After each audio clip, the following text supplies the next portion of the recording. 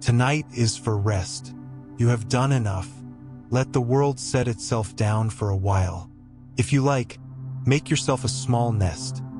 A soft blanket over your legs, a warm mug within reach, the gentle weight of a pillow beneath your head. Let the sounds around you be part of the scene, not enemies to fight. A distant car, the low hum of an appliance, the quiet shuffling of life outside your window.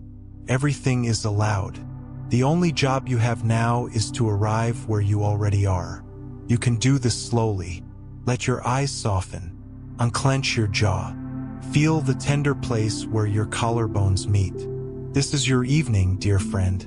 We will walk together with care. Before we go on, let me know where you're listening from. And if this brings you peace, please subscribe to Calm Buddha Path so more people can find it. When the mind spins, it usually thinks it is protecting you. It rehearses conversations, rewrites the past, predicts the future, and never quite finds the off switch. It is like a loyal guard dog who has forgotten that the danger has passed. Tonight, we will teach that guard dog a new posture, one of watchful ease. We are not trying to stop thoughts by force. We are learning to stop hurting ourselves with them. There is a difference between pain and suffering. Pain visits like weather. Suffering is what happens when we hold the storm inside the house and bolt the doors. We will let the weather be weather, and let the house be a place of warmth, a place of shelter. Take a slow breath in through your nose. Feel the air cool the back of your throat and widen your ribs. Now let the exhale be longer than the inhale, as if you are gently fogging a window. When you lengthen the out-breath, it tells the body that the tiger is not in the room. Do that twice more, natural and soft. On each exhale, imagine putting down something you have been carrying. Perhaps a worry about tomorrow. Perhaps the self-judgment that rides so quietly you almost call it you. Put it down beside the bed like a heavy bag you don't need to take into sleep. If you are willing, rest one hand on your belly and one hand over your heart. Feel the slow lift and fall. If that touch is uncomfortable for any reason, simply place your hands wherever they feel safe. Notice the small warmth underneath your palms, the simple animal life that continues without your management. Breathing, beating, existing. You do not have to earn this breath. You do not have to earn your belonging here. You can let the body be the teacher, the quiet one who knows how to settle even when the mind does not. There is an old story told in simple words. Person is struck by an arrow. The first arrow hurts. It is life's pains, loss, change, uncertainty. The moment a plan dissolves in your hands. That pain is real, and it deserves tenderness. But then comes the second arrow, the one we often shoot into ourselves. Why did this happen? This shouldn't be happening. How could I be so foolish? If only I had done it differently. The second arrow is optional, though it rarely feels that way. Tonight, we will practice laying down the second arrow. Every time you notice a spiraling thought about what already hurts, let your hand rest heavier on your belly and softly whisper, if you like, not now, dear mind. Not now. The body is resting. Sometimes the second arrow looks like scrolling late at night, hoping the next post will finally bring relief. Sometimes it looks like rehearsing an argument from years ago, polishing each sentence as if the past would finally obey. Sometimes it looks like trying to solve tomorrow's meeting at 2 a.m., as if the bed were a boardroom and your pillow a whiteboard. This is not a failure. It is a habit learned from a world that prizes constant vigilance. Tonight, we learn another skill, friendly attention. We are not beating the mind into silence. We are offering it somewhere cozy to sit, the way you might guide a restless child onto your lap and hum. Notice one neutral sensation right now. It could be the cool air on your cheek, the texture of the blanket against your skin, the gentle weight of your hand. Choose one and let your attention rest there for a few breaths. If the mind wanders, good. That means you are alive. Gently touch back to the neutral sensation, as if returning to a porch light on a dark street. Each return is the practice. 30 seconds is enough. Even 10 seconds is enough. You are training a kind of kindness that does not scold and does not chase. If any of this feels too intense, you can always open your eyes, look around the room, and name what you see. Lamp, curtain, book, ceiling. You can press your feet into the floor or the mattress and feel the support rising to meet you. These are simple exits when the mind's hallway gets narrow. You are in charge of your pace. Wisdom never hurries you. You might wonder, what does letting go actually feel like? It is not forgetting. It is not pretending. Letting go is what your hand does when it realizes it has been gripping a rope in a tug-of-war with a ghost. At first, the rope burns. Then there is only relief. Tonight, we will meet the parts of you that grip, and we will try a small experiment. On the next exhale, loosen 1 finger's worth of effort. Not the whole rope, just 1 finger's worth. Notice how the shoulder softens when the hand softens. Notice how the breath becomes a touch smoother. Let this be enough. There are 3 inner powers we will return to throughout our time together. Compassion, which is the willingness to keep yourself company when you are uncomfortable. Clear seeing, which is the honest recognition of what is actually happening, rather than what fear predicts. Letting go, which is the choice to stop adding fuel to a fire that needs to die down. These are not exotic skills. They are natural movements that your body already understands, like drinking when thirsty and sleeping when tired. We will simply remember them and practice turning toward them in small, doable ways. Imagine your thoughts as birds crossing a wide evening sky. Some are small and quick. Some circle for a long time. Some are loud as they pass. Some barely a whisper of wing beats. You are not the birds. You are the sky. The sky does not have to chase or catch or swat. It holds. It allows. When a storm comes, the sky does not argue with rain.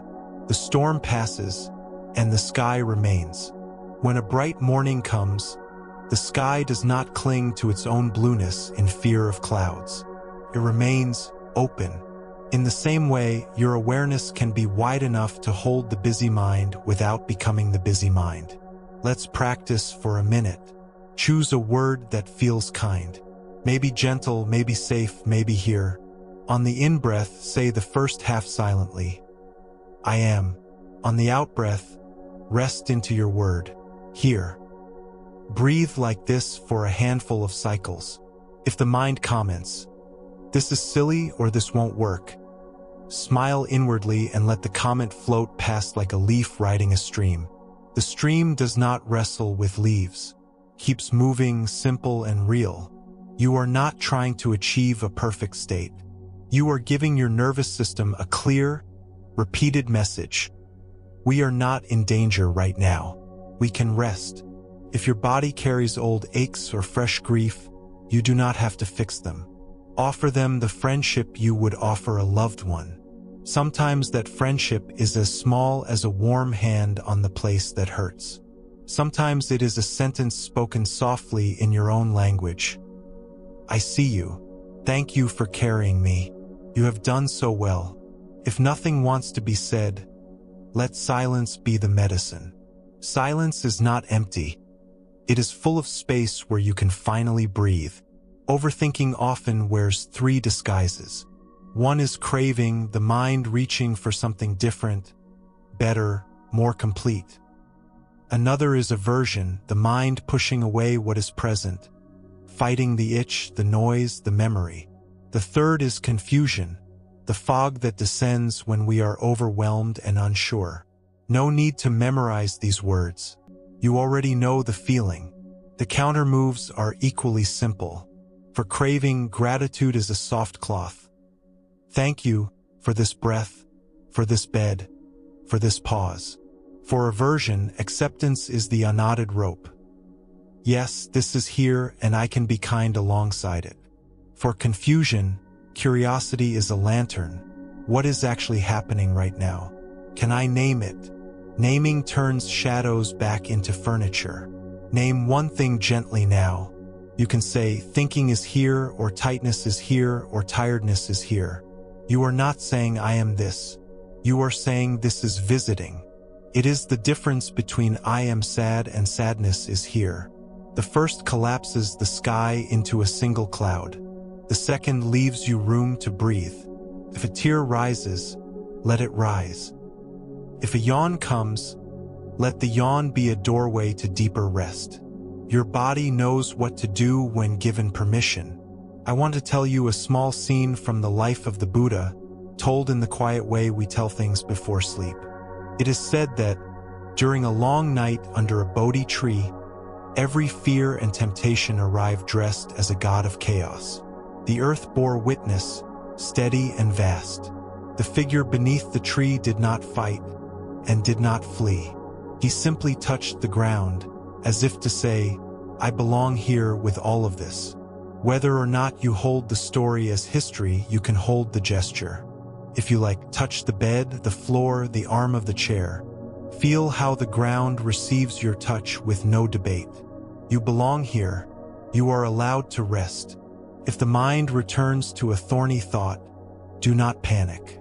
Imagine the thought as a bird that landed on your windowsill. Instead of shooing it or trying to catch it, simply notice. A bird is here. Notice its color, the tilting of its head, the way it eventually flies of its own accord. The noticing is enough. When it flies, do not follow. Return to the warmth of your hands, the steady background of your breath. You do not have to keep watch on the window all night. The sky knows how to hold the birds. You may hear an inner critic ask why you are not farther along by now. Smile at that voice. It learned to push you in a world that rewards productivity and punishes pauses. Thank it for its service, and invite it to take the night off. You can tell it softly, we are practicing a different kind of intelligence. Not the kind that stacks answers, but the kind that can sit with a question until it blooms. Not the kind that solves by force, but the kind that notices a door already open. For the rest of this part, imagine we are sitting together by a small fire. The flames do their ancient dance. You have a blanket around your shoulders. I pour UST. The cup warms your hands. We do not need to explain what hurts. We do not need a tidy ending. We just breathe. In through the nose, out through the mouth, slow and patient. If a memory enters, set it gently by the fire. It will warm in the heat of your attention and soften. If a worry enters, place it beside the memory. We will not throw anything into the flames in anger. We will let the warmth do its quiet work. A tiny practice to carry into tomorrow. If it feels right, pick one doorway you pass through often. Each time you cross that threshold, let your exhale lengthen and think the word release. This is not a test. If you forget 10 times and remember once, the one time is gold. The body loves little rituals. They are like cairns along a mountain path. They say, you have been here before, and you will find your way again. As this first part comes to a close, let your breathing be easy and unarranged. Let the room hold you. If there is a corner of the body that still clenches, bring it the smallest kindness. Offer it a little more space, an extra pillow, a shift of position, or simply your consent to let it be. You are learning the art of nonviolence toward yourself. Overthinking begins to loosen when it is no longer opposed with violence. It loosens when it is met with a steady love and a patient truth. We do not have to keep cutting ourselves with the second arrow. Soon, we will explore simple ways to turn compassion, clear seeing, and letting go into brief practices you can use in the middle of life. At the sink, in a meeting, during a midnight wake-up. For tonight, the first lesson is enough. You can rest without solving everything. You can be kind to what hurts without giving it your identity. You can let your mind be a sky, your body a home, and your breath a slow door opening and closing, until sleep finds you or restful wakefulness deepens into quiet peace. If you are drowsy, allow the drift. If you are still awake, you are not doing it wrong.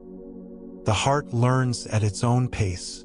Place your attention on the tip of your nose for a few breaths, then on the rise of your belly, then on the soft spread of your toes.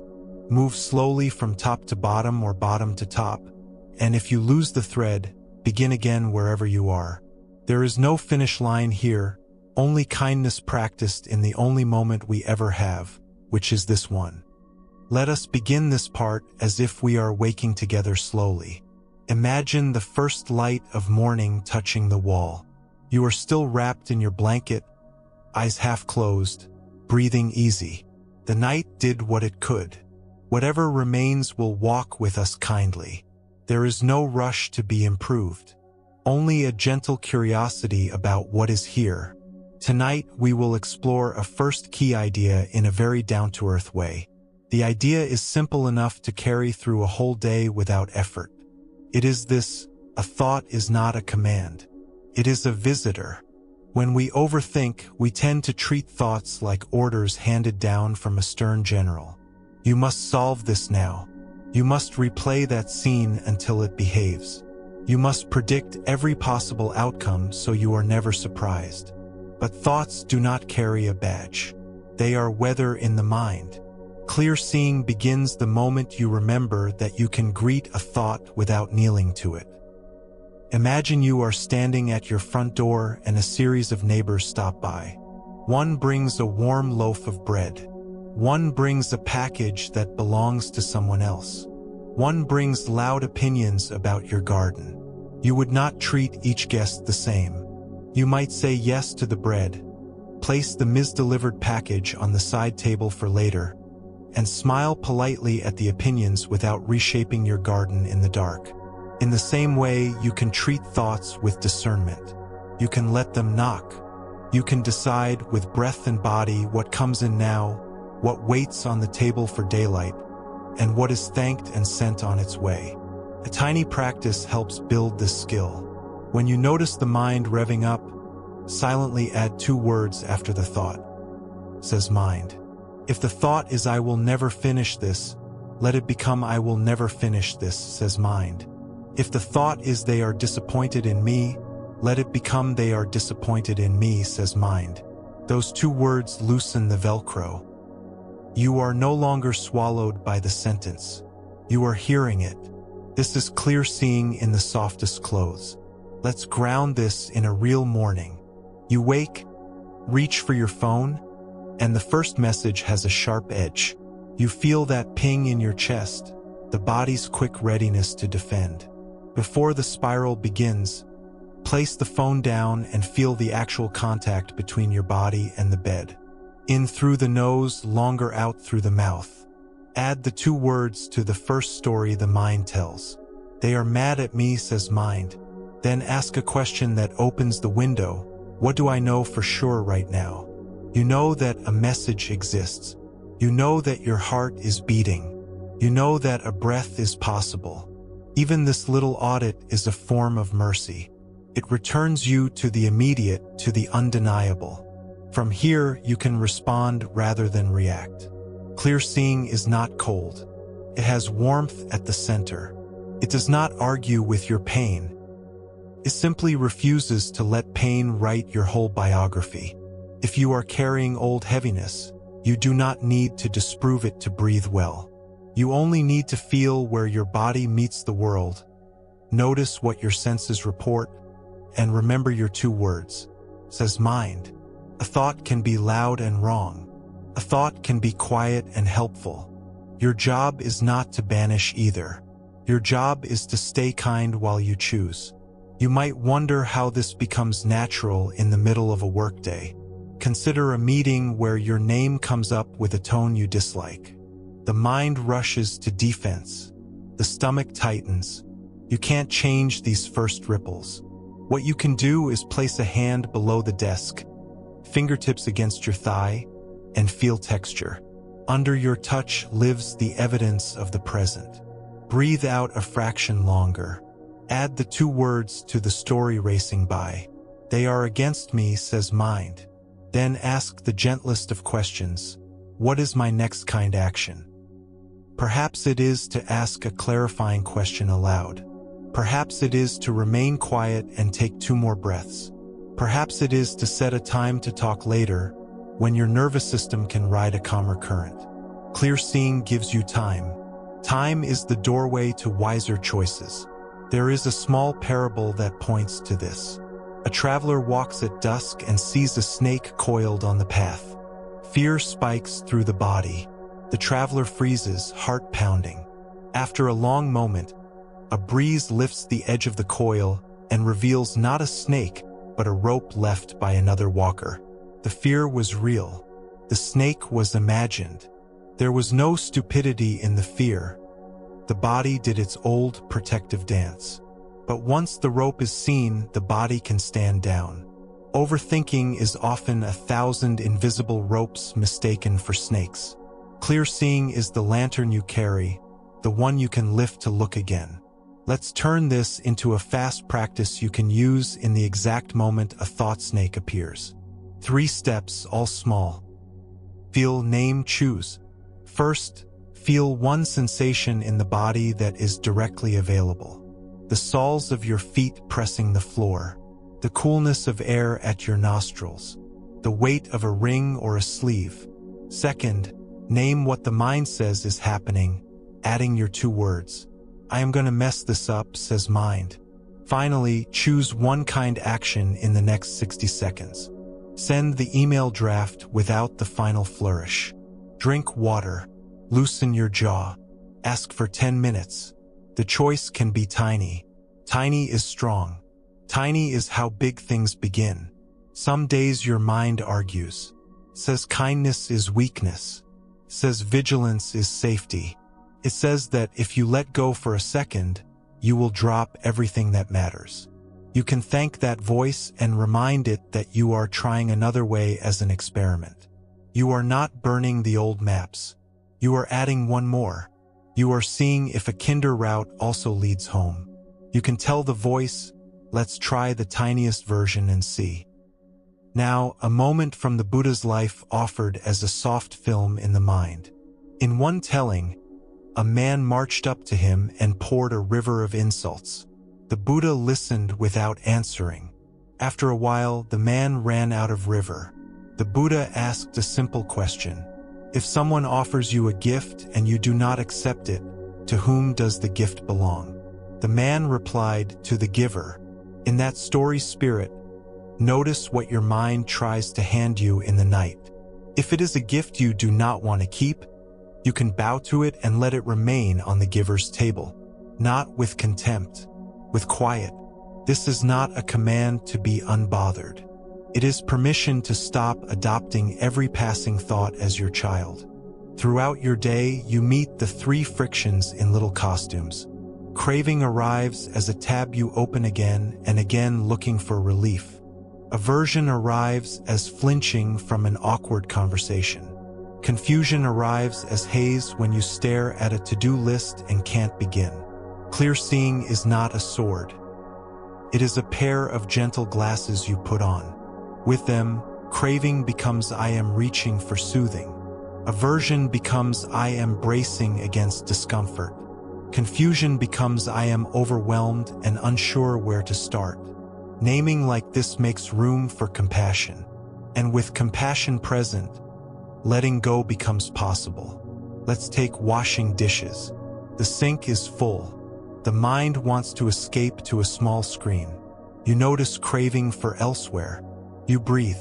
You put warm water over your hands and feel the heat travel through your skin to your wrist to your forearm. The plate in your fingers becomes a world. Suds slide down in slow constellations. For a minute, dishes are only dishes. Your life has not been reduced to chores. It has been returned to reality. This is an everyday monastery. No rules but attention. No vows but kindness. Another scene. Traffic is not moving. The mind rehearses speeches you will give about poor city planning. You notice aversion.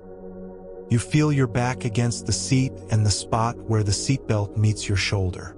You lengthen your exhale by 1 count. You drop your shoulders by the smallest degree. You let your gaze soften, not darting between lanes as if eyes could lift cars. You say, just inside the mind, waiting is here. You do not try to enjoy it. You do not pretend it is not frustrating. You simply stop adding the second arrow. 1 minute like this will change the hour that follows. Let's craft a nighttime pattern that nourishes this way of seeing. Pick 2 small anchors. 1 in your environment, 1 in your body. Maybe a lamp you switch on every evening becomes the environmental anchor. Each time it clicks, you take 1 slightly longer exhale and think the words, I can be gentle. Maybe the body anchor is the feeling of your jaw. Each time you notice clench, you let your molars float apart for a breath. These are not metaphysical acts. They are mechanical cues that remind your nervous system that the gate can open a little wider. Over time, the body learns the path back to ease with very little prompting. You do not need to believe any of this to try it. Treat it like tasting a new tea. Take a sip. If it warms you, keep sipping. If it does not, set the cup down without narratives of failure. There is dignity in experimentation. Your life is complex and rich. Only you can feel what is possible in the spaces you actually inhabit. Sometimes overthinking tightens around identity. The stories become I am the one who messes up, or I am the one who holds everything together, or I am the anxious one. These identities may have helped you survive.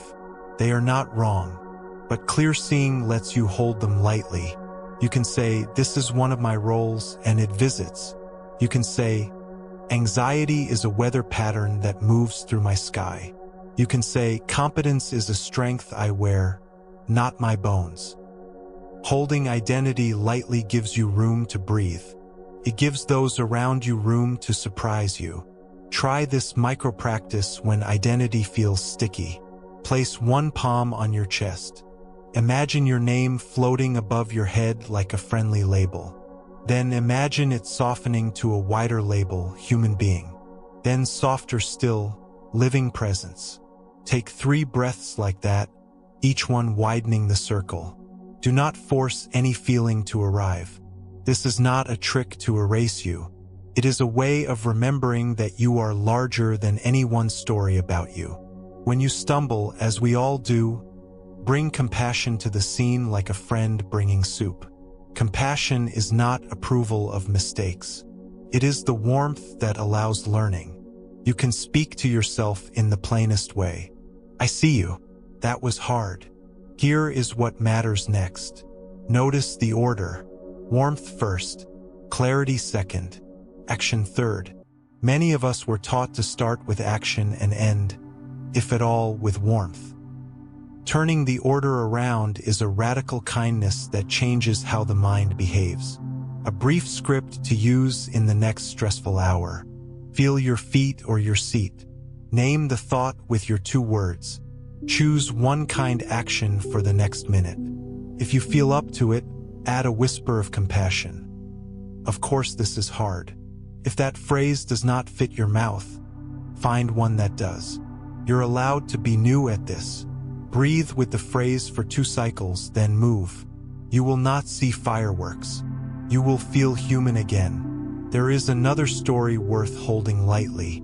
2 monks walked a muddy road and came to a river where a woman stood, worried about crossing.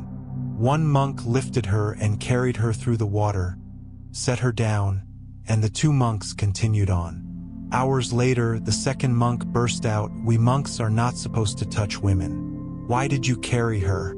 The first monk replied, "I set her down at the river. You are still carrying her." Whether or not you keep any monastic rules, the teaching is simple.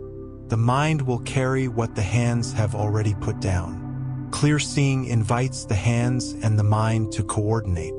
When the moment is over, practice the small art of setting it down again.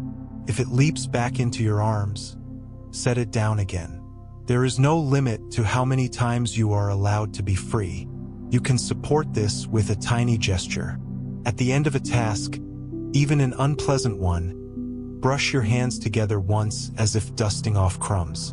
Let that be the signal. Done for now. The body learns from signals as much as from thoughts. Your nervous system loves ritual. A door closes, a switch flips, a hand brushes clean. These are messages to the deeper layers that it is safe to let the mind unclench. When you are with people you love, clear seeing helps you hear them beyond your guesses. Before a conversation you worry about, pause at the threshold and feel your feet. Then bring to mind one truth about the other person that is not a judgment. She is tired. He cares about this. We have shared a lot of life. Let that truth soften the part of you that arrives already armored. In the first minutes, ask one question that shows you are listening. The body will feel the difference. Defensiveness needs fuel to keep burning. Curiosity often starves it of oxygen. As we draw this part toward quiet, let your breath be natural again. If your mind keeps working, let it work in the same room as your breath. You do not have to exile thinking to rest. You only have to remove its crown. Thoughts can murmur in the corner while you settle into the chair of your body. You can rock gently in that chair with each inhale and exhale, as if the whole room breathes with you. A closing practice for tonight. Imagine a soft shelf beside your bed or in the place where you rest. On that shelf, place 3 small bowls. One is labeled now. One is labeled later. One is labeled not mine. Bring to mind one thought that has been loud. Place it with an exhale into the bowl that fits. If it is a real task that needs doing, place it in later. If it is a worry about someone else's weather, place it in not mine. If it is a sensation or a feeling you can be with for a few breaths, place it in now and sit beside it with kindness. You can rearrange the bowls whenever you need. You are the keeper of the shelf. Nothing goes in the bowls without your consent. You have learned a great deal tonight without forcing anything. You practiced telling the truth gently. You remembered that thoughts are visitors. You tried 2 small phrases. Says mind, I can be gentle. You experimented with anchoring in sensation, with resetting the nervous system through breath, with the simple dignity of choosing one kind action. If none of it felt easy, you did not fail. You practiced in the conditions that exist. That is the only practice there is. Rest now as you are. Let the blankets be the earth. Let your body be a tree held by roots you do not need to see. If a thought taps on the window, look up and nod without leaving your chair. The sky is wide tonight. The storm will do what storms do. You remain breathing, a human being allowed to set things down and pick them up again when the sun returns. Settle again just as you are. If you are lying down, let one knee roll a little to the side and feel how the hip eases. If you are sitting, let your spine be a little less perfect, like a tree that grew where the wind asked it to grow. Let your breath be ordinary and sufficient. In this part, we lean into the first of the 3 inner powers with a bit more care. Compassion. Think of it not as sentiment, not as a demand to feel a certain feeling, but as a posture. Compassion is the posture of befriending your own experience. It is the habit of staying with yourself kindly, especially when you'd rather escape or scold. Overthinking so often rises from a well-intentioned but anxious manager inside you. That manager keeps a clipboard of what could go wrong and calls emergency meetings at inconvenient hours. Compassion does not fire the manager. It invites her to sit down, have a glass of water, and tell the truth without shouting. The tone changes the room. When you soften the tone, the body stops bracing as hard. When the body stops bracing, the mind can uncoil. This is not magic. It is mechanics, and you can practice it anywhere. Try a 30-second rescue now. Place a hand wherever it feels welcome. Chest, belly, cheek, back of the neck. If touch is not right tonight, you can simply visualize warmth landing there. Breathe in as if you could fill that whole area with air. Breathe out as if you could exhale through the soles of your feet. On the out-breath, whisper in your language, of course. Of course it feels tight. Of course the mind is loud. Of course I'm tired. You are not agreeing with the stories. You are agreeing that a body under stress behaves like a body under stress. This removes the second arrow. Your experience stops having to prove its right to exist. Compassion has a sound. It sounds like the voice you would use with a child who comes in from the cold with wet mittens and a trembling lip. You would not lecture the child on weather patterns. You would help peel off the mittens, wrap a towel around the small hands, and sit together by a warm vent. That is all we are doing here. You are both the child and the caretaker, the trembling and the towel. If that feels strange, it may be because you learn to motivate yourself with scolding. Tonight we are testing a different fuel. Kindness is not letting yourself off the hook. It is letting yourself on the hook of reality, which is the only place change actually happens. Imagine tomorrow morning when your to-do list looks like a tall, narrow mountain. The mind says, climb all of it now or you are not safe. Compassion says, let's lace our boots and take one honest step. Choose the smallest true step. Send the 2-sentence reply, not the perfect email. Put the plate in the sink, not the whole kitchen in order. Step once. Then pause and tell yourself, good. Do not rush past the word. Let it land small and true. When you feed the nervous system honest acknowledgments, it begins to cooperate with you. The guard dog learns you see its efforts. At home, compassion is often the difference between a spiral and a softening. Picture a tense conversation at the end of a long day. A loved one says something with an edge, and your chest tightens. Before the mind writes the whole script, you place a hand on your sternum below the collarbones. This is the place where many of us brace. Breathe out longer than in. Think, of course I'm bracing. You are not excusing unkindness. You are refusing to add to it inside your own body. From there, you might say aloud, can we try again? Or you might decide to return to it tomorrow. Compassion gives choices back to you. There is a little parable from Zen, simple enough to carry in a pocket. A scholar visited a teacher to ask about wisdom. The teacher poured tea into the scholar's cup and kept pouring until it overflowed. The scholar protested, the cup is full. No more will go in. The teacher said, like this cup, you are full of your opinions and conclusions. How can I show you anything unless you first empty your cup? The emptying here is not about erasing knowledge. It is about making room by loosening the grip. Overthinking fills the cup with foam. Compassion is how you tip the cup a bit and let some foam spill so fresh tea can find its way in. Try a micro-practice called empty a sip. Choose one place in your day where you habitually overfill the cup. Perhaps it is before opening messages. Perhaps before speaking in a meeting. Pause for one breath. On the inhale, notice the stories already forming. On the exhale, allow one sentence to drain out.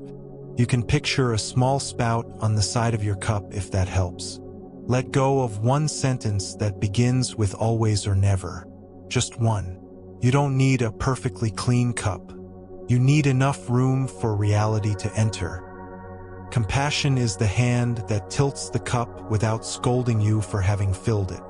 There is another way compassion shows itself. How you name what hurts. Instead of why am I like this, try what is this like. Why points the mind backward into blame or forward into speculation. What is this like points attention into the body, where the present lives. Tightness like a fist. Fluttering like a moth. Heat like a small stove in the throat. Name one texture now. Then ask what would help this texture by 10%. Not a cure. A nudge. Maybe the help is one sip of water. Maybe it's rolling your shoulders each direction 3 times. Maybe it's changing the light in the room. 10% is gentle, and gentle changes are believable. The body trusts you when you ask for small, honest shifts. Some of us carry tenderness that flares when we try to relax. If you find that softening turns up the volume on old memories or strong feelings, honor that. You can practice with the lightest touch. Open your eyes and look at 3 clear shapes in the room. Name them in your mind like labels on a map. Frame, curtain, plant.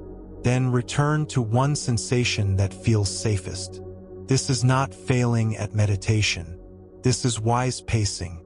Compassion includes your limits. Compassion allows your foot to stay on the ground as you reach. Consider ordinary acts as training. When you wash your face, wash it as if you were washing the face of someone you love who is very tired. Not as a performance, as a felt movement of care. When you drink water, imagine you are bringing it to a garden the day after a long heat. You do not flood the soil. You pour until it darkens a shade and breathe. When you put on shoes, whisper something kind at the door. You are doing your best. You can choose one phrase and make it the door's guardian. Over time, micro-rituals braid into a felt safety that overthinking cannot as easily uproot. A story from early Buddhist tradition told softly. A woman named Kisa Gautami lost her child and went mad with grief, pleading for medicine to bring him back. She was sent to the Buddha, who told her to bring him a mustard seed from a house untouched by death. She searched across the village and found none. In the searching, a wider truth entered her heart. Loss touches every home. The medicine was not a seed. It was belonging to the human family. We hold the story lightly to avoid tearing at fresh wounds. This tenderness is simple. Compassion grows when we recognize we are not alone in what we carry. When your mind says no one else feels this, you can answer millions do now and across time. You don't need their faces to feel their presence at your shoulder. Carry a practice called the human choir. When you lie awake and worry hums its single note, imagine a wide circle of people around the world singing with you.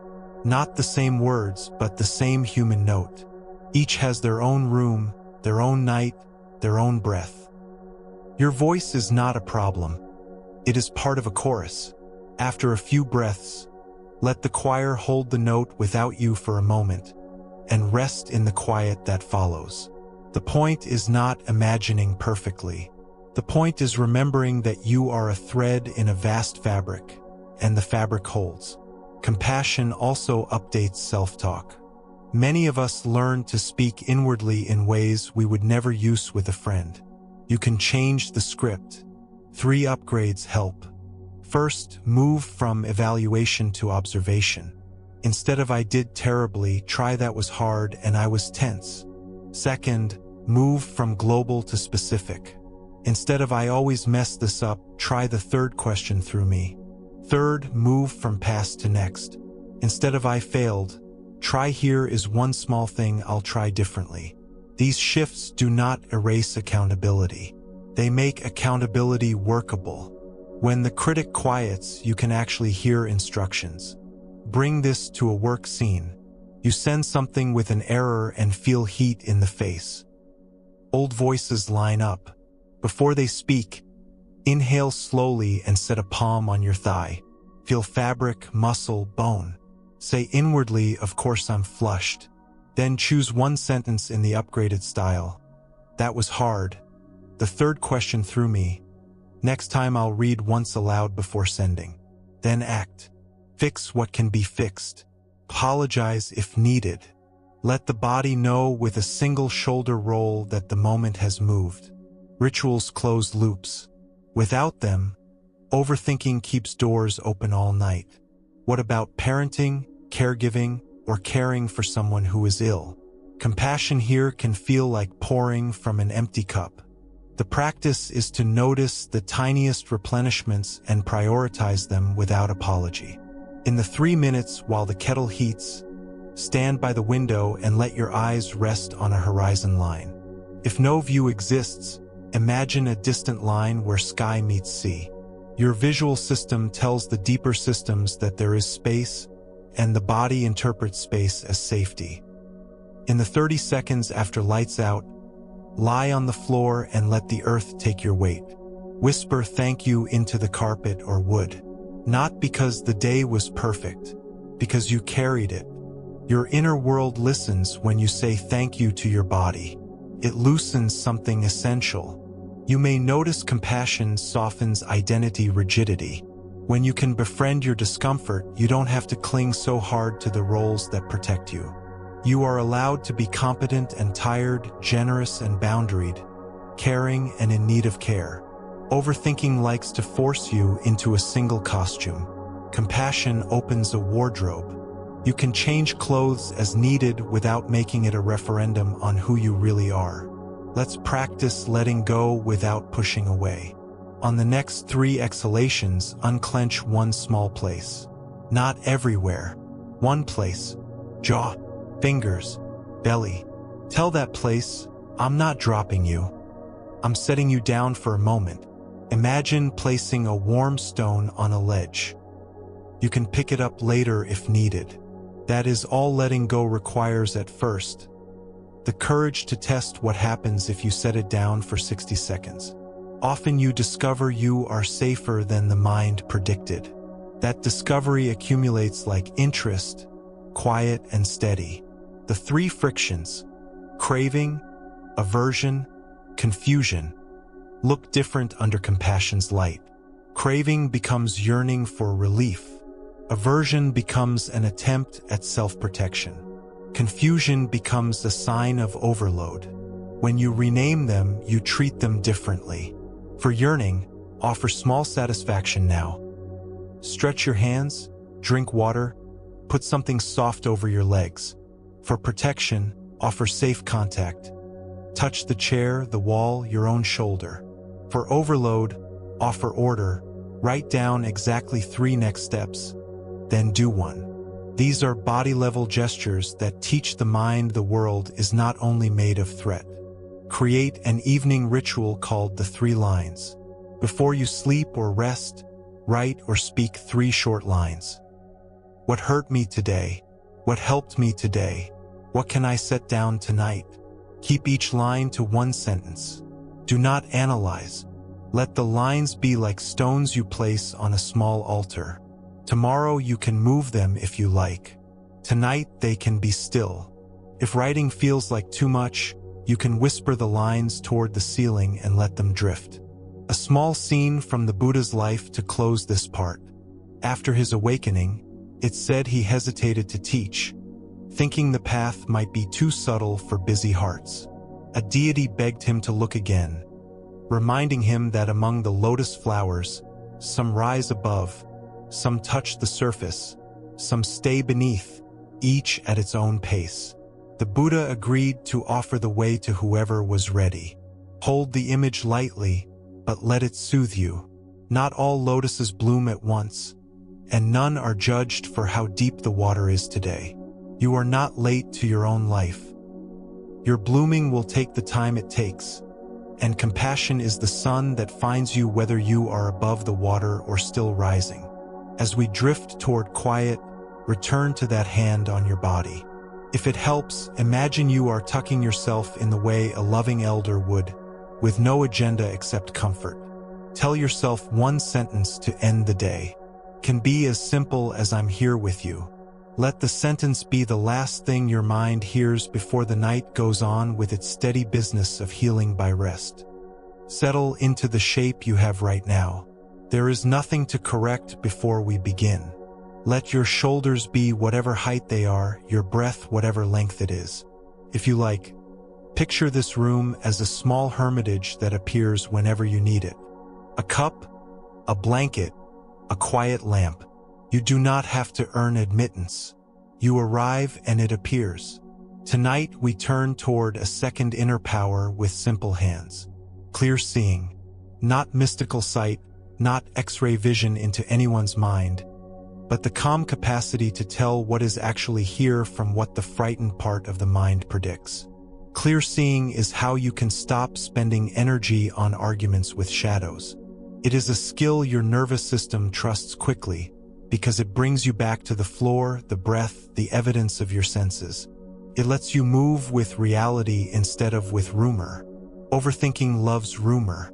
It thrives on half-facts padded with catastrophes. Clear seeing is rumor's quiet counter. I want you to hear the tone. This is not the bark of a drill sergeant. It is the cadence of a librarian who knows where the book actually sits and guides you there with a finger to the right shelf. You do not have to shout at your mind to see clearly. You only have to look again, slowly. A small, repeatable practice helps. Think of it as the 4 touchstones of now. What do I see? What do I hear? What do I feel in the body? What is supporting my weight? If you are in bed, you see a ceiling, maybe a shadow on the wall. You hear a fan, a distant car. You feel warmth in your hands, a tight band around the forehead that loosens a little on each exhale. You are supported by mattress and gravity and linen. This is not philosophy. It is a reset to the undeniable. 10 seconds of touchstones changes the chemistry of the next minute. Clear seeing also means sorting facts from forecasts. The mind loves to dress forecasts as facts. You can undress them gently. Try a 2-column murmur if you like. Whisper what I know and name a few pebbles of truth. The message arrived. My heart is fast. I haven't answered yet. Then whisper what I'm imagining and name the clouds that come in costumes. They hate me. It's ruined. I will never repair this. You are not banning imagination. You are labeling it. Labeled clouds drift faster. This works at the doctor's office, in the waiting room where the clock moves like thick syrup. Your body hums with the urge to sprint away from the unknown. Touchstone time. See, a potted plant, a glossy magazine, the pale blue of a door. Hear, a cough, a printer, someone calling a name that is not yours. Feel, the fabric of your sleeve, a tremor in your leg that steadies when your foot presses the floor. Support, chair, ground, the steady complicity of physics. Then the columns. What I know. An appointment exists. I am between breaths. People are moving in and out. What I'm imagining. News I can't bear. A future I can't survive. You do not scold yourself for imagining. You return to support. You let imagination be a visitor, not the architect. A story points here with a quiet finger. A teacher and student walked at night. The student kept tripping and cursing the darkness. The teacher lit a small lantern that only cast a circle a few steps wide. The student said, "But I can't see the whole path." The teacher answered, "The whole path is walked one lantern circle at a time." Clear seeing is your lantern. It does not guarantee outcomes. It gives you the next real step and relieves you of inventing 100 disasters you will never meet. In the world of screens, clear seeing needs a firm friend. Algorithms tilt our attention toward extremes because extremes hold the eye. When you feel your mind flood with urgency after a scroll, try a single sentence that recenters. This is some of the world, not all of the world. Then find a counterfact inside your actual day. The neighbor waved. The sky had a stripe of pink. My body laughed once. Clear seeing widens the lens to include what panic cropped out. There is a classic image. A hand pointing to the moon. We can treat the finger like the moon and miss the light itself. In practice, that means your words about life are not life. Your thoughts about your friend are not your friend. Your plan for tomorrow is not tomorrow. Clear seeing remembers the difference. When you notice the mind chewing on the finger, pause and look up, even if looking up is simply feeling your feet. The moon of this moment is the wet mug ring on the table, the way your breath fogs slightly in the cool air, the particular ache in your shoulder that eases when you shift the pillow. The finger, story, label, summary has its place. It is useful when you make a list. It is not the light you can rest under. A micro-practice to use at work or home when you are spun by a sentence. Name the sentence as a sentence. That's a thought string you can say inside.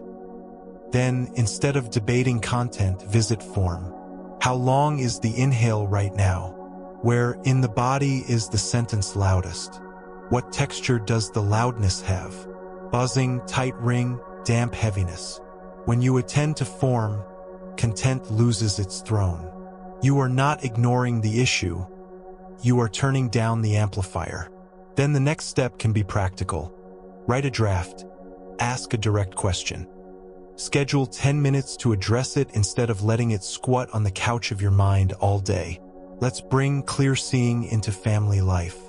Imagine your child, partner, parent, or roommate says a sharp thing from their own tiredness. The mind's first draft is a biography of their flaws and a prophecy of your doom. Our practice is smaller. See the angle of their shoulders, the color of the light on their face. Hear the pace of their sentence may be quicker than usual. Feel your chest go high and tight, then descend by 2 ribs on a long exhale. Support. Ground, chair, the door frame you can touch with 2 fingers.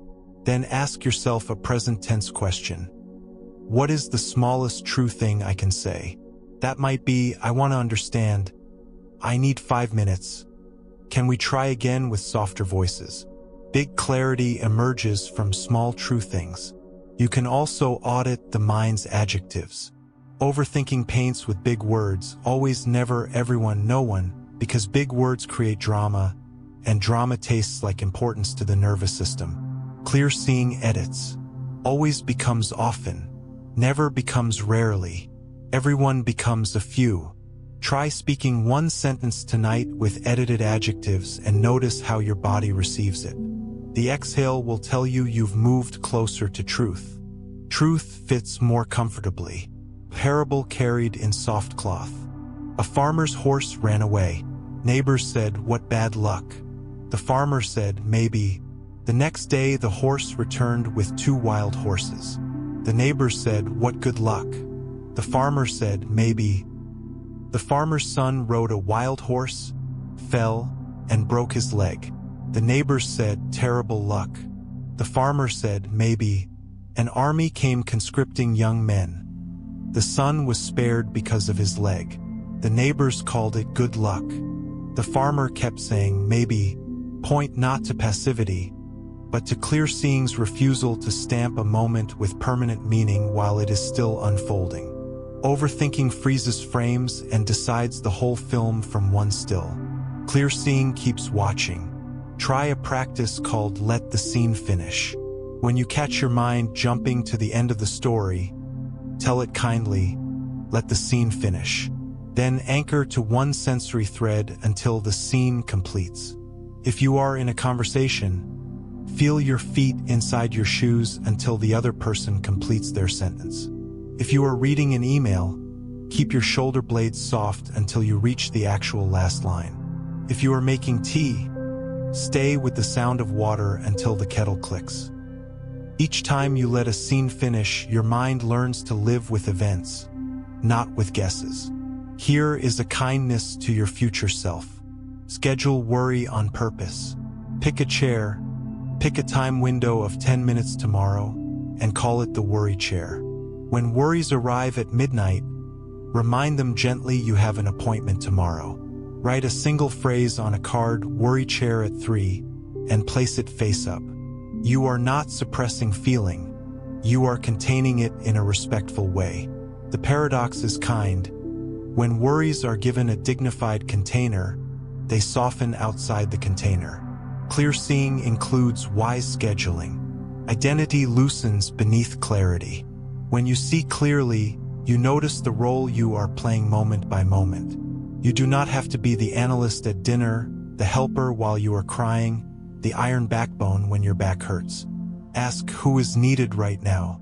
It might be the listener, the beginner, the one who can say, "I don't know," the taker of naps. Let your name be many names. Overthinking loves a fixed mask. Clear seeing lets you change masks as needed without making it a crisis. Bring this to your desk. Before you start a task, pick which mind you'll wear. Planning mind for 15 minutes. Doing mind for 25. Reviewing mind for 10. Write the word on a sticky note. When planning mind tries to do, say gently, not your job, friend. When reviewing mind tries to start over at minute 2, smile and point to the sticky. This tiny separation removes a surprising amount of friction. Clarity is not stern. It is organized kindness. If grief is part of what you carry, clear seeing does not diminish it. It gives it honest space. In the middle of a wave, there is nothing to fix. Touchstone time again. See the room blur and sharpen. Hear the breath catch and then release. Feel the ache in the throat, the tight skin around the eyes, the heavy pull in the sternum. Be supported by bed or chair. Then speak one line that tells the truth without a thesis. Love is here. Pain is here. I am here. You are neither pretending it is fine nor declaring it the only thing. In that truer space, the wave can move. We should talk about confusion. Confusion is not failure. It is the body's way of saying too many inputs, not enough anchor. Clear seeing works like this. Reduce inputs, choose one anchor, act one step. Reduce inputs might be as small as silencing one tab, flipping your phone face down, turning off a single overhead light. Choose one anchor might be breath, feet, or a single sentence on the page. Act one step might be write the subject line and save, or wash one bowl, or ask one clarifying question and then wait for the answer. 3 minutes of this is often enough to tip the day back into movement. A simple exercise for the moment the mind insists on certainty. Ask 3 times what else could be true. They didn't reply because they hate me becomes they didn't reply because they're driving or ill or rereading to respond fully. The point is not to invent rosy scenarios. It is to remind your brain that its first draft is not the only draft available. Once the brain remembers it can hold multiple possibilities, urgency drops. Action can be chosen instead of panic. You can practice clear seeing with your own body language. Notice the microsigns of clench, a knee bouncing, a jaw hitch, shoulders climbing a little mountain no one asked them to climb. Pick one sign and pair it with one cue. Bouncing knee equals 2 breath reset. Jaw hitch equals tongue rests wide in the floor of the mouth. Shoulders climbing equals exhale with a quiet hum. These are not spiritual acts. They are maintenance, like oiling a hinge. Doors open easier when hinges are quiet. Here is a bedtime ritual that trains clarity kindly. Call it the 3 labels. As you lie down, label the next thing your mind presents as one of 3: memory, plan, or fiction. A memory may be lovely or hard. A plan may be urgent or trivial. Fiction is everything the mind invents when it is bored or afraid, from conversations that never happened to disasters that haven't arrived. Label gently, no sarcasm. Memory, plan, fiction. Then return to the fact of the sheet on your skin or the breath in your nose. You are not denying any of it room. You are giving each visitor its proper name so it does not run your house. A brief moment from the Buddha's night under the tree, told like a quiet painting. Temptations appeared. Fear, desire, doubt.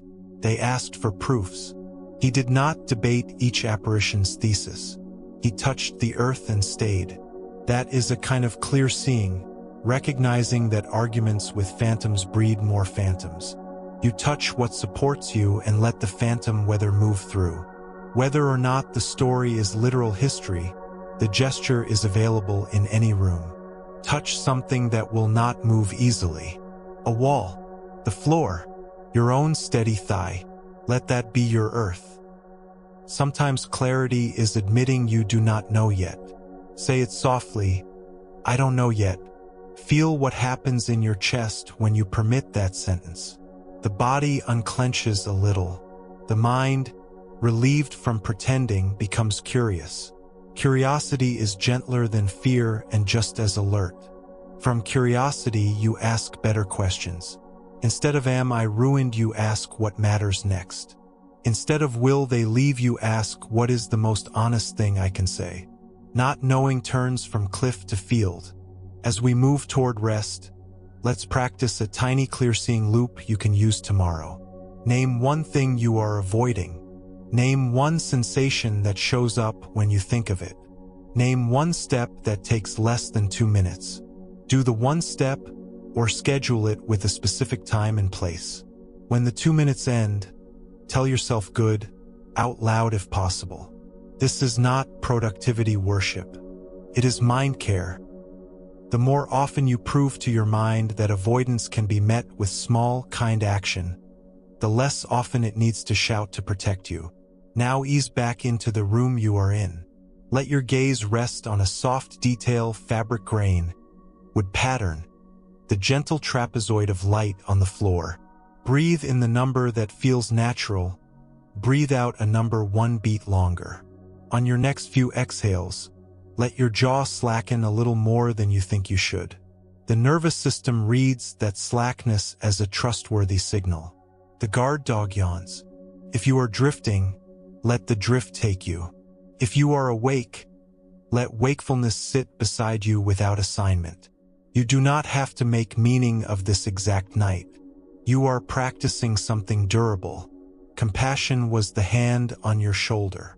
Clear seeing is the lamp you carry. In the next part, we will fold these together with the third inner power, letting go, in the places that overthinking clings the hardest. The identity you protect, the stories you rehearse, and the small rituals that help the body finally unclasp. For now, return once to the 4 touchstones of now. See one thing, hear one sound, feel one place inside your body. Name what supports you. Let those 4 be enough, and then let even those go. There is a room in you quieter than thought. You keep finding the door. Each breath is the key. Let your hands rest where they naturally fall. Maybe one palm has wandered to your belly again. Maybe both lie open at your sides. Notice the difference between a fist and an open hand. One is not morally superior to the other. A fist has its place when you lift a bag, when you hammer a nail, when you need to grip for a moment. But a fist held too long becomes pain. An open hand can't hold everything, and that is its wisdom. Tonight we come to the third inner power, letting go. Not a dramatic renunciation, not throwing your life into the wind, but the humble skill of loosening what no longer needs your grip right now. Letting go is an act of trust, not an act of indifference. You can hear its tone in the body. It sounds like a longer exhale, a shoulder lowering one notch, a jaw that forgets to guard the gate. The mind will tell you that if you loosen your grip, everything will collapse. But look around your room. The lamp holds itself up. The floor keeps its promise with no help. Your breath returns whether you supervise or not. There is cooperation everywhere. The world is not waiting for you to strain. This doesn't mean your actions don't matter. It means you can act with less fight and more flow. The difference is felt inside your sternum, inside your face. We begin with a small experiment. Picture one situation that has been sticky this week. A decision, a conversation, a looping thought.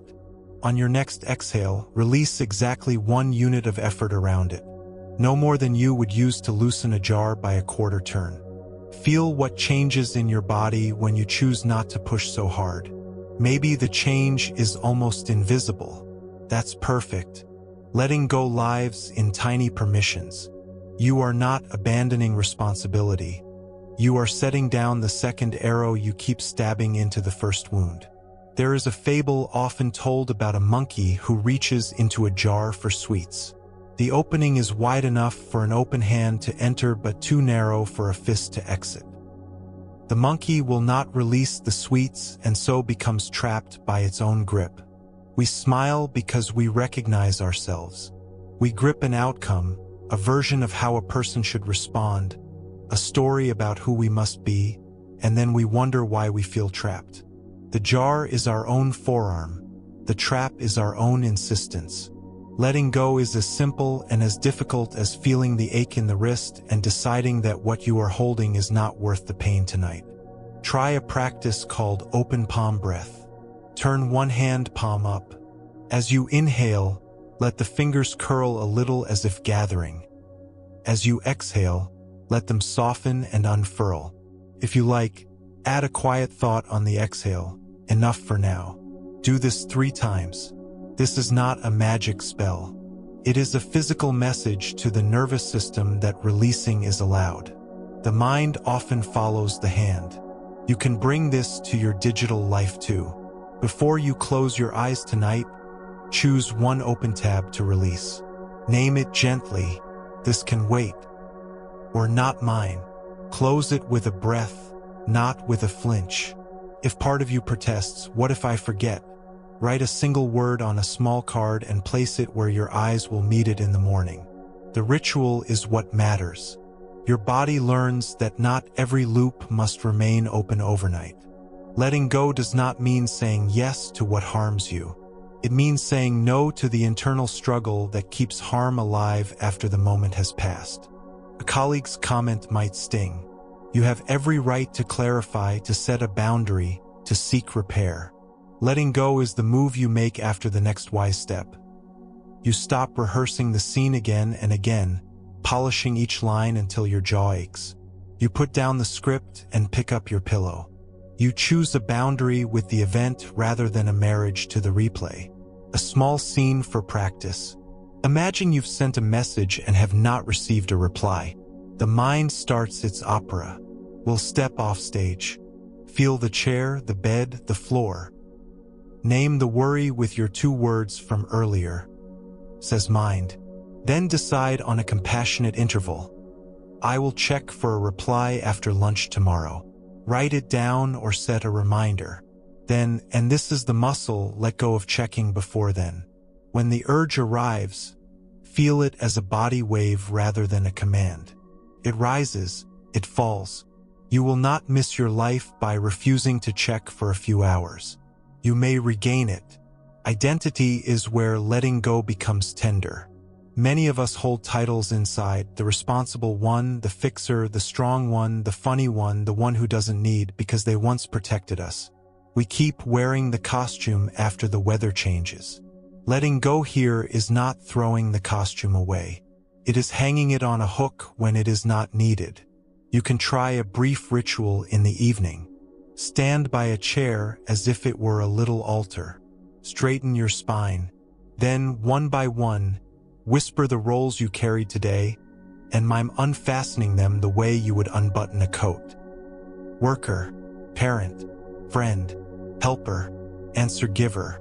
Place each imagined coat across the back of the chair. When you are done, touch the back of your neck and notice the air there.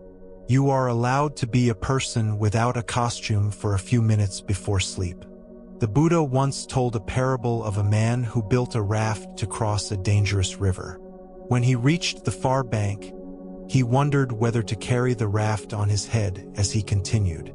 The answer was simple: no. He had used the raft wisely to cross. Now he could leave it by the shore for another traveler.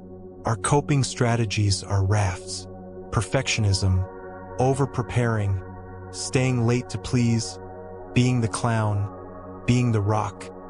Each may have brought you through rough water. Letting go is not judging the raft. It is acknowledging that the path you now walk is easier without it strapped to your head all night. A micro-ritual called Leave the Raft helps. When you step out of your workspace, touch the door frame with 2 fingers and say in your own words, "Raft down." If you work from bed or kitchen, touch the back of a chair or the edge of the table. This is symbolic and practical. Symbolic because the mind loves gestures. Practical because your nervous system pairs the touch with the message. You are no longer crossing that river. If you need the raft tomorrow, it will be there. Tonight you are on land. Letting go has a cousin called allowing. Sometimes we don't need to drop the thought. We need to let the sensation be here without fighting it. You might feel a throb behind your eyes, a flutter in the stomach. If you try to evict the sensation, it knocks louder. Try the opposite. Widen the room around it. Imagine the body's interior as a house with many rooms. Open a door nearby, a window across the hall. Let air move. You are not fusing your identity with the feeling. You are not handcuffing yourself to it. You are giving it space so it doesn't have to shout. Often, a sensation held generously dissipates the way a cloud thins at the edge. At the sink, letting go looks like washing the last plate and stopping even if one cup remains. Not as laziness, but as proof to the body that you can end a task without perfection. On the street, letting go looks like slowing your pace by 5% when there is nowhere urgent to be, and noticing who in you panics at the absence of speed. In conversation, letting go looks like allowing a silence to breathe for 2 heartbeats before you rush to fill it. Little quits that are not avoidances but permissions. These teach the mind that ease is safe. If you are parenting or caregiving, letting go shows up as trusting the arc of someone else's learning. A child struggles to tie a shoe. Your fingers itch to intervene. Your kindness says not yet. Let their clumsy loops teach their own lesson. Offer presence, not rescue, unless rescue is truly needed. You are letting go of the outcome so that skill can grow in its own soil. The body knows this stance. You kneel beside, not on top of. You breathe with them, not for them. There is another letting go that sounds like honesty. I don't know yet. When you allow that sentence, the mind's frantic search can loosen. In that loosened space, better questions appear. What is one small thing I can do before I know? Who can help me see? What am I assuming that might not be true? Certainty is often a costume we wear to feel safe. Letting it hang for a while does not make you foolish. It makes you available to real information. At night, overthinking loves to turn a future scene into a courtroom. You call witnesses, they testify about how you will fail, and a verdict is handed down in the dark. Letting go here is very similar to placing the case in a file drawer that closes with a soft click. You can use your shelf with 3 bowls from earlier, or a different image. A drawer labeled morning. Put the case there. Say a sentence that feels adult and kind. This case will be heard at 9. You are not pretending there is no case. You are refusing to hold court at 2 a.m. when all verdicts skew cruel. A tiny practice to interrupt midnight trials. The long hum. On the exhale, make a quiet humming sound. Lips closed, the way you might soothe a baby. Feel the vibration along your face and chest. Humming stimulates parts of the nervous system that cooperate with rest. 3 hums, then silence. Notice if the urge to reopen the file has softened by a degree. If not, hum again. This is not childish. It is mammalian. Your body understands sound as medicine. Consider the 3 frictions again through the lens of letting go.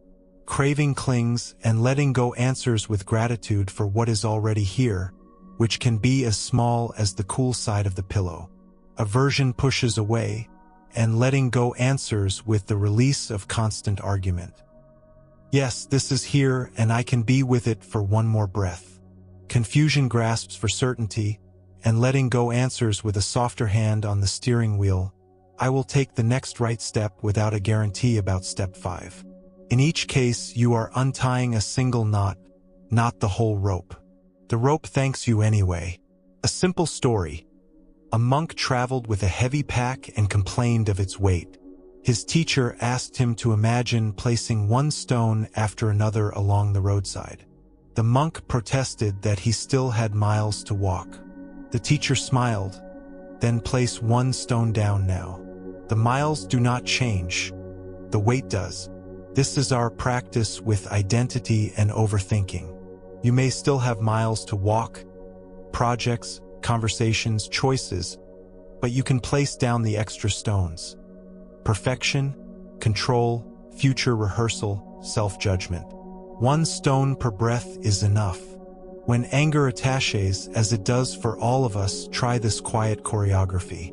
Stand if you can. Place your feet hip-width apart. On the inhale, lift your shoulders toward your ears as if your body were admitting, "I'm holding." On the exhale, let them drop with gravity as you whisper, "Down." Repeat 3 times. Then place both palms on a wall and lean a little, letting your arms bear some load. Breathe out longer and feel the heat move through your hands into the wall, into the building, into the ground. When you step back, choose 1 sentence you can say that is true without escalating. "I want to fix this. I need a pause. Let's talk when we can be kind." Letting go is not swallowing fire. It is channeling it safely. If grief clings, as love insists it will, letting go is not abandoning the person you miss. It is loosening the story that you must carry the weight alone and without moments of rest. Close your eyes and picture a bench under a tree. Let the bench hold the memory with you. Sit beside it, not under it. Breathe with your friend or your beloved as if they are the sky and you are the tree, both present, both moving in one wind. You can cry. You can be quiet. The letting go is of the idea that grief must be solved to be honored. It does not. It wants to be companioned. Every day, choose 1 place to practice stopping mid-urge. Reaching for the phone while standing?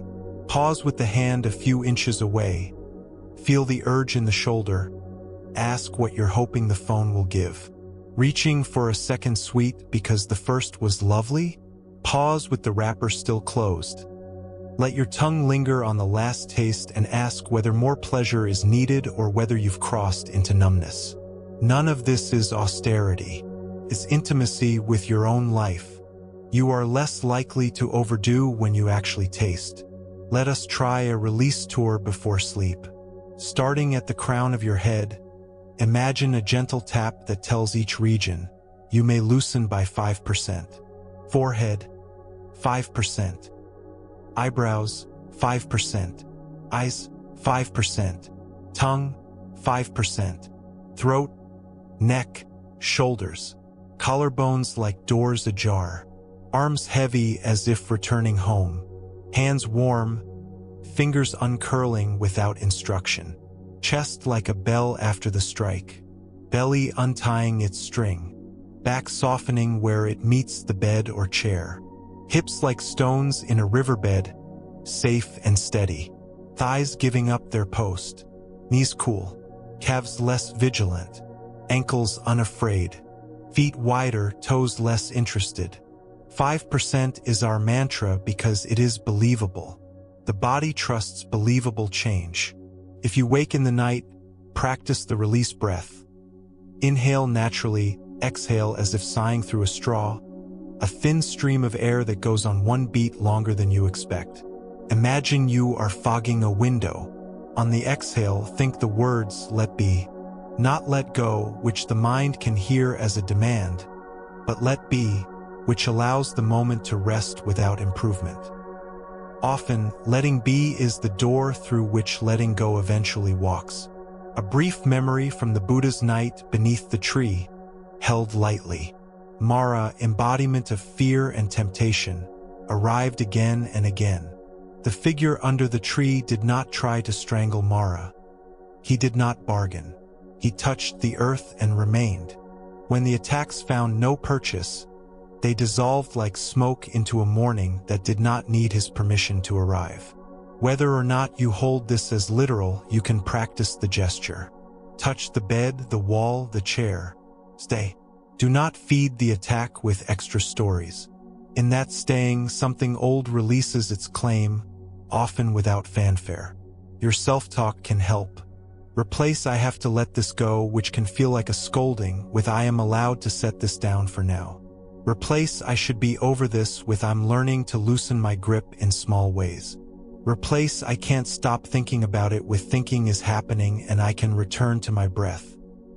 Words matter because the body hears them as instructions. We are choosing instructions that make release more likely, not less. Before we close this part, create a pocket ritual for tomorrow. Choose one threshold, your front door, the car door, the elevator.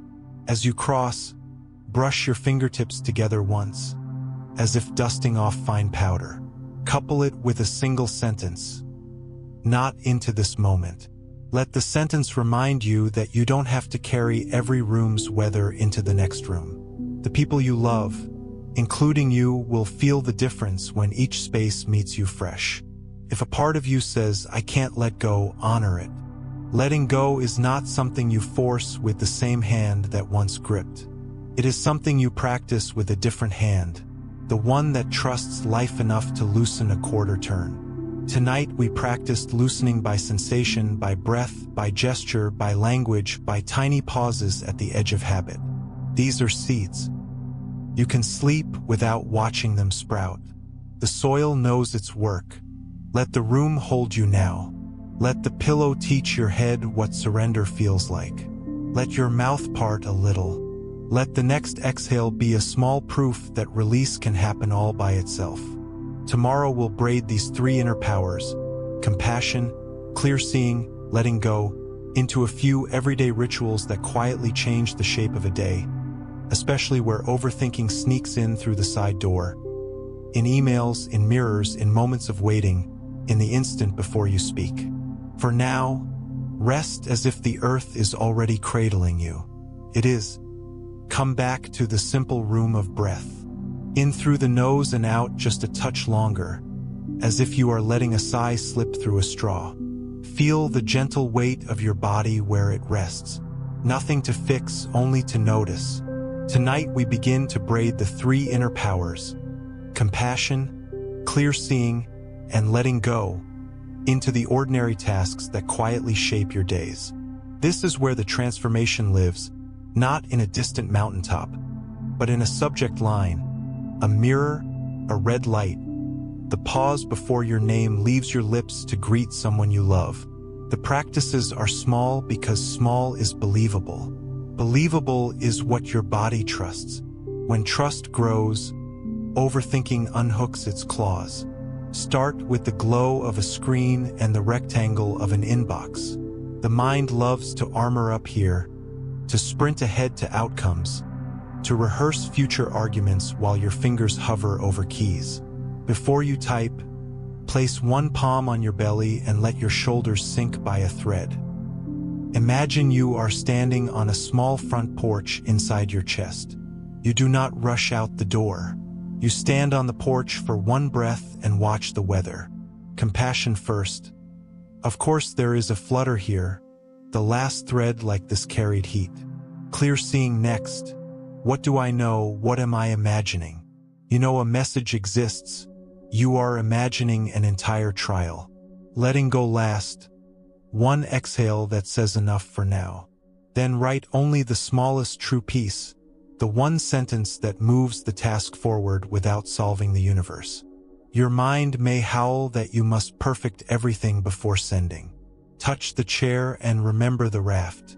You can cross the river of a single sentence now. You can carry the rest later or not at all. There is a gentle rule that helps the nervous system cooperate with emails and messages. Slow the send, not the truth. Truth does not require speed to be honest. After you write, let your eyes rest on one texture in the room. A patch of wood grain, a folded shirt, the little shadow under a cup. Let the exhale lengthen by a count. Whisper, says mind, to any dramatic forecast. Then ask, what is my next kind action? It might be rereading the first line aloud to check your tone. It might be deleting the extra paragraph where you tried to earn your right to exist. Then send. The act of sending becomes a practice of letting go, not a referendum on your worth. The mirror can be a courtroom or a chapel. Many of us step in front of it and feel the gavel come down. Not enough, too much, wrong again. Try a soft conversion. When you meet your eyes, Slow the breath and remember the posture of the caretaker with the child and the wet mittens. Compassion says, of course you are tired. These days are full. Clear seeing names what is factual without cruelty. There are lines where laughter has lived. There is a crease from squinting at bright light. There is proof that life has been worn. Letting go releases the habit of summoning a younger ghost to compare against. Instead, offer a tiny bow no one else has to see. A nod that says, I will not fight my face.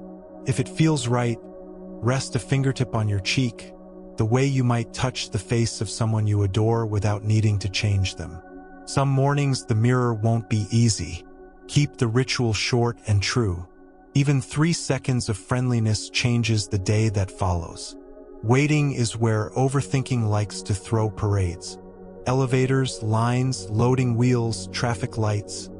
Each a little stage where the mind imagines catastrophes to fill the air.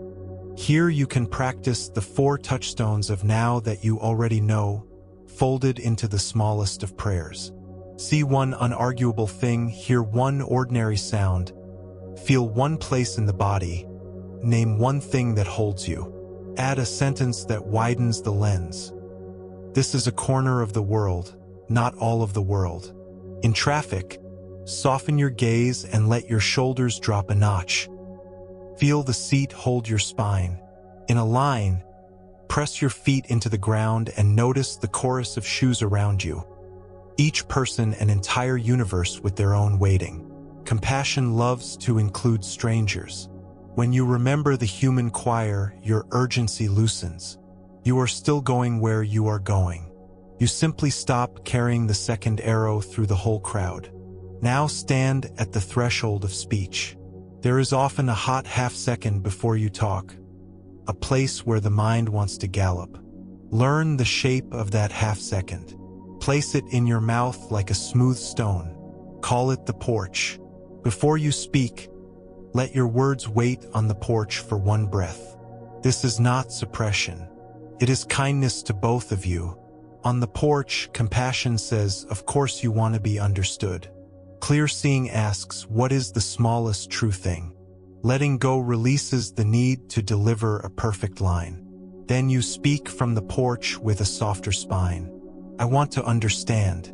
I need a moment. I feel tender about this. You can practice the porch when no stakes are visible, ordering coffee, greeting a neighbor, so that it is available when stakes are higher. Repetition teaches the nervous system that truth does not require a sprint. The mind loves to argue that life is too busy for ritual. It is often wrong. Ritual is less an extra task than a way of doing what you already do with a different hand on the wheel. As you open a door, brush your fingertips together once and think, not into this moment, allowing the last rooms whether to stay where it belongs. When you wash your hands, set your attention on the sensation of water over knuckles for the length of one exhale, and whisper, release. When you hang a towel, hang the story with it. This is not precious. It is maintenance. Hinges stay quiet when they are oiled. Minds stay kinder when the day is punctuated with tiny care. A small story bends toward this. In the old tales, it is said that a musician asked the Buddha how to keep his practice steady. The Buddha asked about the musician's lute. What happens when the string is too tight? It snaps, the musician said, and when it is too loose, it does not sing. So too with practice, the Buddha said, not too tight, not too loose. Whether or not these words were spoken exactly so, the image is useful. Overthinking is the string too tight. Apathy is the string too loose. Your rituals tune the string. A subject line written after one breath. A mirror met with a nod. A red light used as a cue for the long exhale. None of these are heroic. That is their power. You can keep them because they do not require a special mood or a perfect day. Consider how you open and close your digital world. Each unlock can be a bell. When your thumb meets the glass, feel the texture of your fingerprint against the cool surface and say, I will treat my mind kindly while I look. If you forget and find yourself 5 minutes into a scroll spiral, compassion intervenes without scolding. Of course, you say, back we go. Clear seeing chooses one deliberate act. Search for something you truly needed, or close the app. Letting go puts down the impulse to punish yourself for being human. You do not need to invent a crisis to justify closing a tab. You can close it because you are a person and the evening is short. In work, braid the 3 powers into a rhythm you can feel in your bones. Begin a block of focus with a 30-second reset. See the desk, hear the faintest sound, feel your seat, name what supports you. Place one hand on your belly for the first breath. Compassion acknowledges your animal body is involved in every task, even spreadsheets. Clear seeing writes the next smallest, clearest step where your eyes can find it. Letting go permits everything else to be later or not yours. When the block ends, brush your hands once and whisper, "Done enough for now." Brushing is small, but it tells the old manager that the meeting has ended. Without a closing ritual, overthinking keeps you in the room long after you've left the chair. Bring the braid to meals. Overthinking eats faster than hunger does. Before the first bite, set the fork down and breathe once through the nose, long out. Compassion says, "You've carried a lot today. Let this nourish you." Clear seeing feels texture, temperature, smell without the quick verdicts. Letting go releases the podcast in your ear or the headline on the counter for the time it takes to taste. You do not need to become a tiny monk over a salad. You are simply remembering that eating is not a task to bulldoze but a relationship with a body that has been faithful to you since the first inhale you did not earn. A mirror appears in the mind too, the inner reflection after a misstep. The critic rushes in with old phrases. We will update the language with compassion at the front, clarity next, action last. You can speak to yourself in a way that your body understands. Of course that stung. The second question threw me. Next time I'll pause at the porch before I answer. Then you take the smallest repair step available, even if it is only to place a reminder where your eyes will meet it. Letting go ends the inquisition at a reasonable hour. The repair step is the bow. The ending is the closing door. When you enter a room full of other nervous systems, offices, stores, kitchens, think of identity as a coat rack by the door. You can choose which coat to wear. The strong one is heavy. It has kept you warm, but it is not for every weather. The listener is lighter. The beginner breathes more easily. The one who can ask is flexible in the shoulders. Compassion allows you to pick the coat that suits the temperature of the room, not the temperature of your history. Clear seeing notices which coat you reached for out of habit and asks, "Is there another that fits better right now?" Letting go grants you permission to hang the first choice back on its hook without a speech about failure. Waiting rooms of the heart are real. The test result, the job answer, the callback from someone you love. While you wait, give yourself a structure that respects the bigness without giving the mind total control. Pick a chair, any chair, and declare it the worry chair at a specific time tomorrow. Write it on a card and leave it where you will sit. Each time the mind tries to hold court at 2 a.m., place your hand on the card and say, "We meet at 3. Compassion recognizes that worry is love in armor. It does not mock your vigilance. Clear seeing remembers that a body living in relentless emergency wears down. Letting go places the gavel on the table until the clock rings. Paradoxically, worries feel safer when they have an appointment. They quiet in the hallway, a quiet scene at the sink. The day has splattered itself across the dishes. You don't need to love washing to let it become practice. Warm water meets your hands. Soap makes constellations. You place a plate on the rack and see one clean circle appear in a world that often refuses clean endings. Compassion thanks these hands out loud. You have done so much today, friend. Clear seeing keeps your eyes in the small lantern circle of the sink, not wandering into tomorrow's storm reports. Letting go allows the last cup to wait if your shoulders ask for mercy. Overthinking starves when you stand fully inside one action without demanding that action prove your worth. If you share your days with children or elders or partners, try a two-step greeting ritual. First, see them as if for the first time, a deliberate inhale to take in their shape and the light on their face, whatever the mood. Second, say their name once with a softened chest. This tiny ceremony tells the body that relationships are meeting places, not only to-do lists. Compassion meets the person, not your plan for the person. Clear seeing notices if your mind has already assigned them a role in your next argument. Letting go sets down the script. The room shifts when names are said kindly. In solitude, cultivate a pocket practice you can carry without fuss. A small smooth object works, a pebble, a ring, a folded card. Touch it when the old loops begin. The touch anchors you in body. The phrase on the card anchors you in truth. You might write, breathe out longer, or simply, be kind.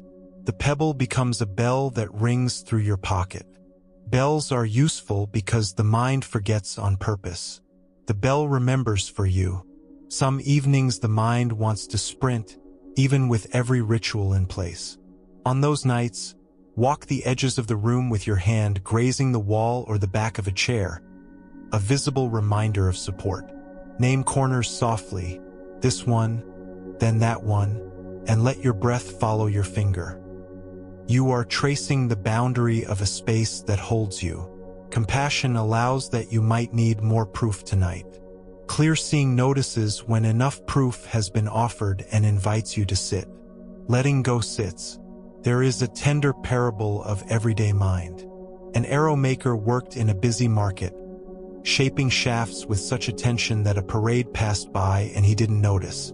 The point is not to miss your life, but to recognize the kind of attention that steadies a nervous system.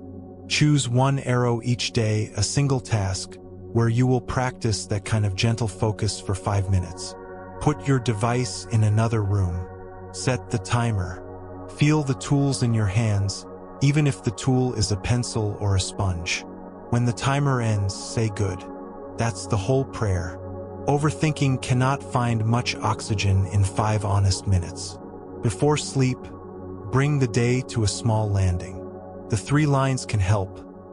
What hurt me today? What helped me today? What can I set down tonight? Keep them spare.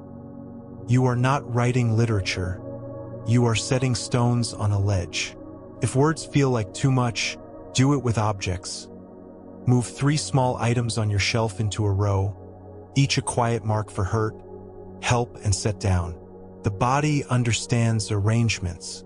It relaxes when it knows the day has somewhere to rest other than your jaw. Now take a slow tour of release. Eyebrows soften apart like 2 friendly birds. Eyes sink into the warm lake of their sockets. Tongue widens and rests like a small animal sleeping. Throat opens the width of one steady breath. Shoulders ride the tide down. Hands forget their job description. Chest is a door on a hinge that moves with weather. Belly becomes a field after rain. Pelvis heavy and taken care of. Thighs and calves surrender their posts. Feet become wide boats moored for the night.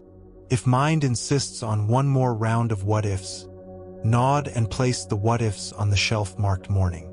The drawer closes with a soft click you can almost hear. A last blessing for ordinary practice before we drift. May your emails be honest and light enough to send. May your mirrors reflect a face you choose not to fight. May your waiting be a porch where breath sits with you. May your words pause on the threshold and find the smallest truth. May the string of your days be tuned just enough to sing, not to snap. And if tonight there is rest, let it come. If there is wakeful quiet, let it be gentle. You are learning a way of moving through a world that will keep being itself. Compassion at the front, clear seeing by your side, letting go in your hand like a key. When you wake later, if you do, touch something steady. The bed frame, your own arm, the edge of the nightstand. Feel the truth that does not argue. Then let your exhale be one heartbeat longer than your inhale. Whisper whatever sentence fits your mouth. I am here, or be very kind, or simply release. The room will hold you. The night will do what nights do, making a quiet garden of your nervous system while you rest. And in the morning, the smallest rituals will be waiting like friendly tools you remember how to use. Let the next breath arrive without ceremony. Notice the coolness at the nostrils, the quiet warmth in the throat, the way your ribs widen as if a window has cracked open. You are here, and that is enough to begin. Tonight, we will sit down with 3 familiar visitors. You have seen them already in different clothes. Craving, aversion, confusion, old words for everyday moments. They are not enemies, only weather systems that pass through the mind and body. When we rename them gently and meet them with the 3 inner powers you now carry, compassion, clear seeing, letting go, they loosen their hold. Overthinking often rides on their backs. We are going to invite them to step down and walk beside us instead. Start with craving. In the body, it often feels like a leaning forward, a neck stretching toward the future, fingers reaching for the next fix of certainty or sweetness or praise. Craving is not a moral flaw. It is a tired animal searching for comfort. When you feel the reach, compassion goes first. Of course, you say. Of course you want comfort. It has been a long day. Clear seeing asks the simplest question. What is the actual object here? The phone, the second dessert, the message that might finally prove you are safe. Letting go answers with a small permission. You may pause for one breath before you touch it. One breath is not a wall. It is a porch. On the porch, you often discover that the animal is asking for water or warmth or a kind word, not for the 10th scroll or the second slice. If you still choose the phone or the sweet, do it with presence. Taste it. Feel it. The mind learns from honesty, not from shame. There is a scene you can practice in any kitchen. You open the cupboard, not hungry, only restless. Before your hand completes its reach, let the hinge of your elbow speak. Feel the urge as sensation, tingling along the forearm, a tug in the shoulder, a swallow. You are not arguing. You are noticing. Compassion says, of course there is a pull. Clear seeing remembers that the cupboard cannot feed loneliness. Letting go invites a different comfort for 60 seconds. A glass of water, a blanket, a text to someone who loves your voice. If after the minute the pull remains, you may eat. You have not failed. You have trained the body to look for the right medicine first. Craving takes subtler forms, too. You might find yourself refreshing an inbox for the relief of being chosen. You might rehearse a brilliant reply in a future argument, reaching for the relief of being right. Here, gratitude is a quiet counterweight. Not a forced gratitude that erases real pain, but a small inventory of what is undeniably good in the next breath. Air that enters without effort. A surface holding your weight. The particular color of the room's light. Gratitude is not a trick. It is a doorway that craving forgot. Walk through and the reach softens. Now turn toward aversion. Aversion is the flinch, the push against discomfort. In the body, it feels like bracing.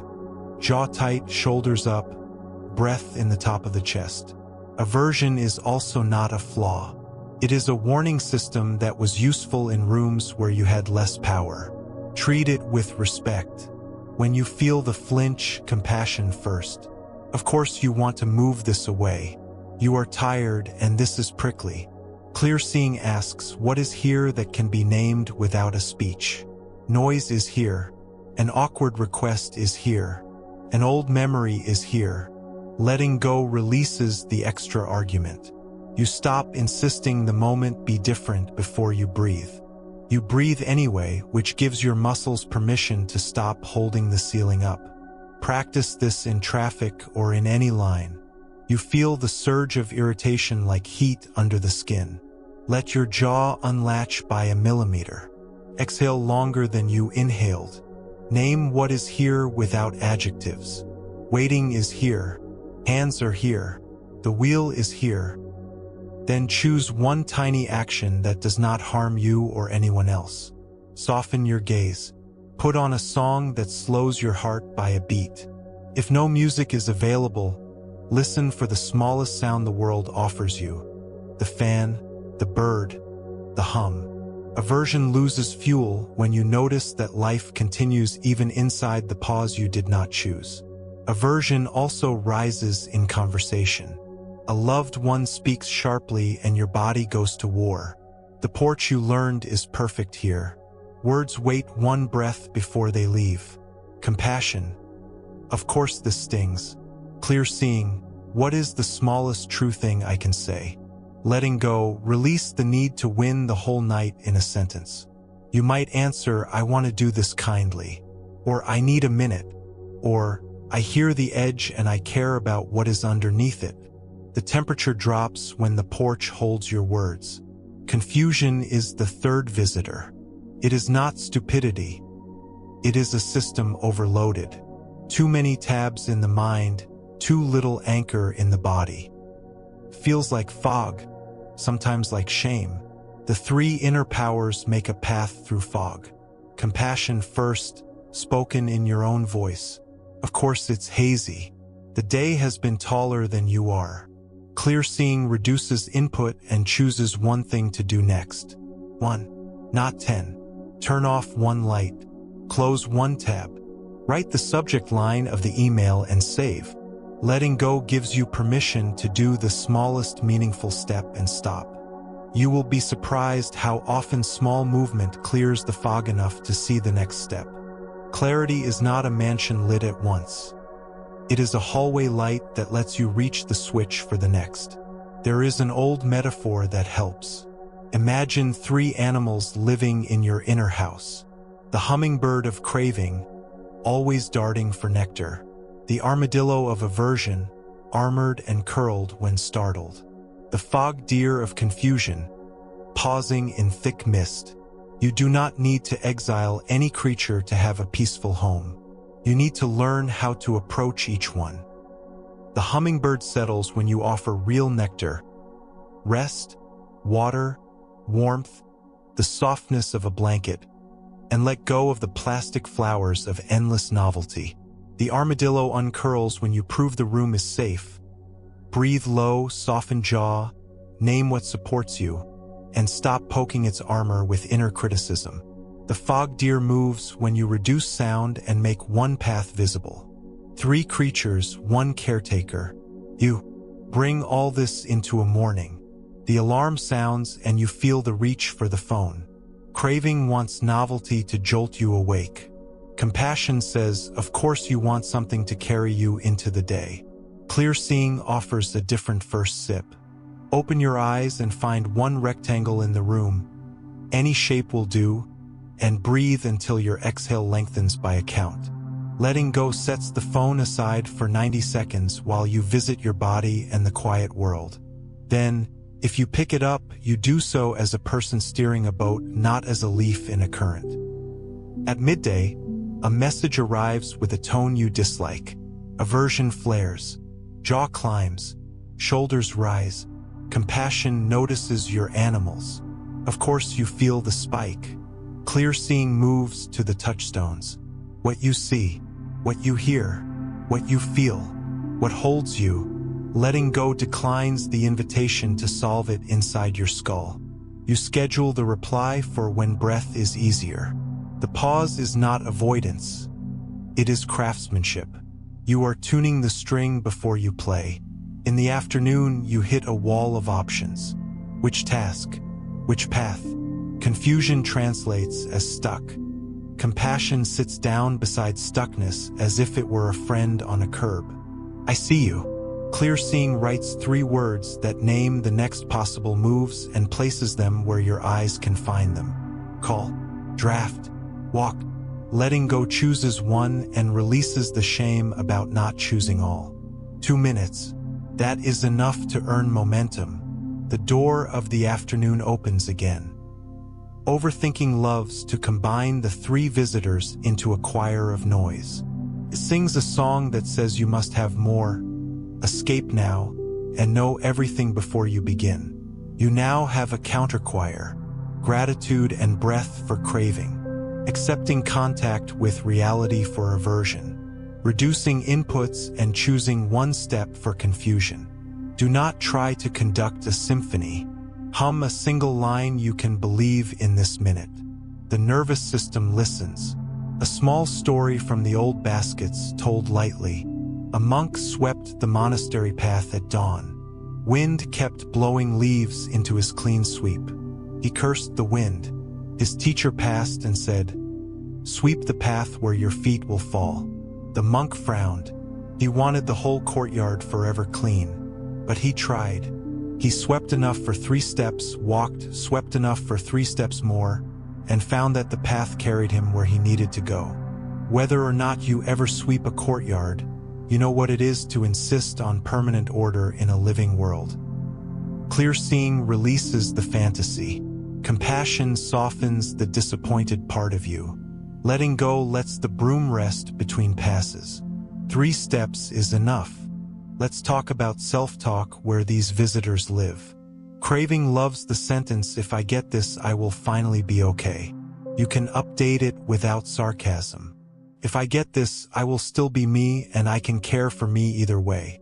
Aversion likes the sentence, "I can't stand this." You can change it by 1 degree.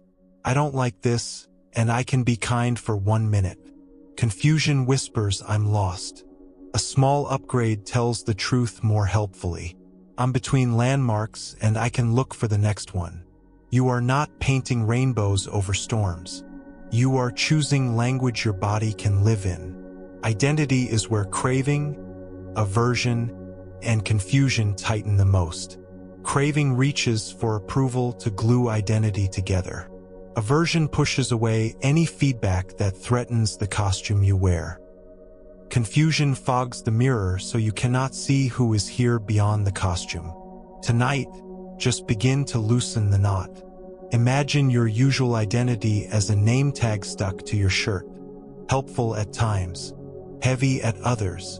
Place your palm over the tag. Breathe. On the exhale, imagine you can slide the tag a little to one side. Not off, just looser. The body will tell you if it appreciates the space. If a sigh arrives, let it. A small experiment for the next conversation that matters. Write 2 lines on a card you can keep in a pocket or a note app. Who am I trying to be right now? Who is actually here? Before the conversation, touch the card. The first line reveals the costume. Expert, fixer, savior, victim, ghost. The second line lets you meet the person under the costume. Tired, caring, unsure, hopeful, human. When you speak from the person instead of from the costume, craving eases, aversion loosens, confusion thins. You can still wear roles like useful jackets, but you stop mistaking jacket for skin. Bring the visitors to your mirror again. Craving for a different face may rise. Aversion to this face may spike. Confusion about how to make peace may drift like fog. Meet each one as you have practiced. Compassion first. Of course you want kindness. Clear seeing next. This is a face that has carried you. Letting go last. Release the comparison to a younger ghost for 30 breaths. If 30 is too many, choose 5. If 5 is too many, choose 1. You are not forcing acceptance. You are practicing nonviolence toward your own reflection. Waiting rooms test us, so let's rehearse with love. You sit. Time slows. Craving for news, for answers, for relief hums. Aversion to uncertainty clutches. Confusion tries to make a catastrophe map. Choose a single anchor, the soles of your feet, or the cool of air at the nostrils. or the feel of your hands touching. Compassion wraps around the animal body. Of course you want to know. Clear seeing recites the undeniable. Chair, breath, wall, name. Letting go offers a container. I will worry with full attention at 3, in the chair by the window for 10 minutes. Now I will breathe and be a person in a room. The room is not the verdict. It is a room. If you care for others, these visitors arrive as you try to help. Craving wants them to feel better now so you can feel safe. Aversion wants to shut down what you cannot fix. Confusion asks what is enough. Compassion will keep you steady. Of course you want relief for them. Clear seeing gives one truthful sentence. I am here and I will do the next small thing. Letting go releases the fantasy that your perfection is their medicine. Your presence is more healing than your performance. You can turn the visitors into bells that remind you to practice. When craving arrives, the bell says taste what is already here. When aversion arrives, the bell says touch what supports you. When confusion arrives, the bell says reduce one input, choose one step. Bells help because the mind forgets. Let the bells ring in your own voice. A bedtime ritual to meet the visitors before sleep. Sit or lie with the lights low. Ask softly, is craving here? Notice any leaning forward in the body. Offer gratitude for 3 small things. Ask, is aversion here? Notice any bracing. Soften the jaw and breathe low. Ask, is confusion here? Notice any fog. Close one tab in the room, dim a light, clear a small surface, and choose one step for tomorrow that you write where you can see it. Then say, enough for tonight. Even if the mind argues, the body hears the sentence like a lullaby. A short parable to lay like a cool cloth. A student asked a teacher how to cross the river of worry. The teacher gave the student a cup and said, carry it filled to the brim across the courtyard without spilling. The student walked with eyes locked on the cup, tense and trembling, and arrived exhausted. Water sloshed over the edge. The teacher refilled the cup and said, now walk while listening for the sound of the birds. The student softened, stepped with the birdsong in their ear, and arrived with more water left. The river does not disappear, but the way you carry the cup changes what spills. Your 3 inner powers are birdsong, compassion, clear seeing, letting go. Let them travel with you. If tonight you cannot sleep, try the 1-finger release. Choose a hand. On each long exhale, imagine 1 finger's worth of grip loosening on whatever your mind holds. First the pinky, then the ring finger, then the middle finger, the index, the thumb. When the hand rests open, let your belly soften by 1 notch. If it takes 2 rounds, take 2. If you stop halfway, that is practice too. You are not proving anything. You are teaching your body what ease feels like for a few breaths at a time. And if the mind insists on returning to the second arrow, why did I do that? Why did they say that? How could I? Place your palm on your belly and repeat a sentence 3 times with the breath. Not now, dear mind. Not now. The first time it will argue. The second time it will grow quieter. The third time the body will answer with a small, unremarkable settling. Do not go looking for fireworks. Look for the soft click of a drawer that closes. The click you can live inside. As this part draws to a quieter place, let your attention widen like the sky at evening. Let thoughts fly as birds, some quick, some circling. You are not the birds. You are not their hunger or their fear of storms. You are the sky that holds their flight. In that wide holding, craving becomes a bright wing that passes, aversion a shadow that crosses, confusion a patch of cloud. The sky argues with none of it. It remains open. You can too for a few minutes at a time. That is all that is asked. Rest your jaw. Let your next exhale be longer than you expect. Whisper 1 sentence that feels like a hand on your shoulder. I can be gentle, or I belong in this breath. or simply here. Tomorrow we will carry this friendliness into places where identity clings hardest and where letting go feels like losing yourself. We will discover that release is not erasure. It is the lightening of grip so that the hand can feel again. For now, be held by the room. Let the ordinary miracle of sleep come if it wishes, and let wakefulness be a companion rather than a judge if it stays. You are doing the brave, quiet work of changing how you meet your own life. The sky is wide. Your breath is enough. Be as you are, in the shape you are, in the mood you are. Let the next breath come without a command. If you close your eyes, notice how darkness is not empty but full of gentle gradations, like velvet that deepens where it folds. If your eyes are open, let them rest on one quiet color in the room. We will spend this part untying a soft knot, identity and attachment. Not as an argument against who you are, but as a kindness to the parts of you that get trapped in costumes they outgrew. Who are you tonight? The mind might answer with a name, an age, a job, a diagnosis, a history, useful at times. But those are postcards from different seasons. You are more like weather than a postcard, alive, moving, responsive. Postcards are small, glossy, fixed.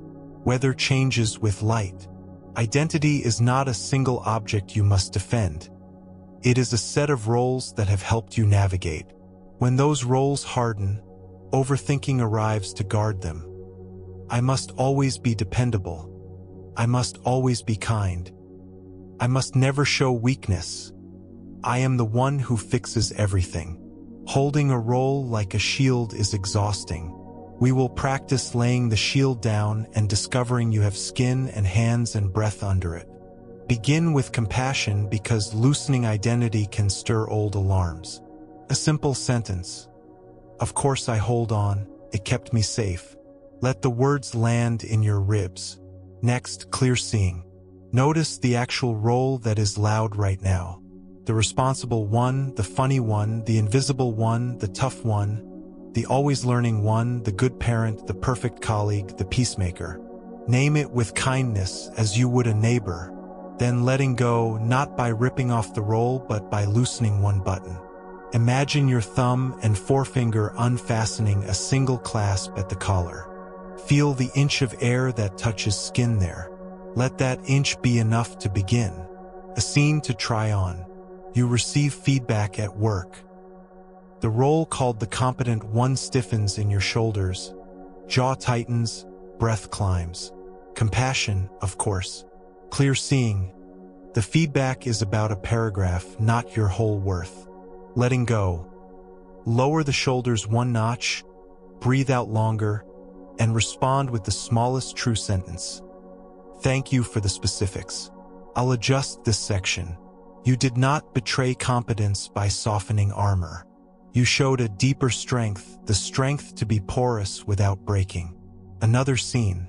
A loved one seems distant. The role called the one who keeps everyone together leaps forward with solutions. Text more. Plan harder. Fix the mood. Compassion. Of course you reach. Love wants connection. Clear seeing. Distance is present. Your nervous system is adding catastrophe. Letting go. Put your palm on your chest for one breath. Then ask one small, honest question. Is there anything you need from me right now? If the answer is no or not now, practice staying while doing less, like a lamp that offers light but does not chase. Your identity moves from the fixer to the steady friend without drama, only breath. Identity loves mirrors and crowds. The mirror can become a tribunal where you argue for the right to exist, or it can become a soft witness. Letting go here is gentle. You stop cross-examining your face against younger photographs. You become a present tense being. Look for evidence of a life worn in, creases that came from laughter and squinting into light, the shape your mouth takes when you are genuinely moved. If a pang arrives, compassion meets it. Of course, clear seeing asks, what exact cruelty am I repeating? Letting go edits the sentence by 10%, from harsh to humble. Not ugly to tired. Not ruined to weathered. Weathered is allowed to be beautiful. Crowds invite the costume chest. In a room full of people, your roles can click into place so quickly you don't notice the weight. Before you cross a threshold, try the coat rack practice you've learned, but make it more precise. Touch the door frame. Whisper 3 options for who might walk in: listener, beginner, neighbor. Choose one. Letting go is choosing a lighter jacket. If you forget and find yourself inside wearing the expert in a room that needs the neighbor, you can change coats mid-conversation. No speech required. One breath, a softer jaw, a different question. What matters to you about this? Changes the temperature. There's a classic image from the old dialogues, changed here into everyday language. A king asked a monk what the self is. The monk asked about the king's chariot. Is the chariot the wheels, the axle, the frame, the reins, the seat? Each part is not the whole, nor is the pile of parts the chariot without arrangement and use. The chariot is a convenient name for a collection that moves together. You are a living collection: body sensations, feelings, thoughts, memories, intentions, moving together for now. Seeing this is not meant to erase you. It is meant to soften the panic when any one part feels threatened. If a wheel wobbles, a role is challenged, you are not gone. You are a moving collection that can be rebalanced. Try a micro-practice called the tag slide. Picture an invisible name tag on your chest that reads your loudest identity of the day. On an exhale, visualize sliding the tag 2 inches to the side. Keep it. Loosen it. Then place your palm over the space you made and breathe into that unlabeled spot. Ask, who is here when the tag is not in the center? The answer is not a sentence. It is usually a sensation. More air, a little warmth, a less defended face. The body tells you when identity has loosened enough to breathe. We can practice with memory too. Bring to mind your child self at an age that feels tender to remember. See what they wore: a shirt, a backpack, the way their shoes tilted outward or inward. That small person did not know your current roles. They were already you. Letting go does not ask you to abandon your history. It asks you to realize that the core of you, curious, sensitive to light and tone, longing to belong, preceded the costumes. Place a hand on your heart and imagine placing a small cloak around that younger self. Not to hide them, but to keep them warm. Tell them, we can try different coats now. We are allowed. Attachment to outcomes is the twin of attachment to identities. You picture a conversation and cling to how it must unfold. You imagine a project and glue your piece to its success. You define a good evening as the one where you sleep without waking once. The glue becomes suffering. Letting go is not apathy. It is cooperating with reality as it unfolds while staying faithful to your values. You can prepare for a conversation, then aim for honesty instead of control. You can pour yourself into a project, then measure success by integrity of effort rather than applause. You can shape your evening for rest, then treat wakefulness as a quiet room rather than a crisis. A parable from the life of the Buddha, filmed in soft focus. In some tellings, after leaving the palace and wandering, he sat beneath a tree and cut his hair, the visible sign of a prince, letting it fall to the ground. Whether or not you hold the image as literal, the gesture matters. He loosened the costume to meet life directly. You need not cut anything. But tonight, maybe you remove one item that you wear when you're bracing: tight belt, unnecessary layer, even an inner sentence. Place it beside you. Feel the air on the skin where the costume covered. You are practicing the gesture of lightning. There is also the story of the bowl set on the river. It is said that in his years of wandering, he let his alms bowl float. It drifted upstream, a sign in some tales that his path would move against habit. We hold the story lightly, but the image helps when you feel pulled by old currents. Let your next breath be your bowl. Set it on the surface of the moment. Watch what direction ease asks you to move. Usually, it is a smaller direction than the mind demands. Stand and drink water. Turn off one light. Whisper, "I'm here," to yourself. Small moves travel upstream without strain. Let's give attachment a place to rest. Imagine 3 shelves inside you labeled control, care, and mystery. Most of us cram everything onto the control shelf until it bows. Tonight, take one thing down, one person's mood, one decision you can't make in the dark, one narrative about who you must be, and place it on the care shelf. Care means you will bring presence and honesty when the moment arrives. You will not run rehearsals all night. Then choose one thing so vast it belongs on the mystery shelf. Time, love, weather, aging, tomorrow. Bow to that shelf with a breath. You do not have to manage mystery. Respect is enough. Bring the braid of our 3 powers to social media, where identity and attachment dance. Before posting, stand on the porch for one breath.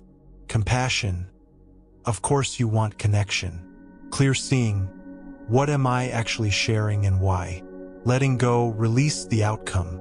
After posting, resist the refresh, schedule your worry chair for engagement worries, or better, your curiosity chair. At that time, you can look, learn, and adjust. Between now and then, you are a person in a room, not an object in a marketplace. Your nervous system deserves that dignity. When the role of the tough one gets itchy, it often speaks as refusal to need. Letting go is allowing dependence without humiliation. Try a tiny rehearsal. Ask for a small, specific help from someone safe. Could you bring me a glass of water? Could you sit with me for 5 minutes? Could you remind me tomorrow about the plant? If no one is near, ask your environment. Chair, hold me. Pillow, support my neck. Blanket, bring warmth. When your body learns that asking does not always end in disappointment, the identity that guards against needing begins to soften. You remain strong. You become less alone. Identity relaxes in play, even gentle play. Open your palm and lift your index finger slowly, then lower it. Lift your ring finger. Notice how different it feels to move each digit. The body is full of small, unhurried experiments that do not require being good at anything. Tug at the corner of your mouth so the face remembers it can take different shapes. Hum a single note on the out-breath and feel where it vibrates. These are not distractions. They are rehearsals for being a person not entirely organized around performance. Confession is a kind of letting go when it is safe. If your mind swells with secret pressure from trying to be the person who never cracks, speak one sentence to someone who has earned your trust, or write it and keep it in a drawer. I am tired from trying to be indispensable. Or, I am afraid of not knowing who I am if I'm not useful. You are not asking for rescue. You are letting air into a closed room. Even saying it in a whisper to the evening counts. The body bows in relief when truths are allowed to exist outside your skull. A practice for mothers, fathers, and caregivers whose identities have become the walls of the house. Choose one doorway. Each time you cross it, say silently, I am someone's home, and I am a person too. Feel your feet. Let your exhale lengthen. It is a simple act of self-recognition in the midst of giving. Not to yank identity back from those you love, but to remember you do not have to disappear to love well. People can lean on you more easily when you are not collapsing. Let's put identity in conversation with time. The self you were 10 years ago could not imagine some of the strengths you carry now. The self you will be 10 years from now is looking back at this version of you with tenderness. Write a 1-sentence letter from that future self. Thank you for loosening here. You might keep the sentence on a card. When the old costume claws at your throat, touch the card. Let the sentence be a hand on your shoulder from a person you will meet. We can also practice the art of setting down names at dusk. Sit for a moment and say your given name in your mind. Notice the associations that gather. Then say only human. Then say only breathing. Then be silent and feel what is left. You are not erasing yourself. You are widening the circle so that the name becomes part of a larger field rather than a fence around a house. This helps when shame burns. Shame thrives in fenced yards, quiets in fields. Attachment to self-story often hides in the phrase always. I always mess up this kind of thing. I always end up alone. Edit the script. Often becomes sometimes. Sometimes becomes occasionally. Occasionally becomes once in a while. Clear seeing and letting go meet in that edit. You did not lie to yourself. You gave yourself a wider road to walk on. The nervous system relaxes when the road is wider.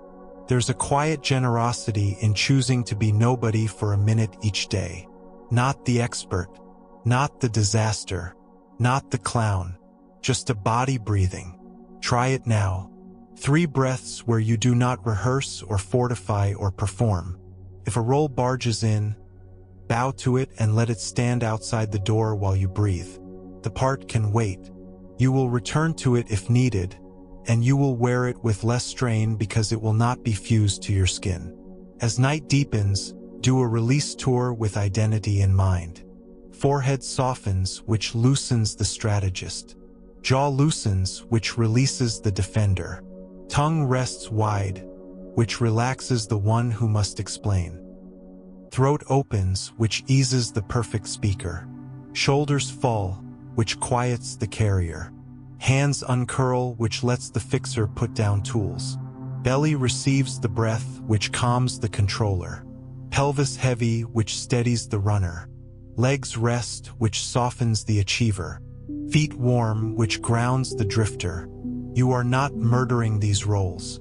You are tucking them in their own beds so they do not roam the house at 2 a.m.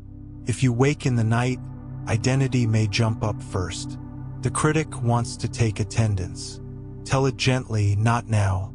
Place your hand over your heart and repeat, I am a human being, not a job tonight. If the body wants more proof, touch something steady and count for slow exhales while imagining you drop 1 costume per breath, even if all you drop is a tone of voice in your own head. A small story to close.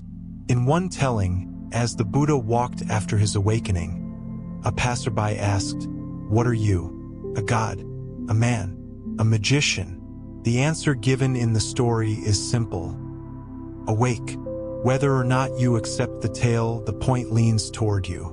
Awake is not a title, not a trophy. It is a way of meeting this moment with less glue and more breath. You do not have to be a capital A anything tonight. You can be a person noticing, loosening, allowing. Awake enough to see you are gripping. Awake enough to soften by 5%. Awake enough to be kind to the part that can't yet loosen. This is not small. This is the path. Let the room have you now. If a name floats, wave and let it pass. If an old version of you knocks, offer a cup of tea on the porch and ask it to rest. Your current breath is the only citizen needed for what comes next. Inhale whatever gentleness the night gives. Exhale 1/4 turn of release. Inhale the quiet evidence that you are held. Exhale the story that you must hold everything. If sleep arrives, let it. If wakefulness keeps you company, let it sit without making a speech. You are more than the postcards, and you do not need to prove it to deserve rest. Let the room be simple again. Feel the shape of your breath the way you might feel the shape of a cup in your hand without looking. Cool in, warm out. Nothing clever needed. In this part, we gather what we have learned and sew it into the fabric of a day. Not a perfect day. A lived day with meetings and dishes, with children who need you at once and devices that glow, with a body that carries history and hope at the same time. Integration is not a separate practice. It is the way you do what you already do with a softer grip and a clearer gaze. The three inner powers move like threads. Compassion, the warm one. Clear seeing, the bright one. Letting go, the loose, breathable one. Tonight we stitch. Begin where days often begin. The first moments after waking. Before names, before roles, before the old story remembers itself. Give your body 30 seconds of dignity. Lie as you are and notice three supports. Mattress beneath shoulder blades. Air moving across the skin above the upper lip. The steady friend of gravity holding you to earth. Compassion greets the animal that woke before the stories did. Of course you're already thinking, you can say. Clear seeing returns to the touchstones, what you see, hear, feel, what holds you. Letting go invites you to delay the first swipe of a screen by 2 breaths. Then one more. If you pick it up after that, fine. Your nervous system has been reminded that you are a person first, a user second. The day learns your name from your breath, not from an alert. Carry that dignity to the mirror. Meet your eyes for one inhalation. Then let the exhale be a tiny bow to the face that has carried you. You do not need to approve of everything you see to be gentle. You are watering a relationship with yourself that will keep growing long after this evening. If a criticism arrives out of habit, answer with a sentence that edits the cruelty without lying. Not wrong, just tired. Not failing, learning. The body hears the difference and loosens a notch. The loosening is our proof. As the morning opens, the first decisions rush the door. Which message, which child's voice, which task, which mood. Integration gives you a porch at the threshold of each choice. One breath long.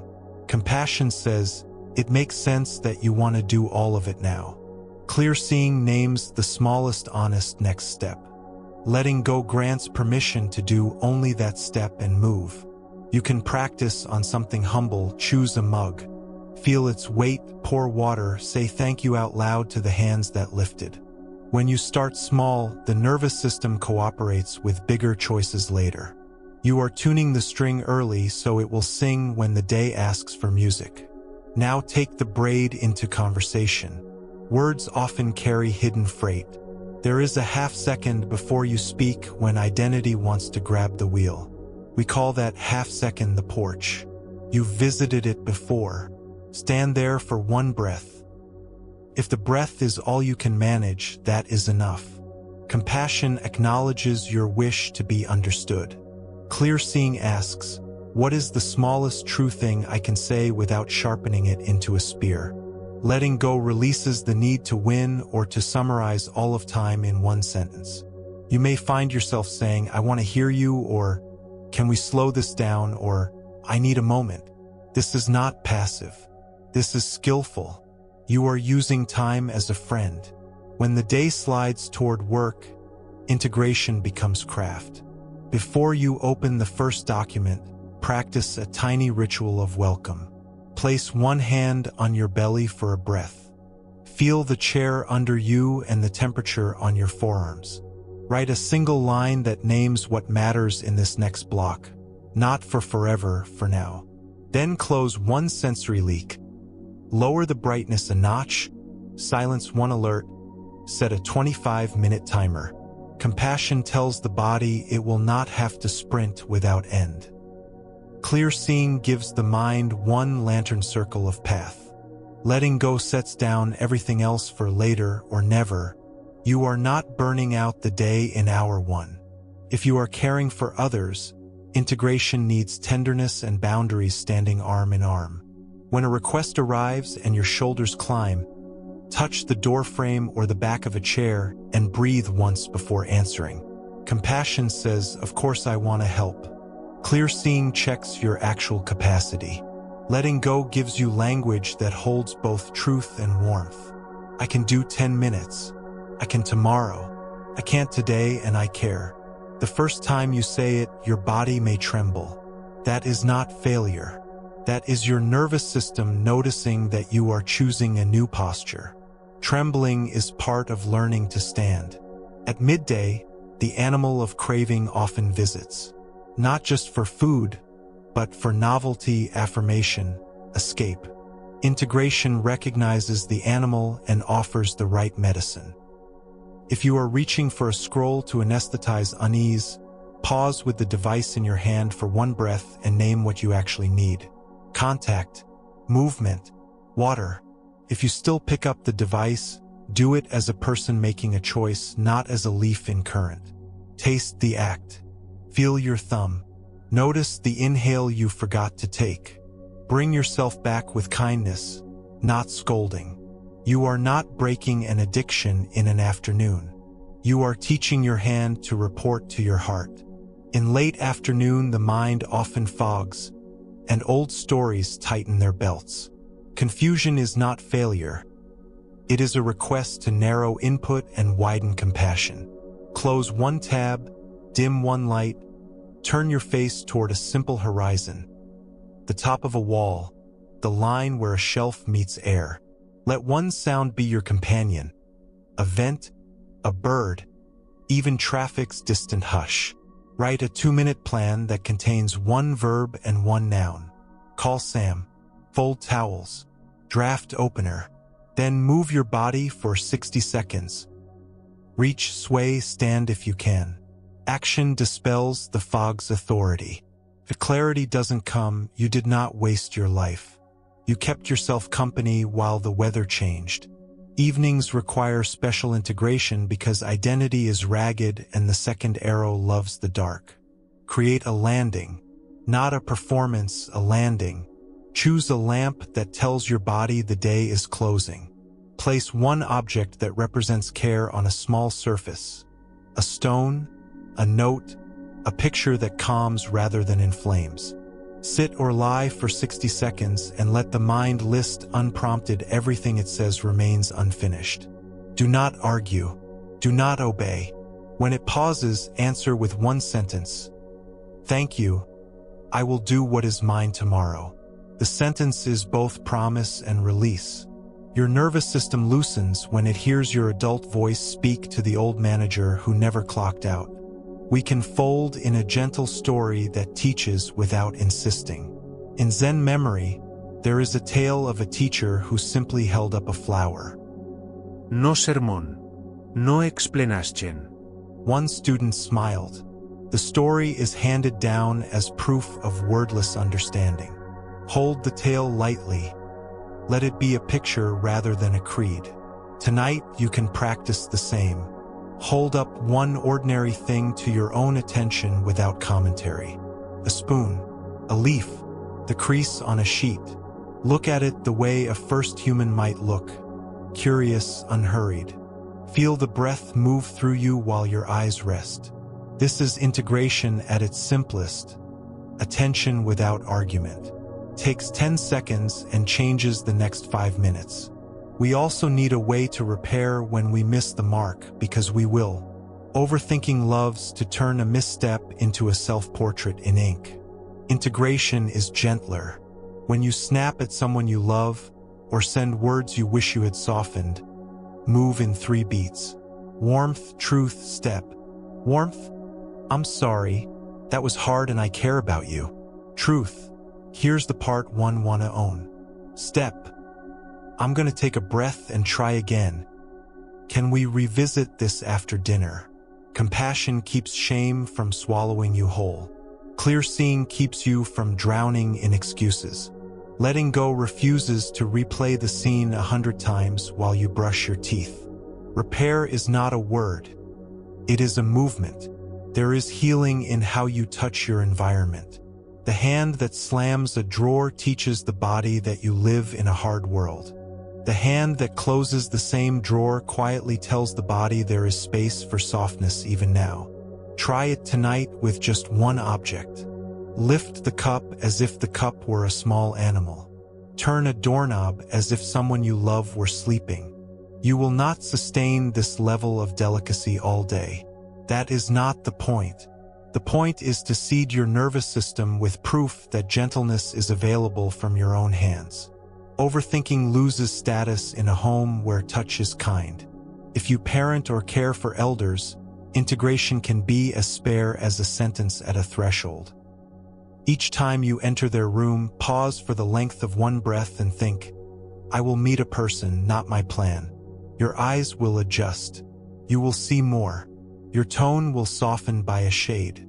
The day is changed by a shade, over and over, in ways that do not show up on to-do lists but saturate memory. The person you care for will not know why your presence feels different. You will know. Anger deserves a fresh path in integration too. When heat rises, the mind grabs for content. Resist the grab for 60 seconds.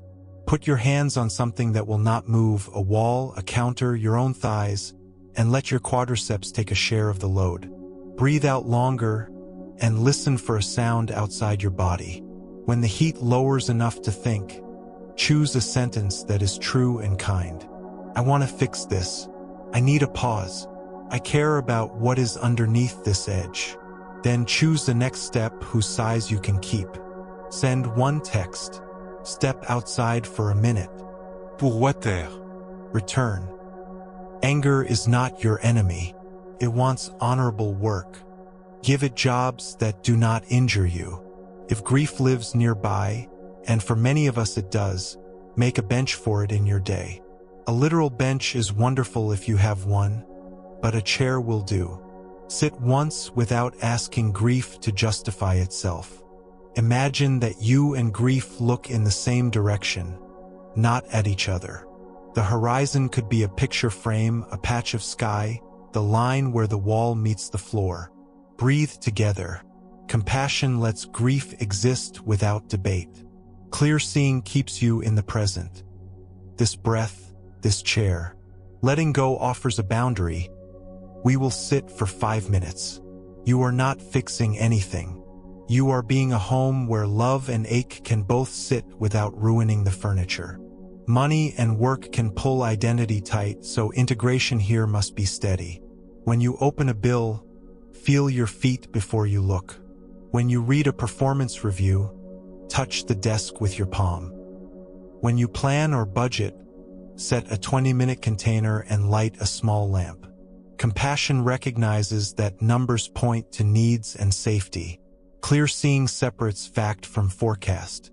Letting go refuses to call the future a verdict before the meeting starts. After 20 minutes, close the lamp with a breath. The container is a kindness. Without it, overthinking turns every spreadsheet into a mirror and every mirror into a judge. You also need secret, small joys that are not contingent on anyone's approval. Integration invites them back. A single square of sunlight on the floor you simply watch for half a minute. A song you play only through the first verse while you breathe. A plant you water with attention rather than habit. A sentence you keep on a card in your pocket that you read to yourself in the bathroom at work. Be very kind or one breath long. These are not trinkets. They are stitches. Stitches keep the fabric from tearing when the day pulls. When night deepens, prepare the body to release its guard. You can use what you already know, but make it yours. Maybe you dim the light, sit on the edge of the bed, and let your eyebrows drift apart. Maybe you hum on the exhale 3 times so your chest remembers vibration. Maybe you place your hand on the part that clutched today and say thank you for your work. You may rest. Ritual is what your nervous system recognizes and returns to. Make it small. Make it real. Repeat. The repetition becomes a path even when you are tired. A moment from the Buddha's wanderings can travel with you as a gentle image. In some tales, he met a bandit feared by many. The meeting did not turn into a fight. It turned into a transformation. We hold the story lightly to protect tender hearts. The point is not spectacle. It is the possibility that fierce energy can be redirected by presence and clarity rather than smashed by force. In your day, the bandit is the rush, the panic, the craving for a fix. When you meet it, you are allowed to stand still and speak as an adult to a frightened part. I see you. Walk with me. We will do the next thing that matters. This is not dramatic. It is steady. Steady is holy in ordinary life. If you wake in the night, integration keeps you from building a courtroom. Keep a small card where your hand will find it. On it, 3 words that feel like a friend's palm between your shoulder blades. Be very kind, or wait for morning, or simply breathe out longer. Touch the card. Feel its edges. The tactile truth anchors you more than a paragraph ever will at 2 a.m.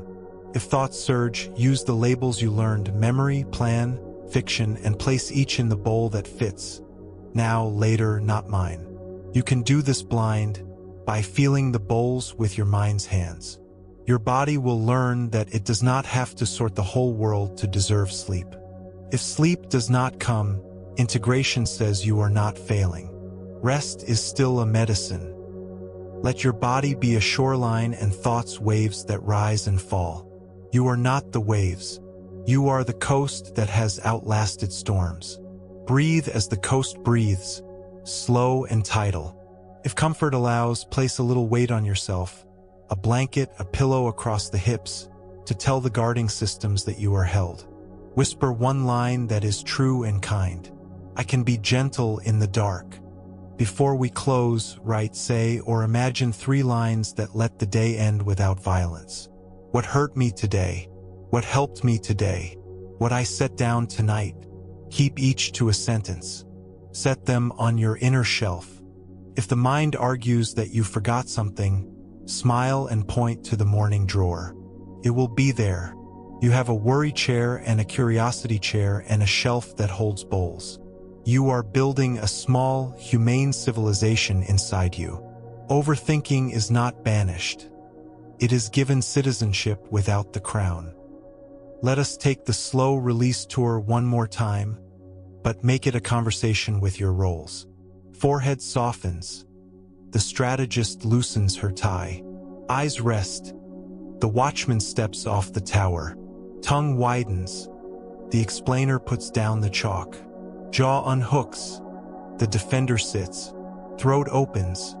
The orator bows. Shoulders lower. The carrier lays the bundles down. Chest rises and falls like tide. The judge leaves the bench. Belly receives breath. The controller allows weather to be weather. Hips heavy. The runner unlaces shoes. Legs ease. The achiever nods to the bed. Feet warm. The scout returns to camp. You are not firing them. You are telling them the shift is over. A soft blessing for the whole of your ordinary practice. May your days be tuned just enough to sing.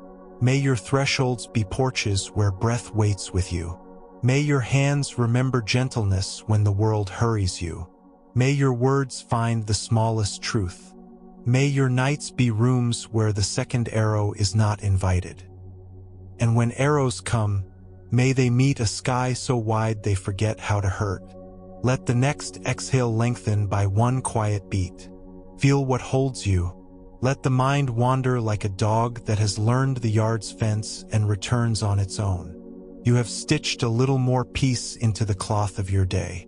It will hold. We'll keep sewing slowly, learning a few more rituals for the edges of life where anxiety sneaks in. Money, aging, illness, farewells, and we will keep it human and kind. For now, let the night be night. Be exactly as you are and let breath keep opening the small door that is always there, always here. Let the night meet you exactly where you are. If you are drowsy, let your body be heavy. If you are alert, let alertness sit beside you like a quiet guest. No part of you needs to pretend. In this part, we turn our attention toward the voice that lives inside your own head. It has been with you for years, perhaps for decades, narrating, advising, criticizing, bargaining, sometimes defending you fiercely, sometimes wounding you without meaning to. We will learn to update that voice the way you might update an operating system. Small, steady improvements, so your inner speech becomes a shelter rather than a storm. The 3 inner powers will guide us. Compassion sets the tone. Clear seeing selects the words. Letting go releases the old scripts that no longer serve. Begin the way all good changes begin, with tenderness. Place a hand wherever it feels welcome. If you like, let your palm move in a slow circle, not as a trick but as proof to your body that a kinder voice has already arrived. Whisper the simplest truth. Of course, the old voice speaks the way it does. It learned in rooms that rewarded sharpness and speed. It tried to protect you. Even when it was harsh, it was trying to keep you safe. We are not going to evict it. We are going to teach it new language, kinder and more accurate, so it can keep helping without leaving bruises. Clear seeing helps you hear the exact phrases that do harm. The inner critic rarely invents new poetry. It repeats familiar lines. I always ruin this. They're disappointed in me. I'm behind. I can't handle it. You can catch one of these lines tonight the way you would catch a falling cup. Not with force, with attention. Add the two soft words, says mind, to create a little space. I'm behind, says mind. The space lets you edit. This is not positive thinking. This is precise thinking. I am later than I hoped, and I can choose one step. I'm afraid they're disappointed, and I don't actually know yet. The nervous system breathes easier when sentences stop threatening your entire future and start describing the next hour.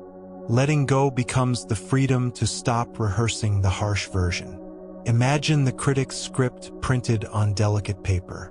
Each time the sentence starts, picture setting the paper on the surface of a bowl of water.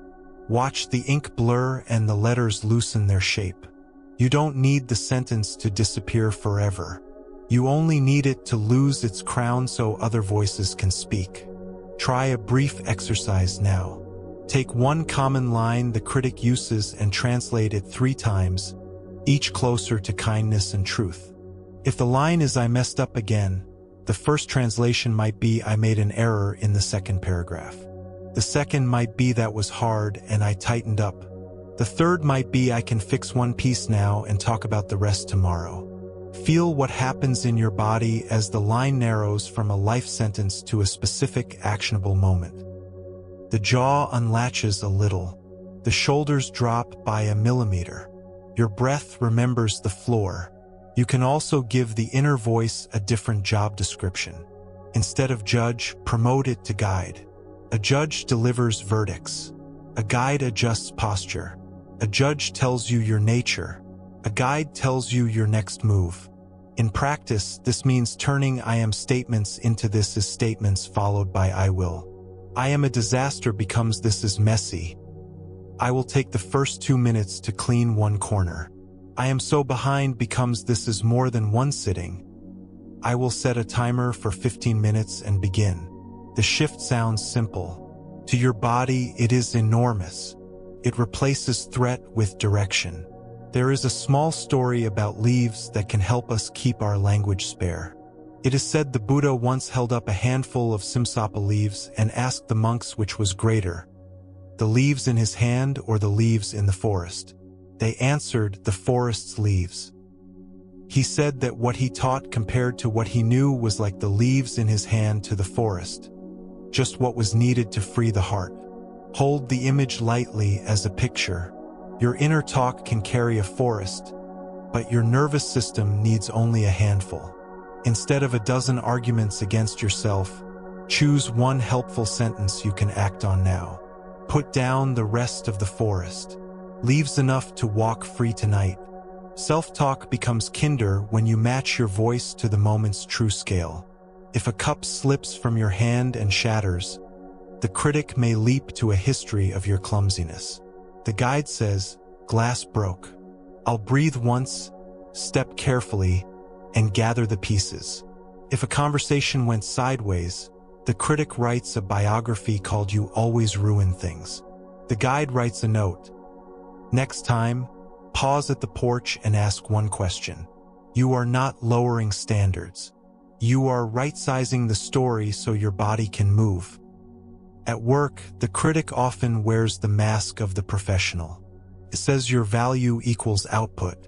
It believes repair equals perfection. Let's update that. Professionalism in the new voice sounds like warmth plus clarity. You can say to yourself, and sometimes aloud, I will be clear and kind and finish what I can in the time that exists. When deadlines squeeze, the critic uses the word must. Must is a narrow hallway. Replace it with I intend and I will try. Intend stays firm without turning you into an enemy if life interrupts. I intend to deliver by noon. I will try to catch typos by reading aloud. Your body hears intention as commitment without panic, and panic is the part that most often drives mistakes. Parenting, caregiving, and relationships can bring out an inner prosecutor. Merciless, certain, and quick. The upgrade here is to practice the order that actually helps. Warmth first, truth second, next step third. Many of us were trained to go straight to truth or straight to next step and skip warmth. The critic says, why are you still upset about this? The new voice says, of course this still stings. The truth follows naturally, and it sounds less like a gavel. I talked fast and didn't listen. The next step becomes doable. I'll try again in the morning with a slower breath. This order is not cosmetic. The body gets on board when it feels seen. When it gets on board, your words come out of your mouth with less heat and more precision. There is a childlike practice that works startlingly well. When the critic barks, translate its message as if it were a child asking for help poorly. You never do anything right might be a clumsy way of saying, I'm scared of being judged. Answer the need, not the bark. I hear you. Let's do the first 3 minutes well and see what changes. As you do this, notice whether your jaw, shoulders, or belly change tone. You are not indulging weakness. You are decoding panic. Sometimes the critic borrows the megaphone of comparison. It looks at another person's highlight and turns your life into a shadow. The self-talk upgrade recognizes the trick. It says, this is some of their life, not all, and I am seeing it from the outside. Then it turns attention inward and asks a better question. What do I actually care about in the next hour? The hour is an honest place. Most of what torments us cannot survive a good hour. If old wounds rise when you soften the voice, honor them. You can take a pause from inner speech altogether and come back to the 4 touchstones of now. See one real thing. Hear one ordinary sound. Feel one place in the body. Name what supports you. Once the room becomes real again, return to language with care. The upgraded voice never shouts over the body. It speaks after it has listened. A small practice for tricky evenings. Write 3 sentences on a card and keep it by your bed. First, of course this is hard. Second, what is true right now? Third, what is my next kind action? When the midnight trial begins, read the card in a slow voice, the way you would read to a tired friend. Tone matters as much as words. The critic speaks fast and high. The guide speaks low and slow. Everyone in the nervous system hears tone before content. Identity will want to own the upgraded voice. It will try to turn it into another perfection. Notice that move and soften. You are not performing kindness. You are practicing it in the conditions that exist. Some nights the best you can do is change one word, always to often, never to rarely. Some mornings you will forget every tool and remember 1 hour later. That is practice. The inner voice learns like a child does, through repetition and safety, not through threats. There is a gentle vignette from Zen kitchens. The cook notices the fire is low and adds a sliver of wood, not a log. He stirs once, tastes, and smiles almost imperceptibly. The soup changes 1 degree. We hold that image as a guide for our language. We don't dump logs of positivity into the pot. We add a sliver of precision. We stir once with breath. We taste the next moment for that almost imperceptible softening. This is sustainable. The critic has to shout to feel powerful. The guide can whisper and still be believed.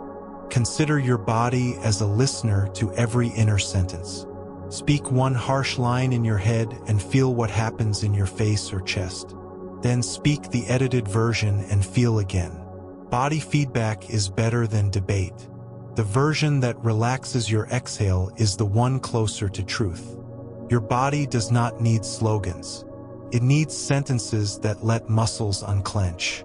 If sleep is your hope, use self-talk as a lullaby, not a lecture. Choose a simple phrase that fits your mouth and matches the rhythm of breath. With each out-breath, drop one of these. May I rest. Let be. I am here, safe enough. If you prefer no words, hum quietly on the exhale and feel your cheekbones vibrate. Your nervous system doesn't speak English or any other language. It speaks in pace, pressure, temperature, and tone. Slow the pace of words, loosen the pressure of meaning, warm the tone. The body will recognize the dialect. Let's address a common trap. The critic will sometimes put on a righteous robe and say that kindness means excusing everything. The upgrade knows better. Kindness and accountability are companions. You can say, I see you to yourself, and then say, here's what matters next. You can repair without self-violence. You can state a boundary with warmth. Listen to the body when you speak the boundary. If your jaw clenches, soften your tongue and try the sentence again with one fewer sharp edge. I can't do that tonight said with a soft jaw lands differently than I can't do that tonight said through teeth. The content stays true. The nervous system hears the difference. Another trap. The critic pretending to be humility says don't ask, don't try, don't speak. The updated voice practices accurate humility. Accurate humility says, I am one human among many. I matter and so do others. Says, I can learn out loud. Says, I don't know yet, which is a sentence that lets the mind relax into curiosity. Overthinking eases when the mind is allowed to be curious rather than omniscient. Try saying, I don't know yet now, softly, and notice whether your chest changes shape. Not knowing can be a field instead of a cliff. Here is a tiny ritual you can use anytime you cross a threshold, the porch you already know. Before you speak into a room, let the inner voice go first with a single line that sets your aim. Be kind and clear, or listen first, or short and honest. Aim is not outcome. Aim simply tilts you toward the qualities you value. The critic believes only outcomes matter. The guide knows that repeated aims shape a life. Money and body image are two domains where self-talk hardens. When you open a bill or a bank app, speak a sentence that honors reality and preserves dignity. Numbers are information. I will look with care for 10 minutes. When you meet a mirror or a photo, practice this sequence. Warmth, fact, choice. Warmth might be hello, tired friend.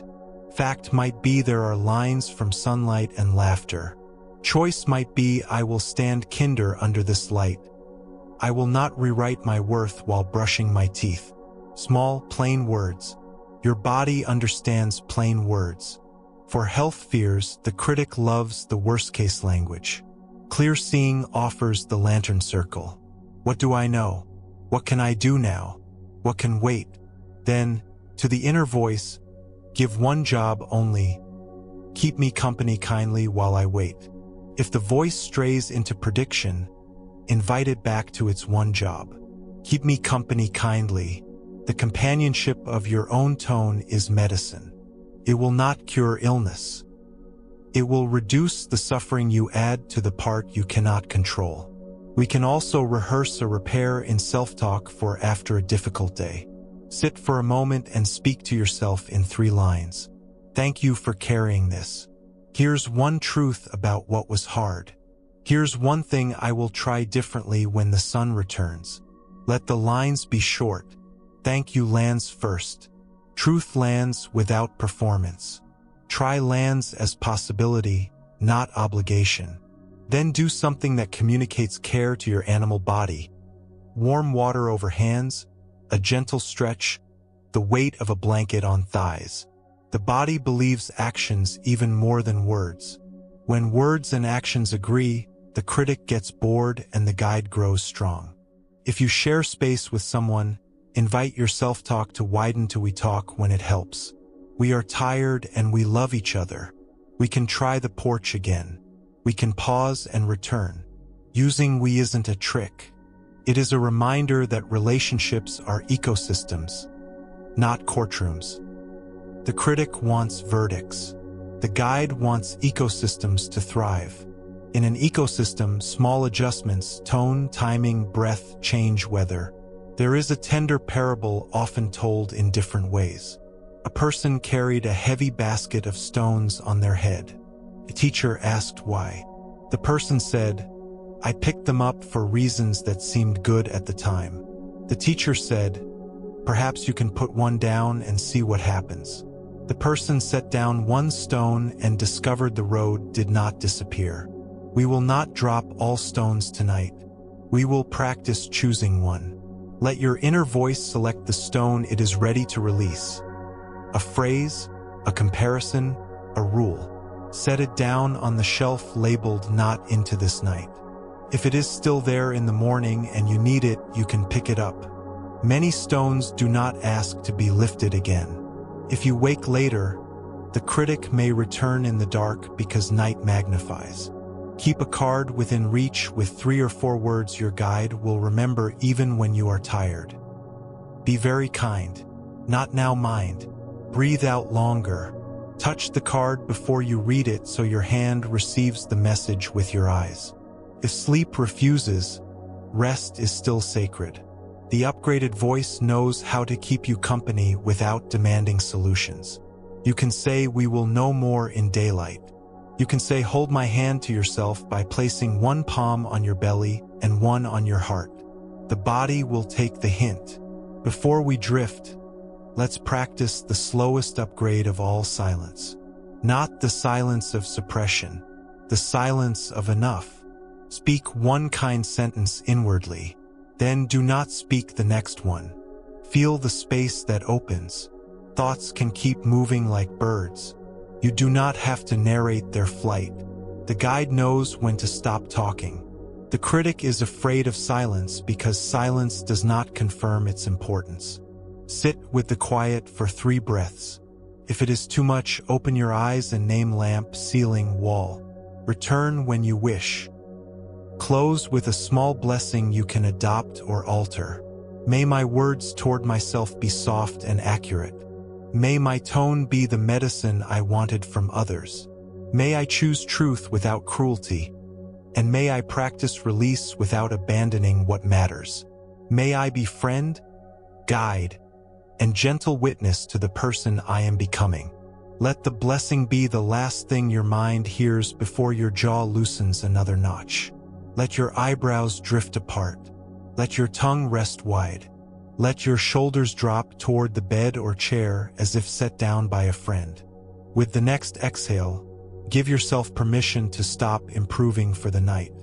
The voice will learn while you sleep. The body already knows how to heal in the dark. If wakefulness stays, let it sit by the window while you lie under the blanket of your own kind intention. You are allowed to rest while sentences update quietly in the background of your being.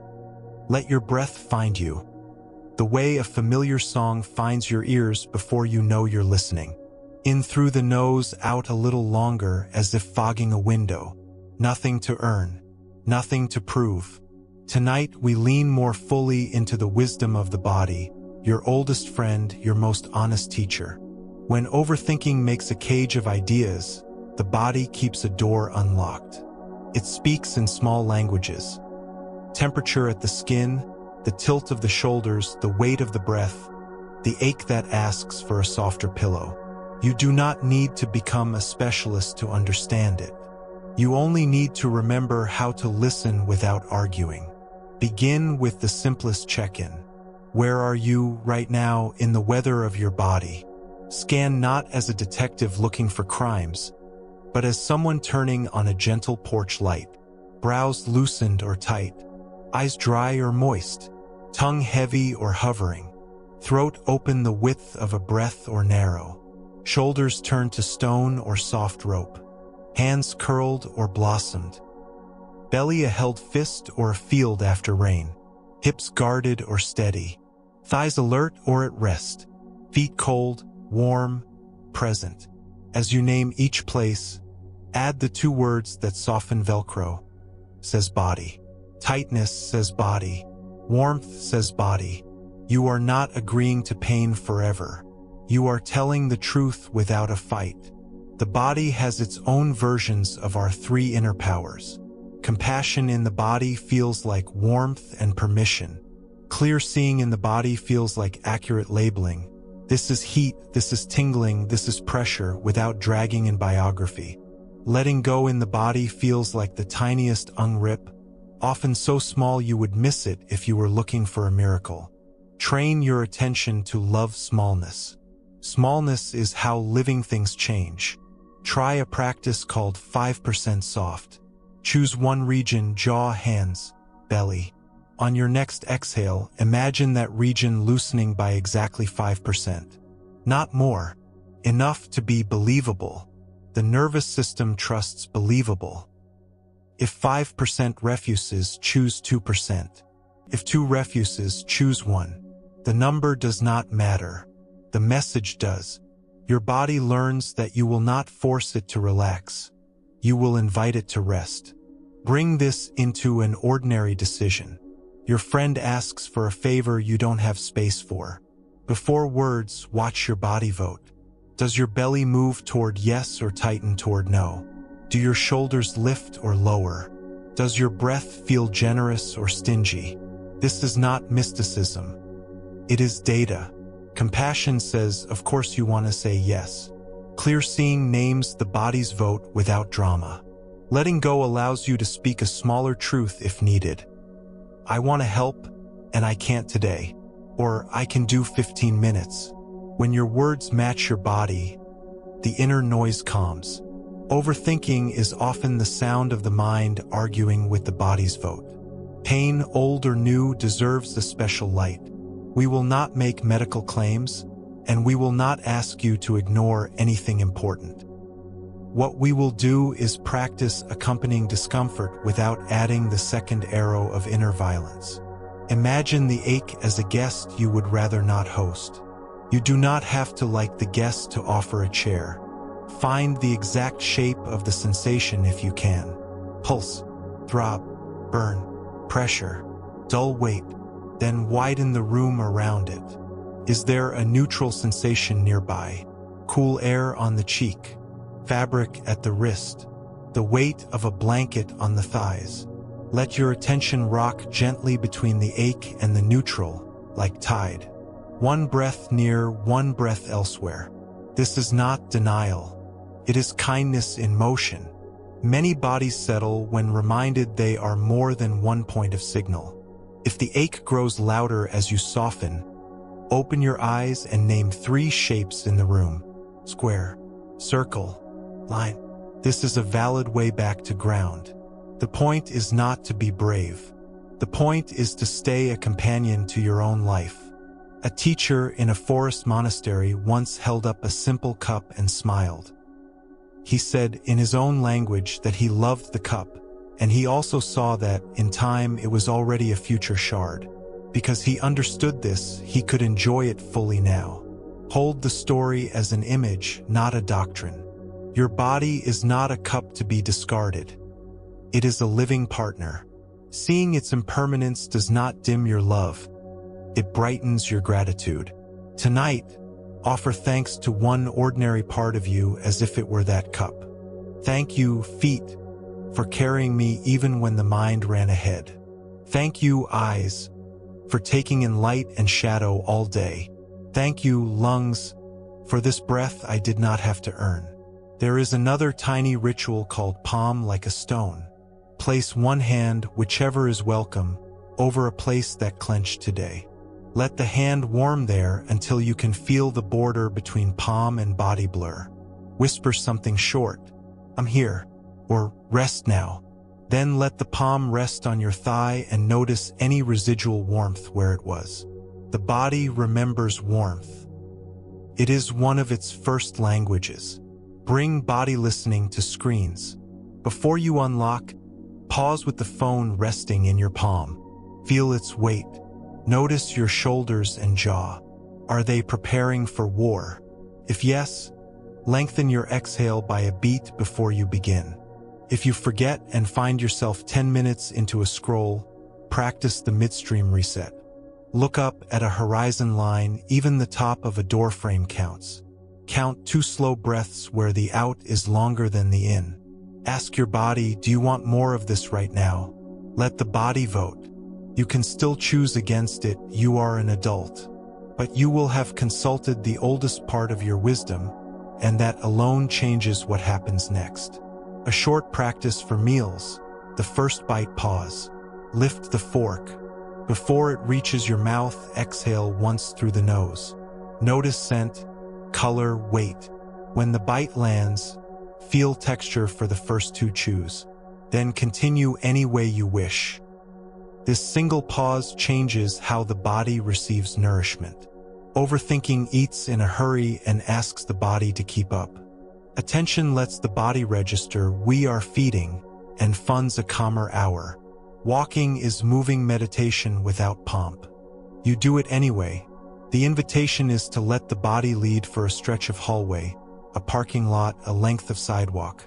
Feel the feet as if each sole were saying hello to the ground, heel, ball, toes, lift. If that feels like too much, feel the way your arms swing. If the mind begins to narrate, good, the body is awake. Return to heel, ball, toes. If you cannot walk today, let your eyes walk, corner to corner of a picture frame, from lamp to plant to the place the wall meets the ceiling. Your visual system talks to your deeper safety systems. Long, horizontal movements tell the inner guard dog there is space. Space feels like permission to stop bracing. When emotion swells, bring the body a simple choreography. Name, allow, soften, move, name. Anger is here, sadness is here, fear is here. Allow, you're allowed. Soften, jaw, tongue, shoulders by 5%. Move, one small action that matches the emotion without injury. For anger, press both palms into a wall and breathe out.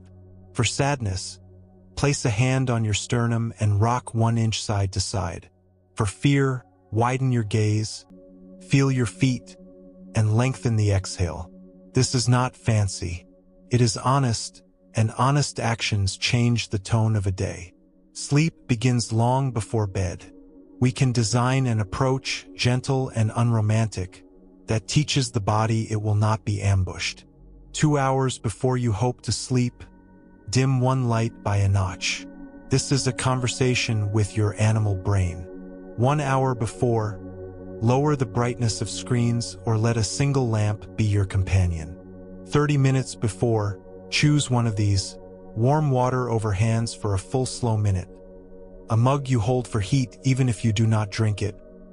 5 inhales through the nose with longer sighing exhales through pursed lips. You are not bargaining with sleep. You are walking the body to the doorway where sleep sometimes meets you. If you wake in the night, remember that the body can rest while the mind thinks. Let your tongue rest wide like a small animal sleeping. Let your jaw unhook so your molars do not touch.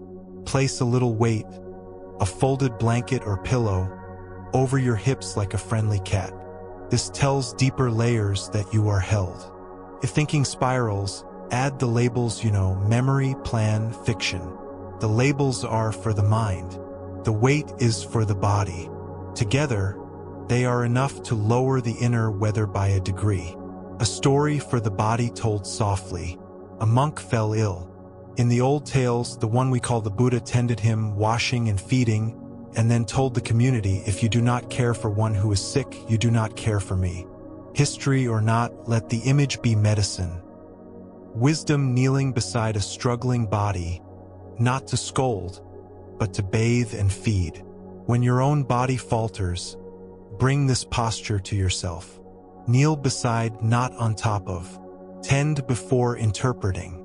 Your worth is not measured by how quickly you heal or how neatly you carry pain. It is measured by your willingness to be kind to the animal that is carrying you. Create a small altar to your body if it helps, nothing elaborate. A folded towel with a smooth stone on it. A cup of water placed with attention. A note that reads "Thank you" in your own hand. Touch the stone once a day. Drink the water with your eyes closed for one breath. Read the note aloud occasionally in a voice you would use with someone you love who is very tired. The body remembers being addressed with respect. Cooperates when it is not coerced. Letting go through the body often looks like stopping in the middle of a reflex. Reaching for the phone while standing. Pause with the hand hovering and feel the stretch from wrist to shoulder. That stretch is a message. Ask, what am I hoping this will feed? If the answer is contact, look at a face you love. A photo will do, and breathe once with it.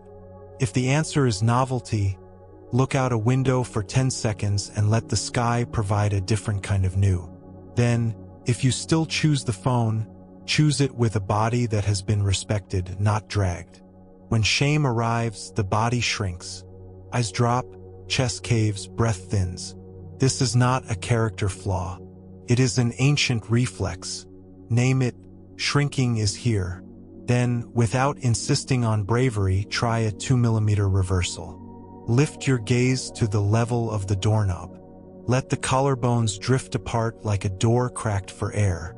Breathe into the back body, the space between shoulder blades, so the heart does not have to bear the whole breath alone. Shame prefers a collapsed cave. It has a harder time staying in a body that is gently wider.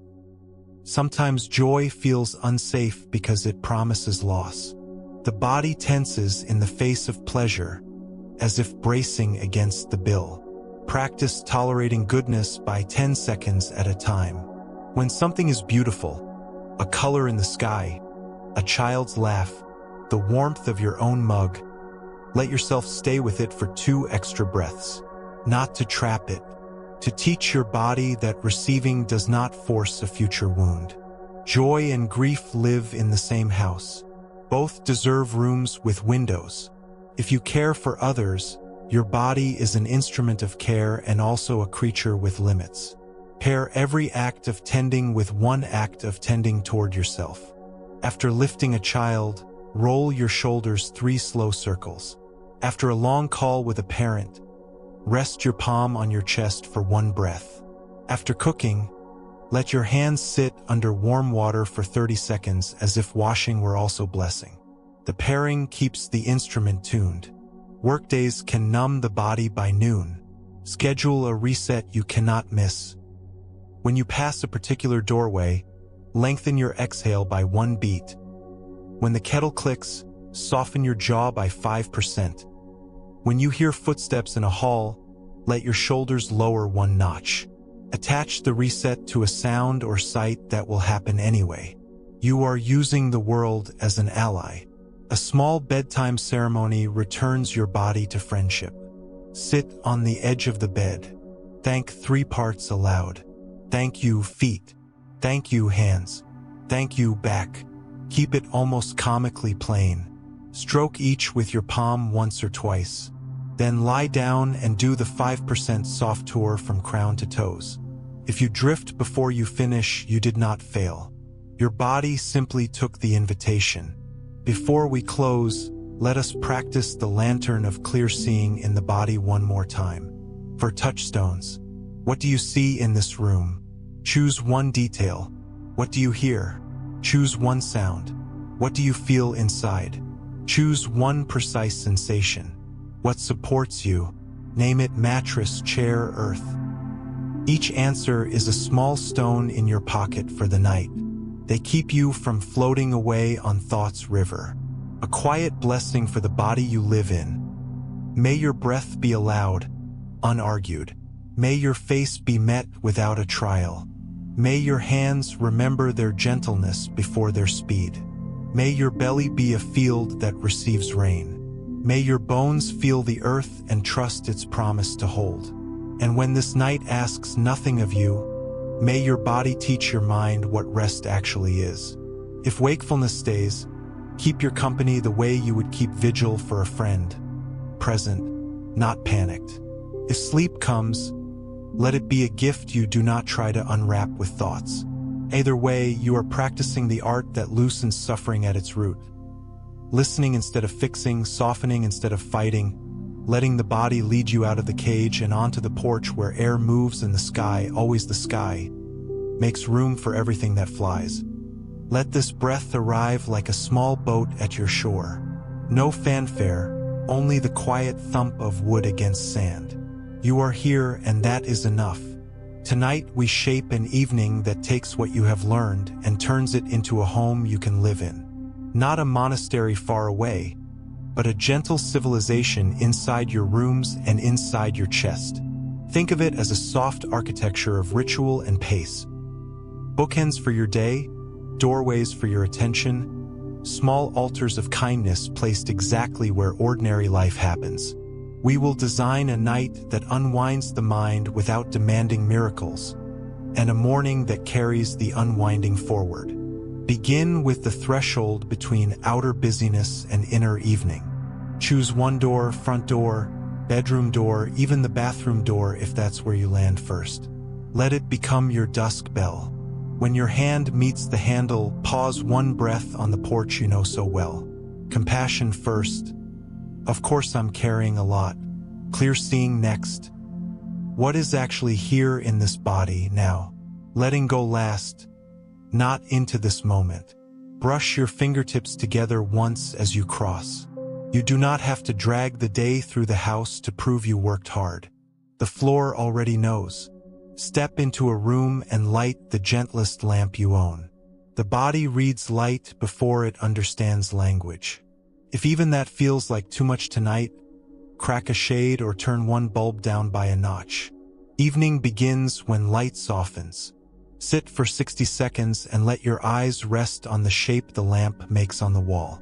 If your mind throws a parade of unfinished business, you won't chase it down the street. You will greet it at your shelf. You remember the 3 bowls, now, later, not mine. Drop one thought in each. If your hands want a physical ritual, place 3 small objects on the table, a coin for now, a key for later, a dried leaf for not mine. Your nervous system loves arrangements. They make truth visible. You might be tempted to open your phone the way a diver grasps for air. In the evening, screens are often smoke for a small fire underneath. Stand in your kitchen or by your bed and let the device rest in your palm for one breath. Ask your body, what do you actually want? Contact, comfort, novelty, relief. If it's contact, send one short message to one person who can receive you, not to the whole world. If it's comfort, wrap something warm around your legs and drink water. If it's novelty, open a window or look at the ceiling's intersection and trace a slow square with your eyes, letting your visual system feed your brain a less anxious version of new. If after that you choose the phone, do it awake. Taste your thumb. Count one long exhale between refreshes. The difference is real. You are a person choosing, not a leaf in the algorithm's river. Now attend to the chores that anchor a life. Dishes, laundry, crumbs that refuse to leave.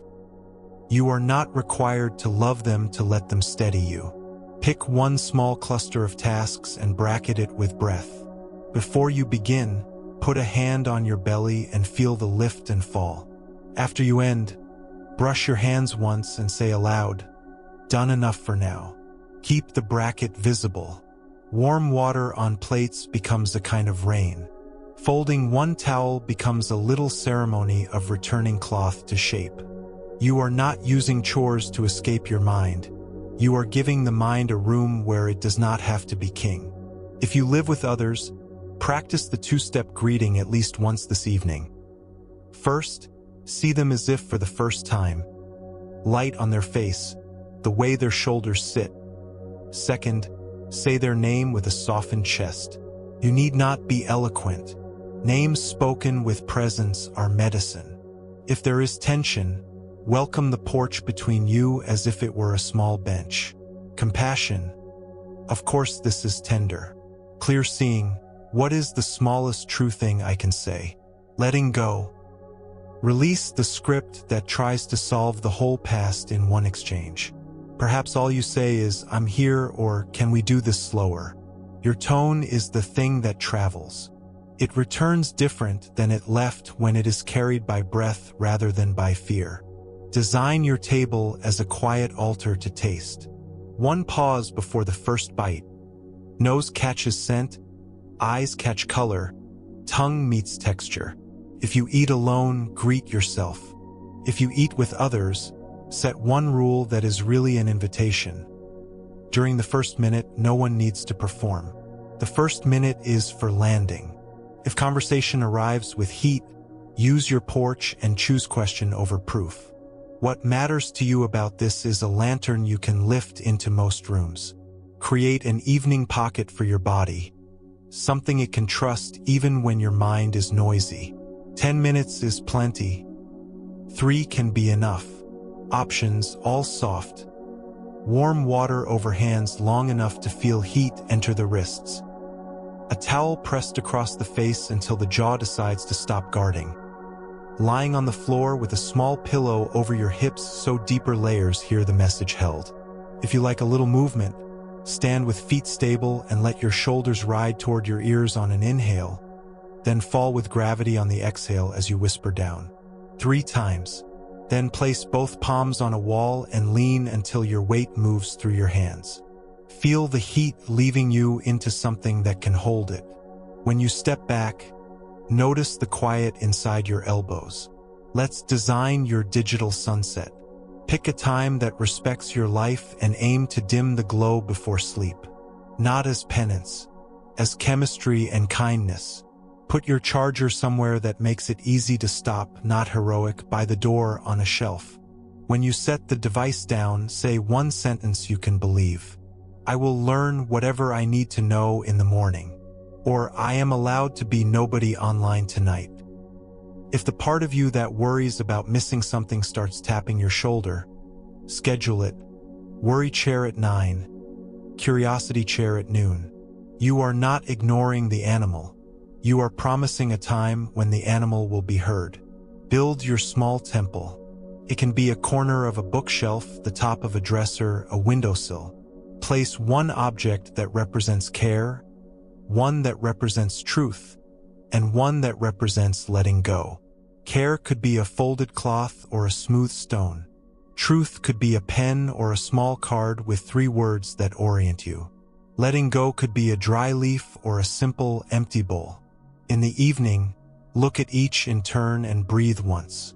You do not need to pray unless praying is your language. You are reminding your nervous system that the night has pillars. A story walks softly in here. In an old teaching, a man named Bahia begged for the way to be free. The answer, in some tellings, was spare as a bell. In what is seen, only the seen. In what is heard, only the heard. In what is sensed, only the sensed. In what is cognized, only the cognized. Hold the tale as image, not commandment.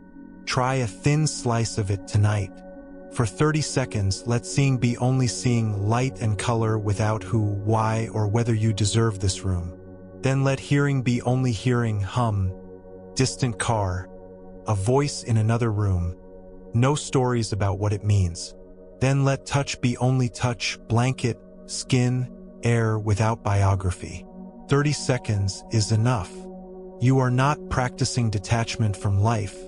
You are practicing detachment from the second arrow. The first arrow is a sound. The second is the tale you tell about it at midnight. Craft your pre-sleep closing ritual with the elegance of the ordinary. A lamp dims. A sentence lands. The 3 lines you know, what hurt, what helped, what I set down, are spoken or written or arranged with objects. Then a body tour not as surveillance but as permission. Eyebrows drift apart. Eyes settle in their small lakes. Tongue widens on the floor of the mouth. Jaw unhooks. Throat opens the width of a breath. Shoulders slide a notch. Chest rocks with the tide. belly receives, hips grow heavy, legs forget their errands, feet grow warm and wide. If you wake in the night, you can do the tour out of order. You can do it with only 3 stations. The order is not the magic. Permission is. If you share a bed, 2 humans can agree on a tone for the room without needing the same schedule. Whisper a sentence that makes space for both nervous systems. Safe enough, we can be quiet together. Or no need to solve anything now. Let your fingers meet for a breath and then rest. This is not romance as performance. It is companionship as medicine. If you sleep alone, place a palm on your chest and remember the choir of humans across the world keeping you company in their separate rooms. The note they sing is simple, me too. Let it hold you for 3 breaths before you turn the pillow to its cool side. Identity sometimes barges in late. The prosecutor, the helper, the ghost. If a role shows up at the bedroom door with paperwork, you do not have to cross-examine it. Use the tag slide. On your exhale, imagine the name tag drifting 2 inches to the side. You do not peel it off. You make room for skin. Whisper to the role, not into this night. Place the file marked morning in the drawer labeled morning, even if your drawer is imaginary. Hear the soft click of the slide. If it keeps knocking, you can set a literal object on your nightstand to represent its file. Touch it, nod, and let it keep its vigil while you keep yours. For nights when grief stands by the bed, make a bench inside the hour. Sit with grief facing the same direction, not at each other. Name one small true thing. Love is here. Ache is here. I am here. Touch something steady. Then set a bell. 5 minutes. When the bell inside you rings, stand and drink water. You are not abandoning what matters. You are building stamina for a long love. Grief respects pacing. The mind thinks respect is fixing. The heart knows respect is presence that does not devour you. Anger sometimes wakes in the dark. You can give it a job that does not burn the house. Place both hands on your thighs and press down. Feel quadriceps answer. Exhale longer than you think you can without strain. Whisper down. Then write one line you will not send until the sun is up. Put the line under your water glass. The glass makes a promise. Tomorrow. Your body lets go when the promise is visible. Design a soft morning that greets the night's work. When you wake, try not to sprint. Lie still long enough to name 3 supports. Mattress, breath, gravity. Let the first light you see be kind, curtains first, then screens. If a screen must come early, drop the brightness. Read one sentence from your small card on the temple. Be very kind or listen first or short and honest. Then stand and feel your feet find the ground. If you want, step into a small porch of movement. Arms sweep overhead on the inhale, float down on the exhale twice. You are telling the animal you will not drag it through the day. You will walk with it. Money mornings, body mornings, care mornings, these ask for special gentleness. If a bill must be opened, feel your feet and lengthen the exhale first. If a mirror must be met, greet it with the humble courtesy you learned. Hello, tired friend, and stop after one honest line. If a child must be woken, touch the doorframe and choose the coat that suits the room, listener, beginner, neighbor. Let your name be many names again. The world will offer enough friction. Your rituals can be the oil on the hinges. Let's weave in a tiny Sabbath within your day. A practice of stopping for one breath at a chosen site. Pick a gate. The kettles click, the elevators ding, the turn of a particular corner on your commute, a certain tree or mailbox. When you encounter it, do nothing for the length of one long exhale. Nothing means no deciding, no comparing, no predicting. It is astonishing what one honest pause can salvage from a day the mind tried to spend all at once. This is also the part of the path where generosity breathes easier. Not grand gestures, Small offerings that loosen the fist that anxiety makes.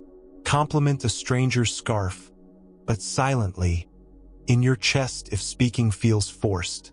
Leave a note on your own counter thanking your hands for the work they did. Put a coin in a jar marked for someone else and give it when there is actually someone else. Generosity annots craving without harshness. It teaches the nervous system that there is enough to share even if the math is imperfect. A quiet parable to place by your bed. Two artisans argued about what makes a bowl beautiful. One said symmetry. The other said the thumbprint left by the maker. Their teacher listened and set a simple bowl on the table, nearly even, with one soft dent where a thumb once pressed clay. He filled it with warm water and handed it around. Each student held it and sighed as the heat fitted their palms. The beauty was not in theory. It was in use. Your evening rituals are not an art gallery. They are bowls that fit your hands. One dent, made by you, will make the bowl yours. Perfection is not the point. Fit is. Now we close the night with a gentle sequence you can repeat until it lives in your bones. Lamp, shelf, water, breath, words. Lamp, soften light. Shelf, place one thought in each bowl, now, later, not mine. Water, a sip you actually taste. Breath, in through the nose, out longer through pursed lips 3 times. Words, a single sentence that you can believe. I am allowed to rest while the world keeps moving. If the world needs you in the night, it will find you. You do not have to patrol the window. If you wake again, you know the path back. Touch something steady. Label memory, plan, fiction. Return to the body tour like a song you hum without thinking. If nothing works, let wakeful rest be good enough. You are being repaired even when you do not feel asleep. Rest tends to the roots. Awareness tends the leaves. The tree is grateful for both. A blessing for the evening you are building. May your rooms learn your calm as you repeat it. May your doors become porches where the day bows before coming in. May your lamps teach your nervous system the language of dusk. May your hands close drawers quietly and the world answer in kind. May your bowls hold what they must and set you free from what they cannot. May you lie down as a human, not a project, and rise as a human still. Let your next exhale be a long, quiet ribbon. Let your jaw slacken the barest degree. Feel the weight of yourself welcomed by the furniture of the world. If sleep comes now, it comes. If it does not, let the night be a companion, not a judge. You have made a home this evening that will keep holding you. You can set things down without dropping yourself. You can be here without finishing everything. You can be kind without asking permission from a past that forgot how. Breathe once more, long and gentle. The boat finds the shore again and again. Let this breath be your anchor in a moving tide. In a small widening, out a soft release, just one beat longer than habit. Tonight we walk together through the landscapes that make minds tighten and hearts hold their breath. Change, illness, aging, money, and goodbyes. We won't force meaning onto what is tender. We'll practice staying human in rooms where the old reflex is to brace. Compassion will go first, clear seeing will hold the lantern, and letting go will loosen the rope by a quarter turn at a time. Begin with change itself, the ordinary kind and the thunderclap kind. Most anxious spirals are attempts to out-argue impermanence. We try to write a contract with tomorrow and get it notarized by worry. But change is the oldest weather. The sun sets without asking our permission. The child's shoes no longer fit. A job shifts. A friendship recedes like a tide. If you listen closely, the body already knows how to cooperate. It inhales and then it does the radical thing, it lets go. It never keeps the same breath to prove it was right. Let your next exhale remember this. You can have a preference and still allow the tide. A small practice for any threshold that feels like too much. Stand, if you can, with your palm against a door frame. Feel the cool surface. Inhale and whisper inside, "I wish it were different." Exhale and whisper, "And I can be kind in this." The conjunction is the medicine, not or, and you are not required to like what is changing to soften your body around it. You are simply practicing the posture of someone who can be true and gentle at the same time. When the change carries you into rooms labeled illness, let's be careful and kind. We will not offer cures. We will offer company and small mechanics of ease. The body under strain often wants three things: permission, rhythm, and warmth. Permission means the right to be exactly as you are without performing wellness.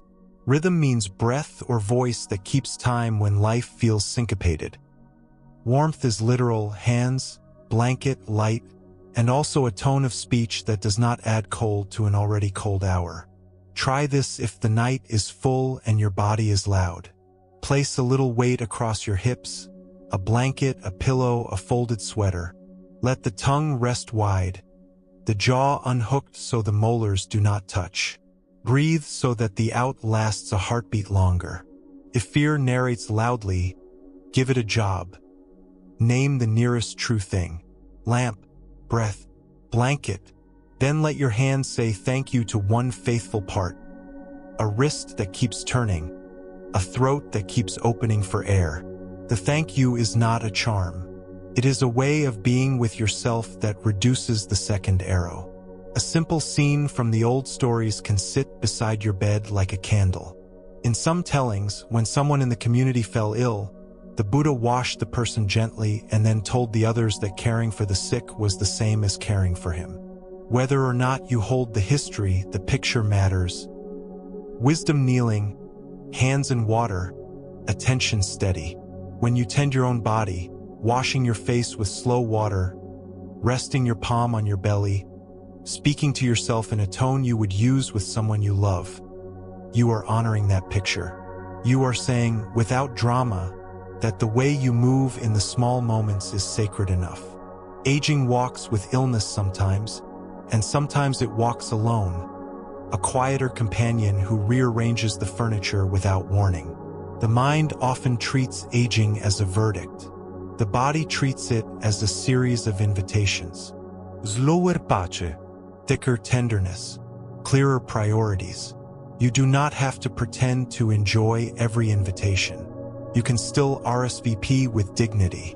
The next time a mirror surprises you, practice the two-step greeting. Warmth first, fact second. Hello, tired friend. These are lines where sunlight and laughter lived. Then a choice, small and honest. I will not put myself on trial while I brush my teeth. We can rehearse for aging with a micro-ritual of respect. Choose one daily act to do one notch slower. Lacing a shoe, turning a key, lifting a mug. As you slow, let your jaw soften and your eyes be kind. The slowing isn't performance. It's how you teach your nervous system that worth is not measured by haste. It's also how you notice textures you used to miss. The leather's creak, the mug's heat, the tiny wind of a lace tail swinging. Attention is what makes life feel full even as it simplifies. Money is another weather that stirs old alarms. Numbers point toward needs and safety. Minds add prophesy. Bring the lantern of clear seeing close. When you open a bill, name 3 supports before you read. Feet, chair, breath. Read only what is on the page, not the disaster novel the mind writes.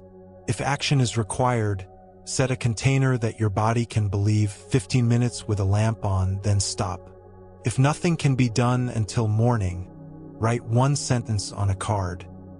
I will look with care at 9. Place the card where your eyes will meet it. This is not avoidance. It is pacing. Urgency burns fuel. You will need to think clearly.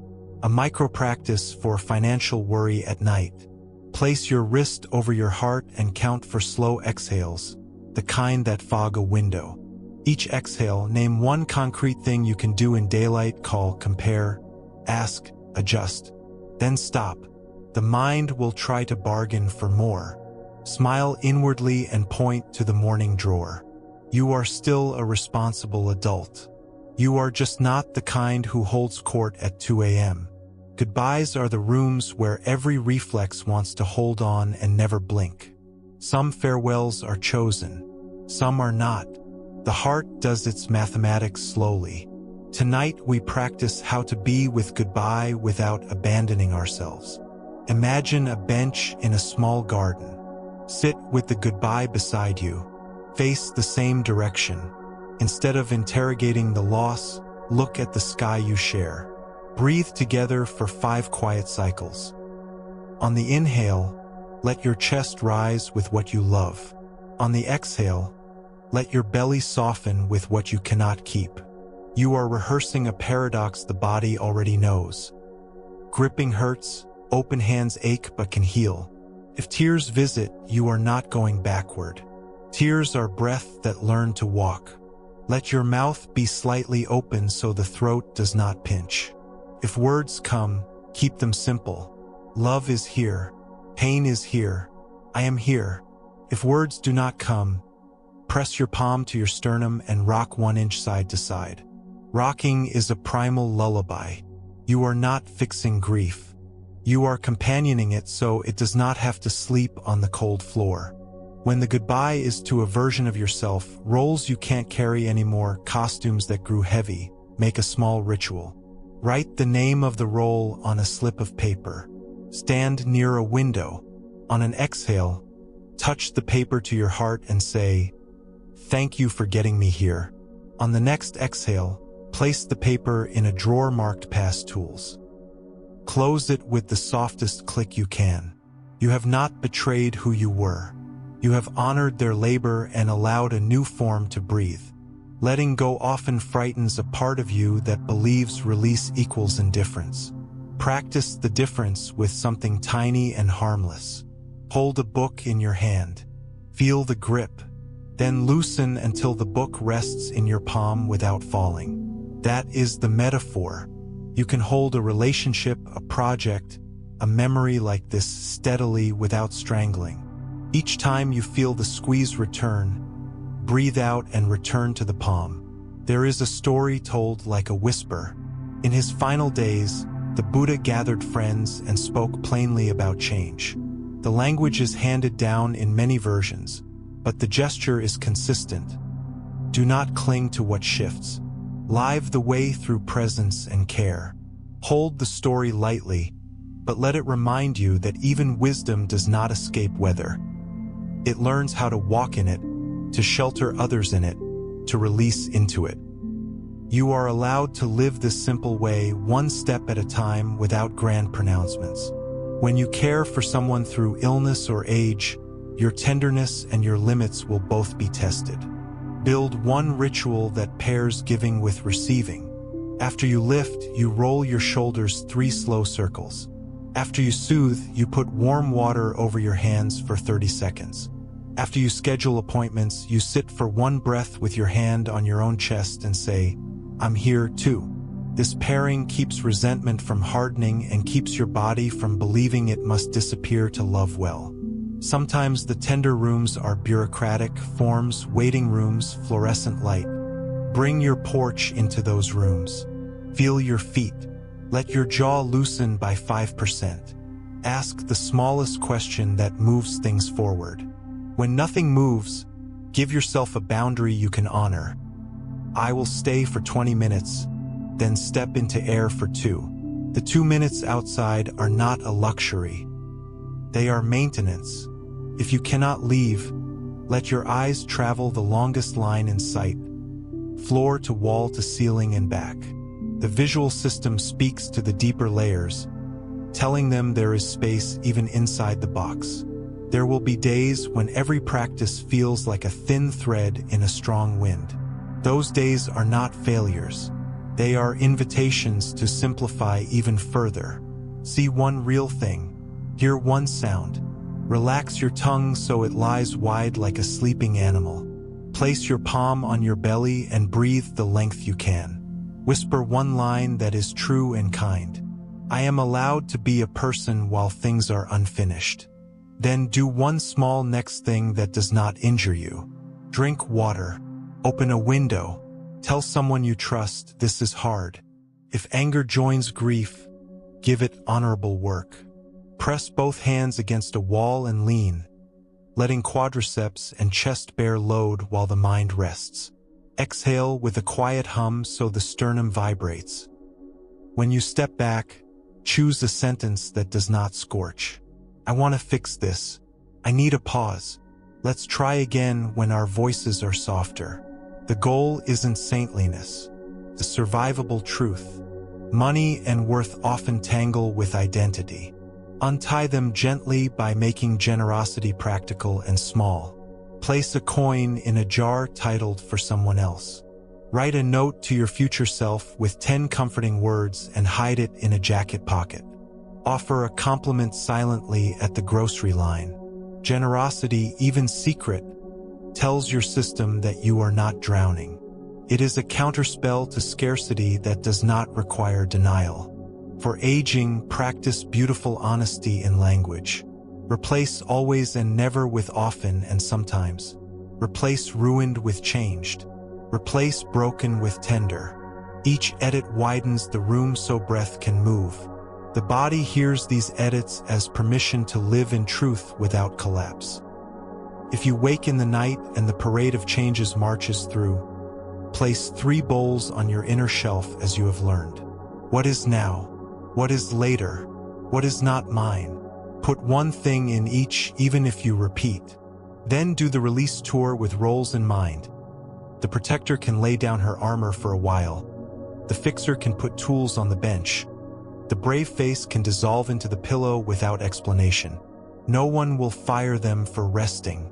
There is a daily practice called small endings that guards against hoarding goodbyes until they explode.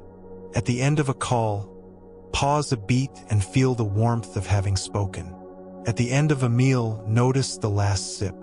At the end of a work block, brush your hands once. These tiny acknowledgments teach your nervous system that endings can be gentle and frequent, not only catastrophic and rare. Then when the larger endings come, your body will know the choreography. Feel, name, breathe, release by 5%. If hope feels thin, keep it humble. Hope can be as small as I can take the next breath kindly. It can be as small as the way the lamp paints a soft triangle on the wall. It can be the promise that morning brings different light, not better, different, and different can be enough to try again. Grand hope is wonderful when it arrives.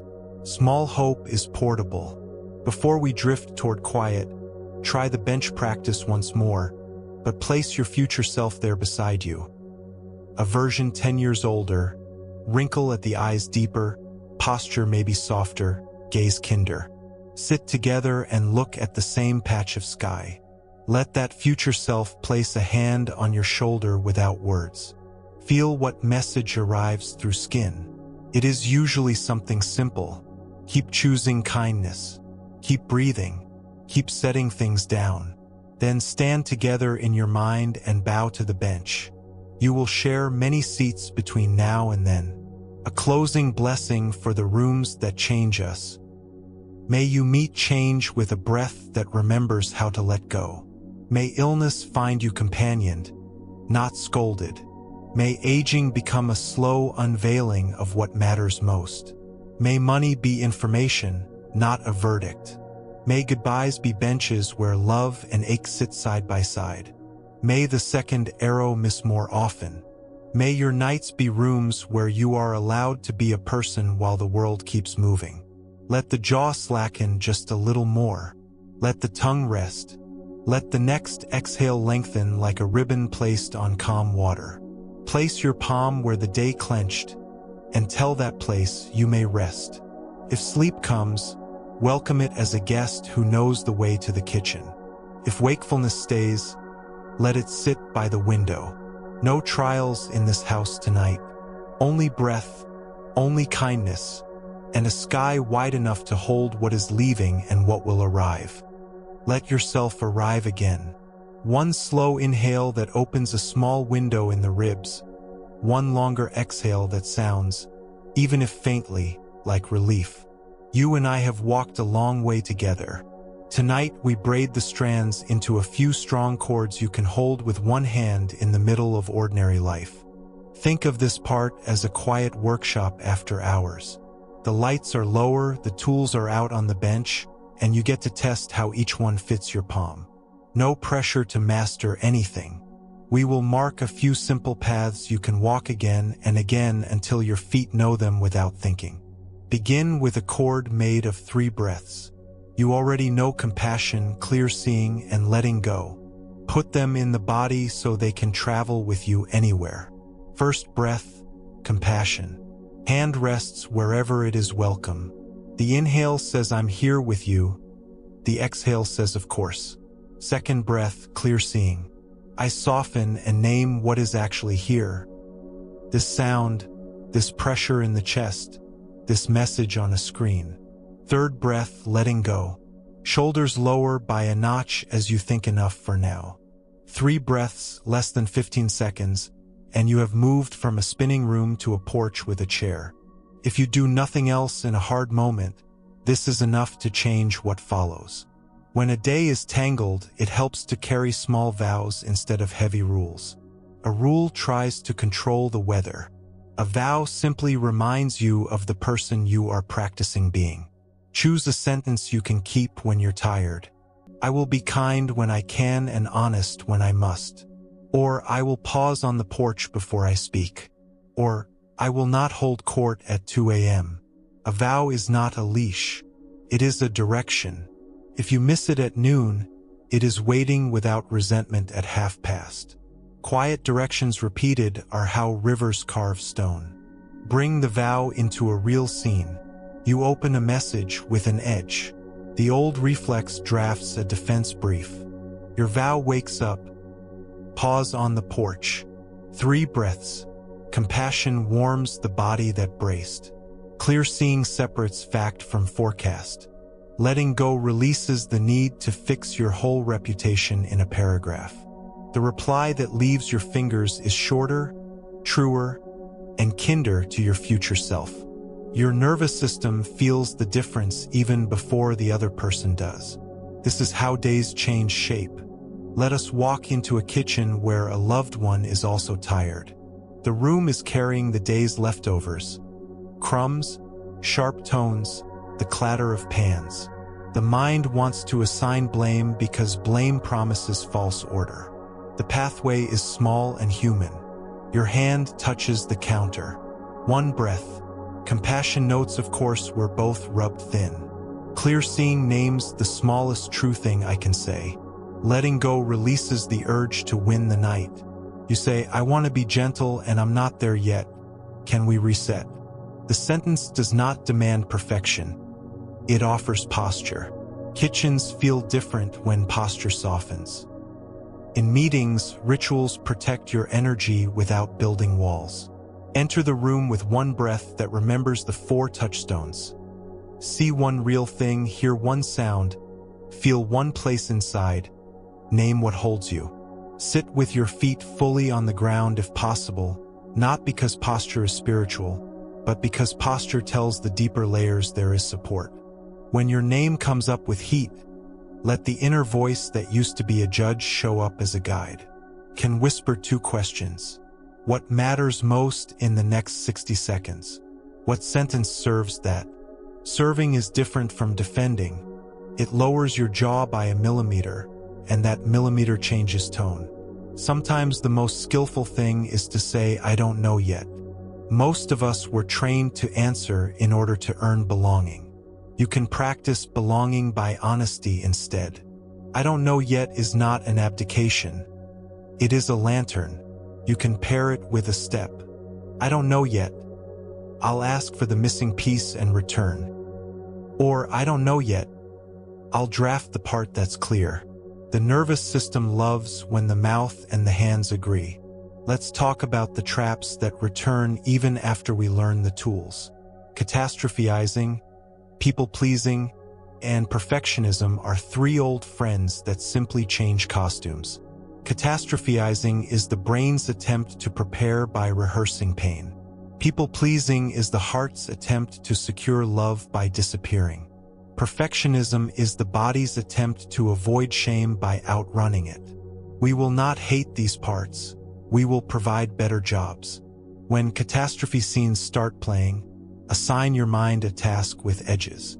Write 3 columns labeled now, later, not mine, and put exactly 1 sentence in each. Then stop. If the movie returns, point to the card you wrote. We are not suppressing.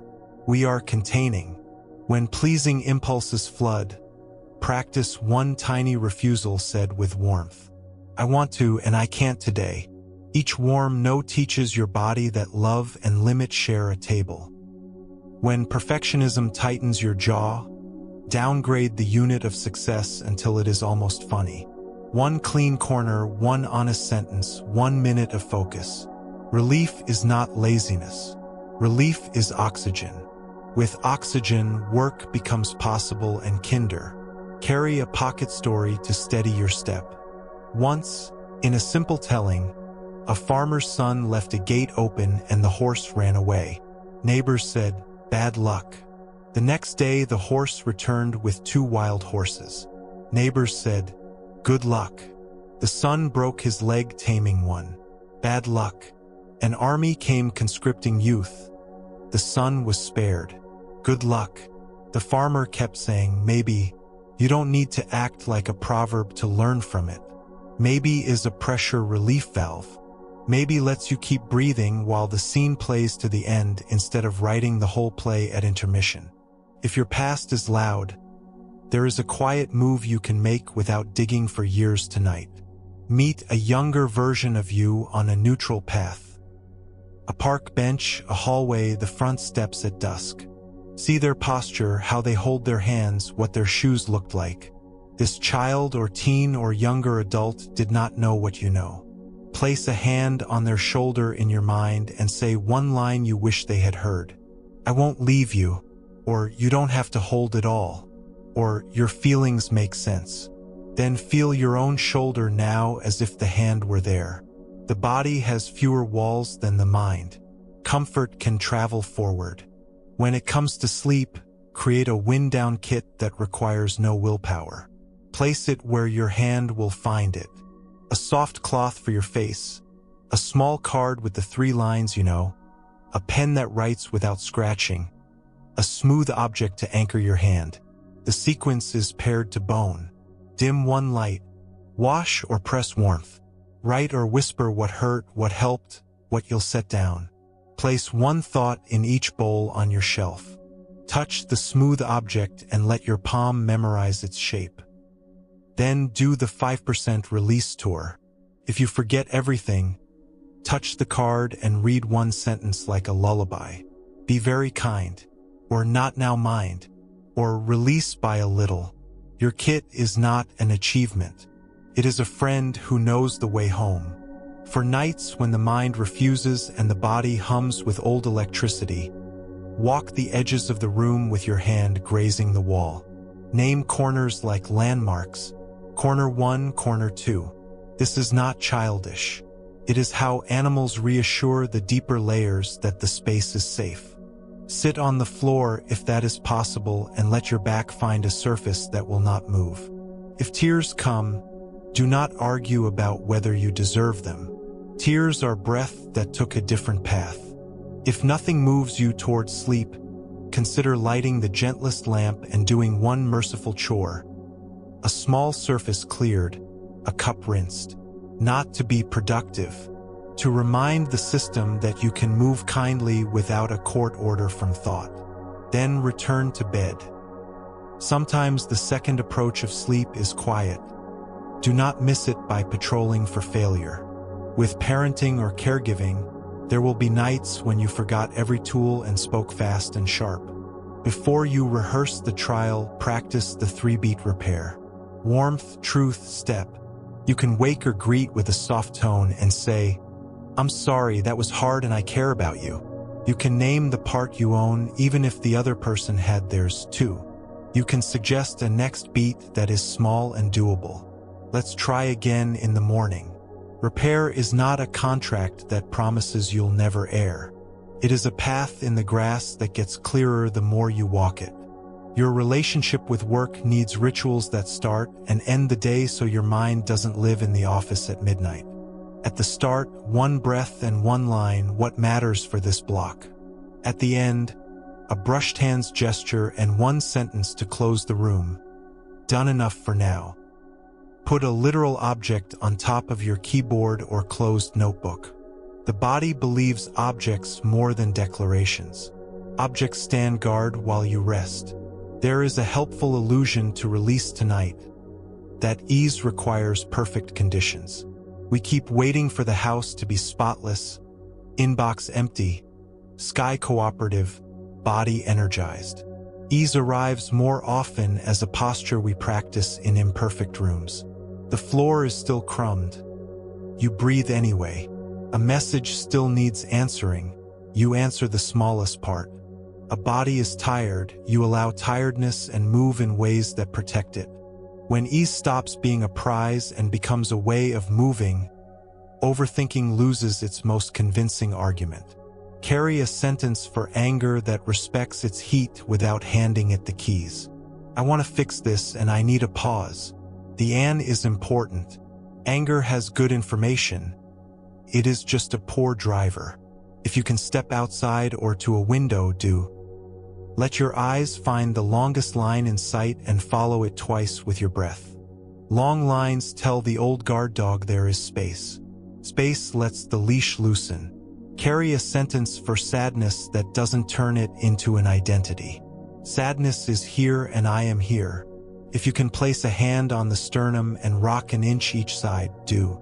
The nervous system recognizes rocking as a lullaby. Lullabies are not lies, they are rhythms that hold you long enough to remember that feelings change.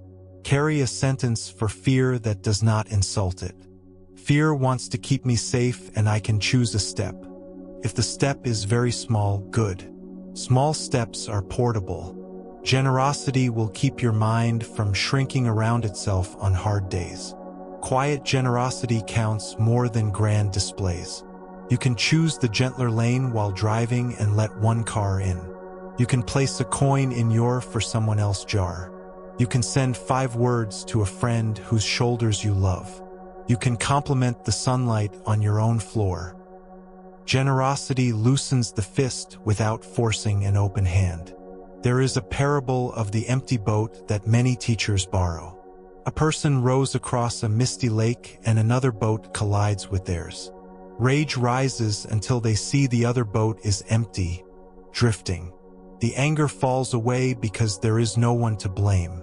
Whether or not the story belongs to your tradition, use the image.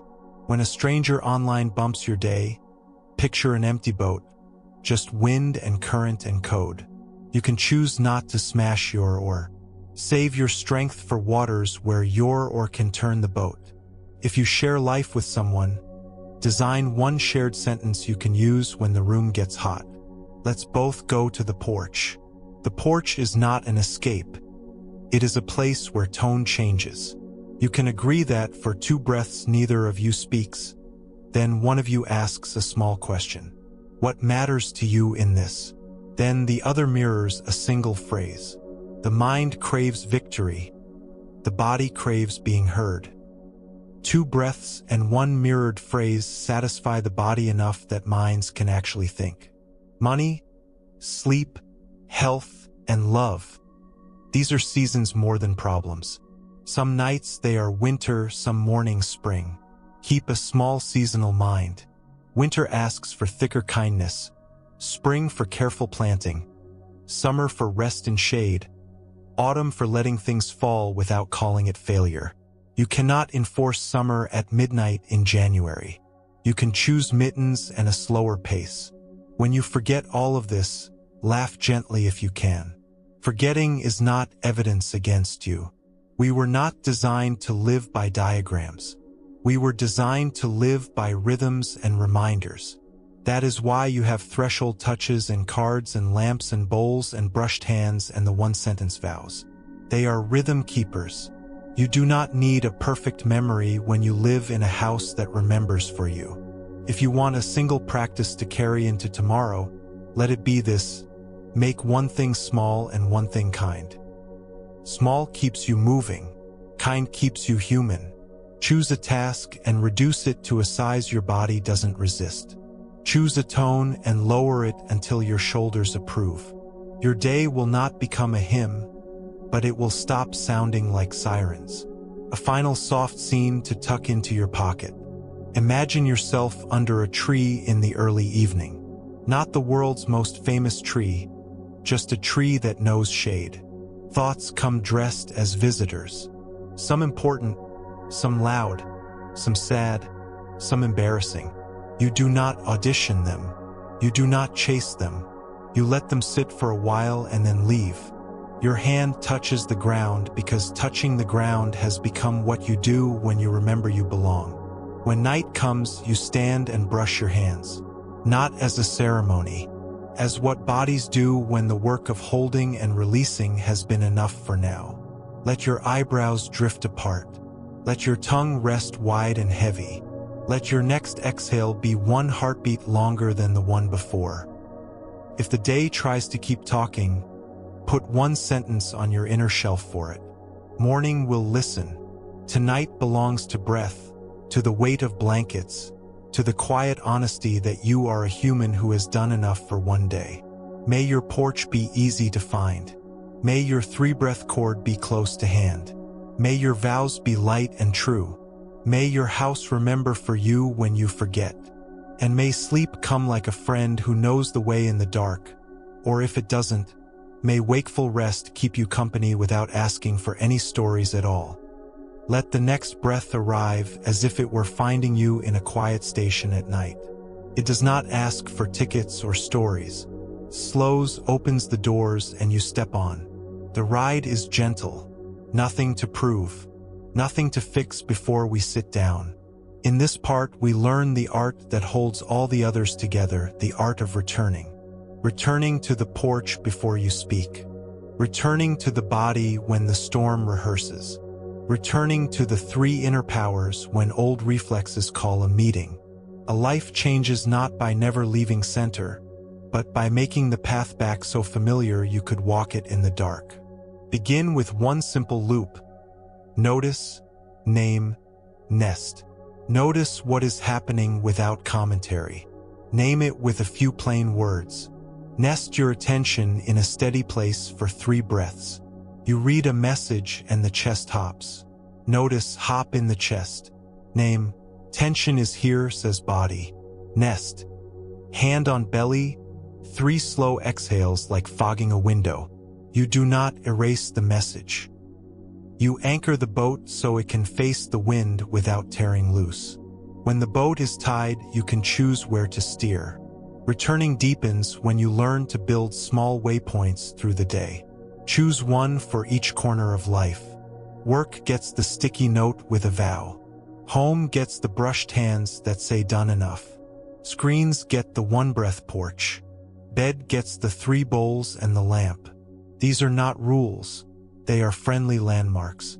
When you are far from center, you do not have to invent a path. Your life has placed small lanterns along the route. You might be wondering how to hold all of this when tomorrow crowds the door. We will lay out a gentle week you can repeat and rearrange as needed. Not a program, a rhythm. On day 1, practice the 3-breath cord in low-stakes moments. Before a hello. Before opening a tab. Before you stand from a chair. Compassion. Clear seeing. Letting go. Less than 15 seconds, again and again until the cord lives in your body. On day 2, tend to doorways. Every physical threshold becomes a porch. Hand on the frame or the bag strap. 1 breath with the words not into this moment. The rooms begin to learn that you let them be themselves. You stop importing yesterday's weather into the kitchen and tomorrow's forecast into bed. On day 3, bring kindness to mirrors and photos. Warmth first, hello tired friend. Fact second, this face carried me. One small choice. Third, I will not hold court while brushing teeth. The world will keep marketing younger ghosts. You will keep meeting the person who lives here. On day 4, refresh your shelf and bowls. Place something in now you can be with for one breath. Place something in later with a time and a place. Place something in not mine with a bow of respect. Your nervous system reads the arrangement the way eyes read tidy counters. Space appears where there was only noise. On day 5, schedule a 10-minute worry chair and a 5-minute curiosity chair. Worry at 3. Curiosity at 9 tomorrow. Outside those times, point to the chairs. Inside those times, breathe and write one action or one question, then stop. Worry learns dignity. Curiosity learns to ask better. On day 6, build a pocket of secret joy. A song verse you let play while you breathe. A plant you water while watching light on leaves for 2 extra breaths. A square of sunlight you sit beside. Joy does not cancel pain. It keeps the room from only having one color. On day 7, practice small endings. Brush your hands after a task. Pause at the last sip. Let one silence rest in a conversation for 2 heartbeats. Endings become frequent and gentle instead of rare and catastrophic. The body learns that letting go does not mean falling apart. These 7 fold into one another like clean shirts in a drawer. You do not need all 7 each week. Choose a couple and repeat. The kindness is cumulative. Overthinking loosens not because you win a single battle, but because the house is now arranged for calm. There is a quiet parable about returning. A stonecutter, so the story goes, envied the powerful and wished to be the sun. He became the sun and scorched the fields. He envied the cloud that blocked him and became cloud. He envied the wind that drove him and became wind. He envied the mountain that stopped him and became mountain. Then he felt a small pain in his side and saw a stonecutter with a hammer changing his shape. He realized he had been himself all along, wanting different skins for the same restlessness. We hold the tale lightly, but its whisper is useful. You can return to yourself instead of outrunning yourself in different costumes. You can change posture instead of hunting new skins. Return also means repairing. We are not building a life that prevents mistakes. We are building a life where repair is natural and quick. The 3-beat repair, you know. Warmth, truth, step works inward too. You snap at yourself. Warmth, of course. Truth. I tightened and spoke fast. Step. I will put water over my hands and begin again in 10 minutes. The step is the blessing that keeps the evening from becoming a trial. At night, returning can be a conversation with sleep that does not sour if sleep declines the invite. You set the room the way you like it. Lamp low, weight across the hips, card with kind words within reach. You do the body tour 5% softer from crown to toes. If sleep comes, you bow to it as a guest who knows the way. If it does not, you rest without telling disaster stories. Sleep often arrives when you stop guarding the door as if it were a thief. Let wakefulness sit by the window and look at the dark. You can lie down without performing rest. Your animal body understands. We can place a soft scene from the Buddha's life here as a picture of return without drama. In one telling, after long wandering and the night under the tree, he went back to familiar places. Old acquaintances asked what he had found. He did not turn his back on them.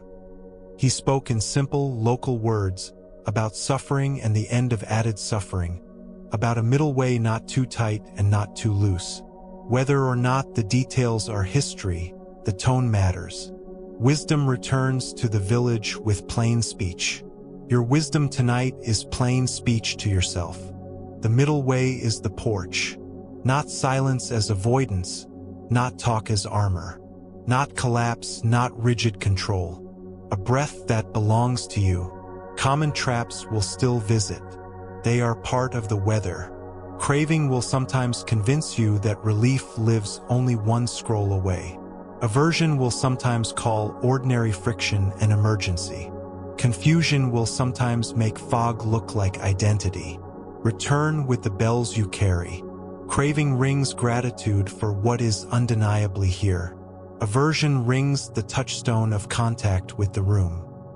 Confusion rings reduce an input, choose one step. Bells are not lectures. They are small sounds that help a mind not wander off forever. There is a particular edge where returning is tender, when shame has arrived. Shame says flee or freeze. It shrinks the body and makes breath thin. The gentle counter is 3 movements so small you could do them in a crowded room without anyone noticing. Lift your gaze to the level of a doorknob. Let your collarbones drift apart by a hair. Rest the tongue wide. Then say one accurate, kind line. I am a person who made an error. Or this is hard and I am here. Shame loosens when bodies widen. It does not need speeches. It needs posture and a sentence that doesn't stab. Another edge is anger when it travels with love. You care deeply and heat rises. Return by giving the heat a job. Hands on a wall. Lean. Exhale with a hum low in the chest. When the hum softens, choose a short true sentence with and in the middle.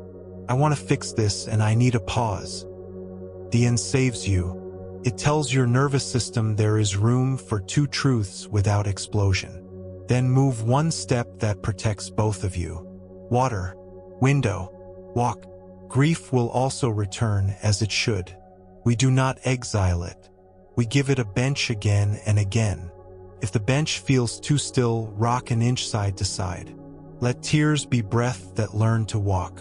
Let love sit without demands. At the end of 5 minutes or 10, put a hand on the back of the bench in your mind and whisper thank you. Then drink water. Small closings create the stamina to keep meeting what matters. Community helps returning. You do not need a formal group to feel less alone. Build a tiny circle of names on a card. 3 people who are safe for you to text with 5 words and no performance. Practice a small check-in that carries no burden. Breathing and tired. Or need a porch. You do not need advice. You need the human choir. We sang of it earlier. Let them hum with you for a minute. Let the world be larger than the room between your eyebrows. Give your future self small gifts. Put notes in pockets. Put the gentle pen by the bed. Put the phone charger where stopping is easy. Place a splash of color where your eyes will land first thing. Future you is not an abstract. They are as real as the breath you will take in the morning. Treat them like someone you love who is arriving soon. This soft engineering reduces the load that overthinking uses to justify itself. If you work with numbers or narratives, returning may look like an agreement with time. Decide what belongs to today and what belongs to tomorrow. Write today's 3 stones. Place tomorrow's in the drawer marked morning and close it with that soft, satisfying click. The click is not childish. It is your nervous system learning that a day can end without your jaw locking it shut. Identity will keep trying to fuse with roles. The tag slide remains your friend. Open the space by 2 inches. Speak to the role softly, not into this night. Place it on the chair. If it stands up again, you are allowed to place it back down again. Freedom is repetition in small acts, not a single grand exit. Because returning is about simplicity, let us dress the 3 inner powers in a single sentence you can carry anywhere. Be kind. See clearly. Set it down. Kind to the animal body and the part that learned to protect. Clear about what is happening versus what the frightened mind predicts. Setting down the second arrow and the extra rope of control. If you forget, the sentence remembers. You can whisper it on the inhale and the exhale, 1 word at a time. Be on the in-breath. Kind on the out. See on the in. Clearly on the out. Set on the in. Down on the out. The words keep time with your ribs. Meaning becomes feeling. The porch appears. A small piece of craft for mornings when you must speak to many people. Before you enter, put your palm on the door and choose one quality you will practice being. Listener, neighbor, beginner. Write it on a card if you like. When the room heats, touch the card and breathe once. It is not performance. It is orientation. You can do this privately without applause. The body prefers quiet vows to loud promises. When days are kind, returning is celebration. You notice with both hands that the lift is lighter. You taste more. You laugh once before checking if it is allowed. You let joy stay for 2 extra breaths. When days are hard, returning is stubborn kindness. You notice, name, nest, and you let okay be enough. You live what the life under the tree suggested without the costume. Write effort as effort that respects a body. Write speech as the smallest true sentence. Write attention as the lantern circle you can actually see. You place 1 stone down even if miles remain. Your miles change shape because your hands are gentler. If you wake tonight, try a loop of return that is almost too small to feel. Tip of the nose, 2 breaths. Rise of the belly, 2 breaths. Weight of the feet or the sense of feet even in bed, 2 breaths. Turn the pillow. Let the jaw fall open by a hair. Repeat if needed. If that fails, stand by the window for a minute and look into the dark. The dark is not empty. It is full of the world resting. You can return to bed without negotiating. Some returns are just walks down a hallway. Before we close this part, place your hand where the day clenched. Speak 1 sentence that gives permission and direction at once. Thank you for carrying me. Now rest. Feel if anything inside answers. A sigh, a deeper exhale, a small quiet at the base of the tongue. Let that count. Let small count everywhere. We will finish tomorrow with a soft gathering of everything we have practiced. A final blessing for an ordinary life walked kindly, and a slow drift toward the kind of rest that does not depend on perfect conditions. For now, you have enough to return. Be kind. See clearly. Set it down. Brush your hands once. Let the light be low. Let breath be the one door you always find and always know how to open. Settle one last time into the simple room of breath. You know the doorway now without looking. In through the nose, out a touch longer, as if you were warming your own hands with a gentle stream of air. Let the night be the same night we started in, lamp low, blanket closed, the particular hush of your room. The world kept spinning, but here, for a few more minutes, there is only this. You, a body that has carried so much, and a kindness that no longer needs to be borrowed. We've walked a long human path together. We did not chase miracles. We practiced a way of moving through ordinary life that reduces the extra suffering we tend to add. We met thoughts as visitors and stopped kneeling to them. We turned self-talk from a judge into a guide. We learned a porch for our words, a shelf for our worries, a bench for our grief, a coat rack for our identities, a chair for our anxious animals, bowls for now and later and not mine. We made a worry chair with an appointment and a curiosity chair with room for questions. We built a tiny temple with care, truth, and letting go. We found the 3 inner powers: compassion, clear-seeing, letting go, and wore them like a soft cord braided into our day. We practiced the 3 frictions: craving, aversion, confusion, and learned their gentler names: yearning, bracing, overload. We gave anger honorable work. We let sadness sit and breathe. We let fear choose a step. We practiced small endings so big endings would not be our only teachers. If you listen, your body knows these steps now. The way your jaw loosens when you remember to place your tongue wide. The way your shoulders drop a notch when the word enough appears. The way your hand reaches for the edge of a door frame and your whole system hears the sentence not into this moment without you having to speak. Learning looks like that, less ceremony, more muscle memory. The animal in you trusts rituals repeated without drama.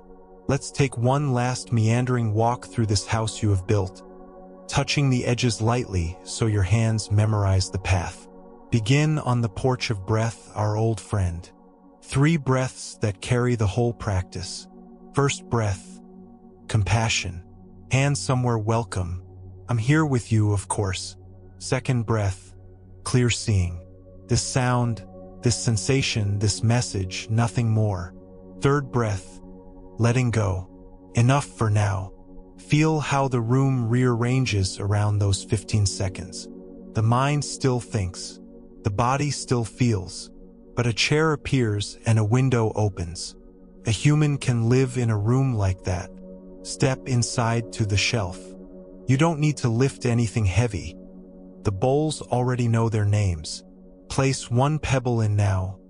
Perhaps the warm line of air under your nose. Place one note in later. Perhaps the one email that does not belong to midnight.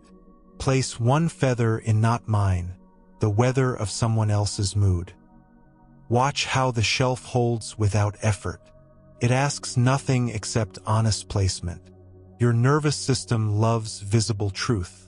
It stops guarding all the doors at once. Turn toward the mirror in your mind, no trial there tonight.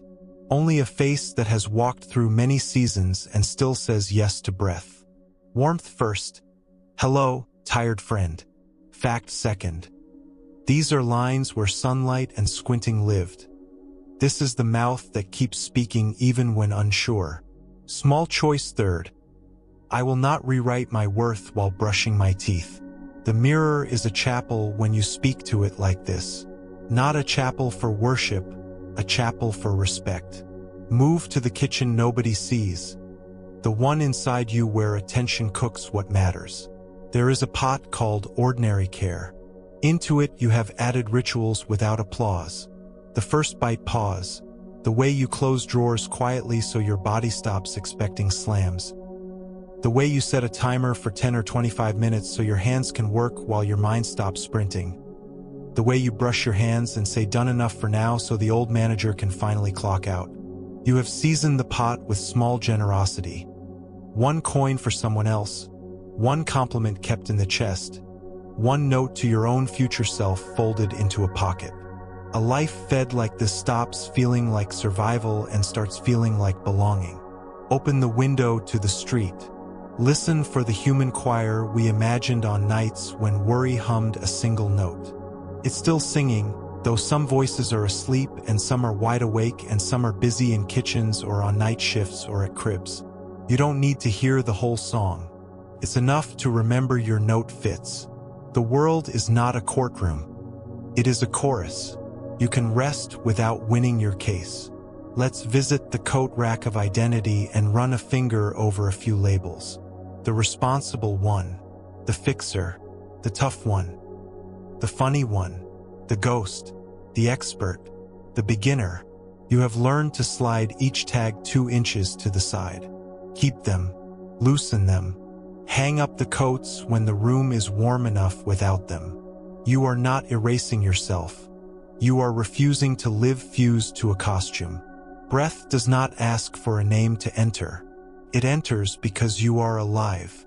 There is a bench at the back of the house. We've returned to it when grief or goodbye needed room.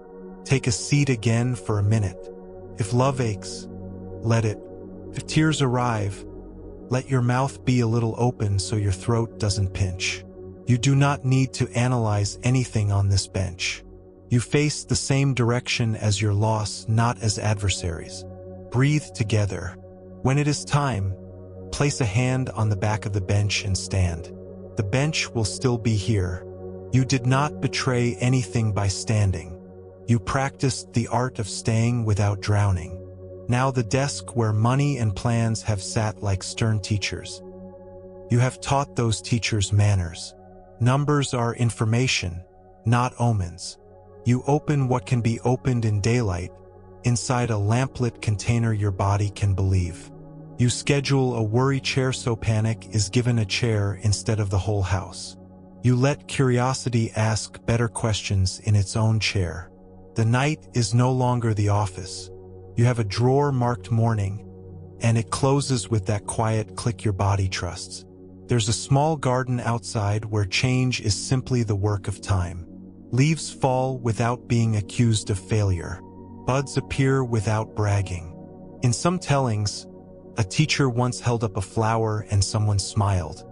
We held that story lightly as permission to let seeing be only seeing for a moment. Hearing only hearing, touch only touch. Do it again now for 3 breaths. Let the night be only the hum it is. Let darkness be velvet without a plot. Let the coolness at your nostrils be proof that you are part of weather, not a separate project. This kind of seeing does not make you distant, puts you exactly where you are, which is the only place kindness can do anything. We could climb back through 1,000 scenes we visited, traffic and emails and meetings and dishes and doorways and phone screens and mirrors and long halls with fluorescent lights, and point to the small alterations that changed their shape. But you don't need a museum tour. You need a path you can walk at 3 in the morning and at 3 in the afternoon. It is not complicated. Be kind. See clearly. Set it down. Tiny generosity. Honest containers. Rituals that fit your hand. Breaths that belong to your body, not to a schedule. Worry received, not enthroned. Words that pause on the porch before they knock. That's it. It is enough. If a part of you says, yes, but what if I forget tomorrow? Tell it the truth that lets bodies exhale. You will forget. You will remember. You will forget again. You will remember again. This is how human beings learn. You have populated your world with reminders your future self can find without thinking. Lamps and cards and bowls and brushed hands and door frames and the way your shoulders lower when you read one sentence you chose yourself. The house remembers even when you don't. That is the point of building a house. A small story to place near the end, told with the same soft caution we've used with every old tale. In some traditions, as the teacher's life drew to a close, a simple instruction was offered to friends. Things change. Keep practicing. We don't need to argue about history to hold this as a blessing. Everything shifts. Keep moving in a way that reduces the extra pain. Keep choosing the smallest true thing you can say. Keep setting the second arrow down. Keep touching the earth, your own steady thigh, a wall, the frame of a bed, when fear argues. Keep being gentle with the animal you live in. Keep building this civilization inside your rooms. Now, because this is an evening and you are a person who deserves rest without permission slips, let's make a final landing for the body. Start at the forehead. Let a warm cloth of attention rest there. Eyebrows drift apart by a hair. Eyes sink into their small lakes. Lids meet like old friends. Tongue widens and rests like a sleeping animal. Jaw unhooks so the molars do not touch. Throat opens the width of one easy breath. Then another. Shoulders ride the tide down with every exhale as if set there by a careful hand. Arms grow heavy. Hands forget their job description. Chest rocks with a slow tide. Heart keeps time without applause. Belly becomes a field after rain. You do not need to plow tonight. Back loosens into the surface that holds you. Spine remembers it doesn't bear the whole sky. Pelvis heavy, safe. Thighs surrender their posts. Calves soften. Ankles unafraid. Feet warm and wide. Let the tiniest smile land at the corners of your eyes, not as performance, as a muscle that knows how to signal safety. Your mind may offer one more story. That is its way of saying goodnight, the only way it learned. Smile at it gently, the way you would at a bird that keeps tapping a window because it doesn't understand glass. Dim the room of language. Keep one sentence only, a sentence that fits your mouth and your lungs. Be very kind, or safe enough, or let be. Let that sentence keep time with your exhale. If you lose the sentence, keep the exhale. If wakefulness stays, you know the path of keeping company. You can place your hand on your chest and your belly and breathe as if you were rocking a small child who is really you. You can stand and walk the edges of the room with your hand grazing a wall, corner 1, corner 2. Then return to bed. You can set a glass on your nightstand over a single line you wrote to your future self. Tomorrow. And let the weight of the glass promise you will meet what needs meeting in light. You can be a human being awake in the night without building a courtroom. The body will rest even when sleep lingers at the door. Before we close, one more soft look out the window. Somewhere, someone is rising to begin. Someone is sitting in a bright hospital room. Someone is closing a laptop on the day. Someone is holding a child upright on a shoulder. Someone is laughing so hard they wipe their eyes. Someone is letting go of 100 small clenches. Someone is humming towards sleep. The world does not stop being itself. You do not need it to. You need only the steady practice of kindness that turns your single life into a place you can live. Offer yourself a final blessing, not as a spell, as a way of telling the truth gently. May I be kind to the body that carries me. May I see clearly what is here. May I set down what is not mine and what is not for tonight. May I meet what comes with a breath that remembers how to return. May I rest, even if waking keeps me company. May I wake, even if sorrow sits nearby. May I be a person who walks softly where I can and stands when I must. May I keep practicing in small ways until the small ways are a life. Let the next exhale be the longest of the day, not forced, simply allowed, like a boat pushed from a shore by water itself. Feel how the room holds you. Feel how your own chest is a door that opens and closes without needing your supervision. Feel how the floor keeps its promise. You can stop improving now. You can stop managing night. You can stop being a project and return to being a person. If sleep comes, let it take you. If it does not, let rest be enough for this hour. The tools you needed tonight are within reach, and they will be within reach again when the sun finds your window. The voice that once barked has learned to keep you company. The porch lights are installed. The bowls are on their shelf. The bench is in the garden. The coat rack is by the door. The lamp knows how to dim. The house you built will remember for you. Breathe once more, long and low and ordinary. The night continues, as nights do, tending to what needs tending with a patience older than any plan. You are allowed to let it. You are allowed to be held by the simplest things, gravity, fabric, your own kind intention. You have walked yourself home.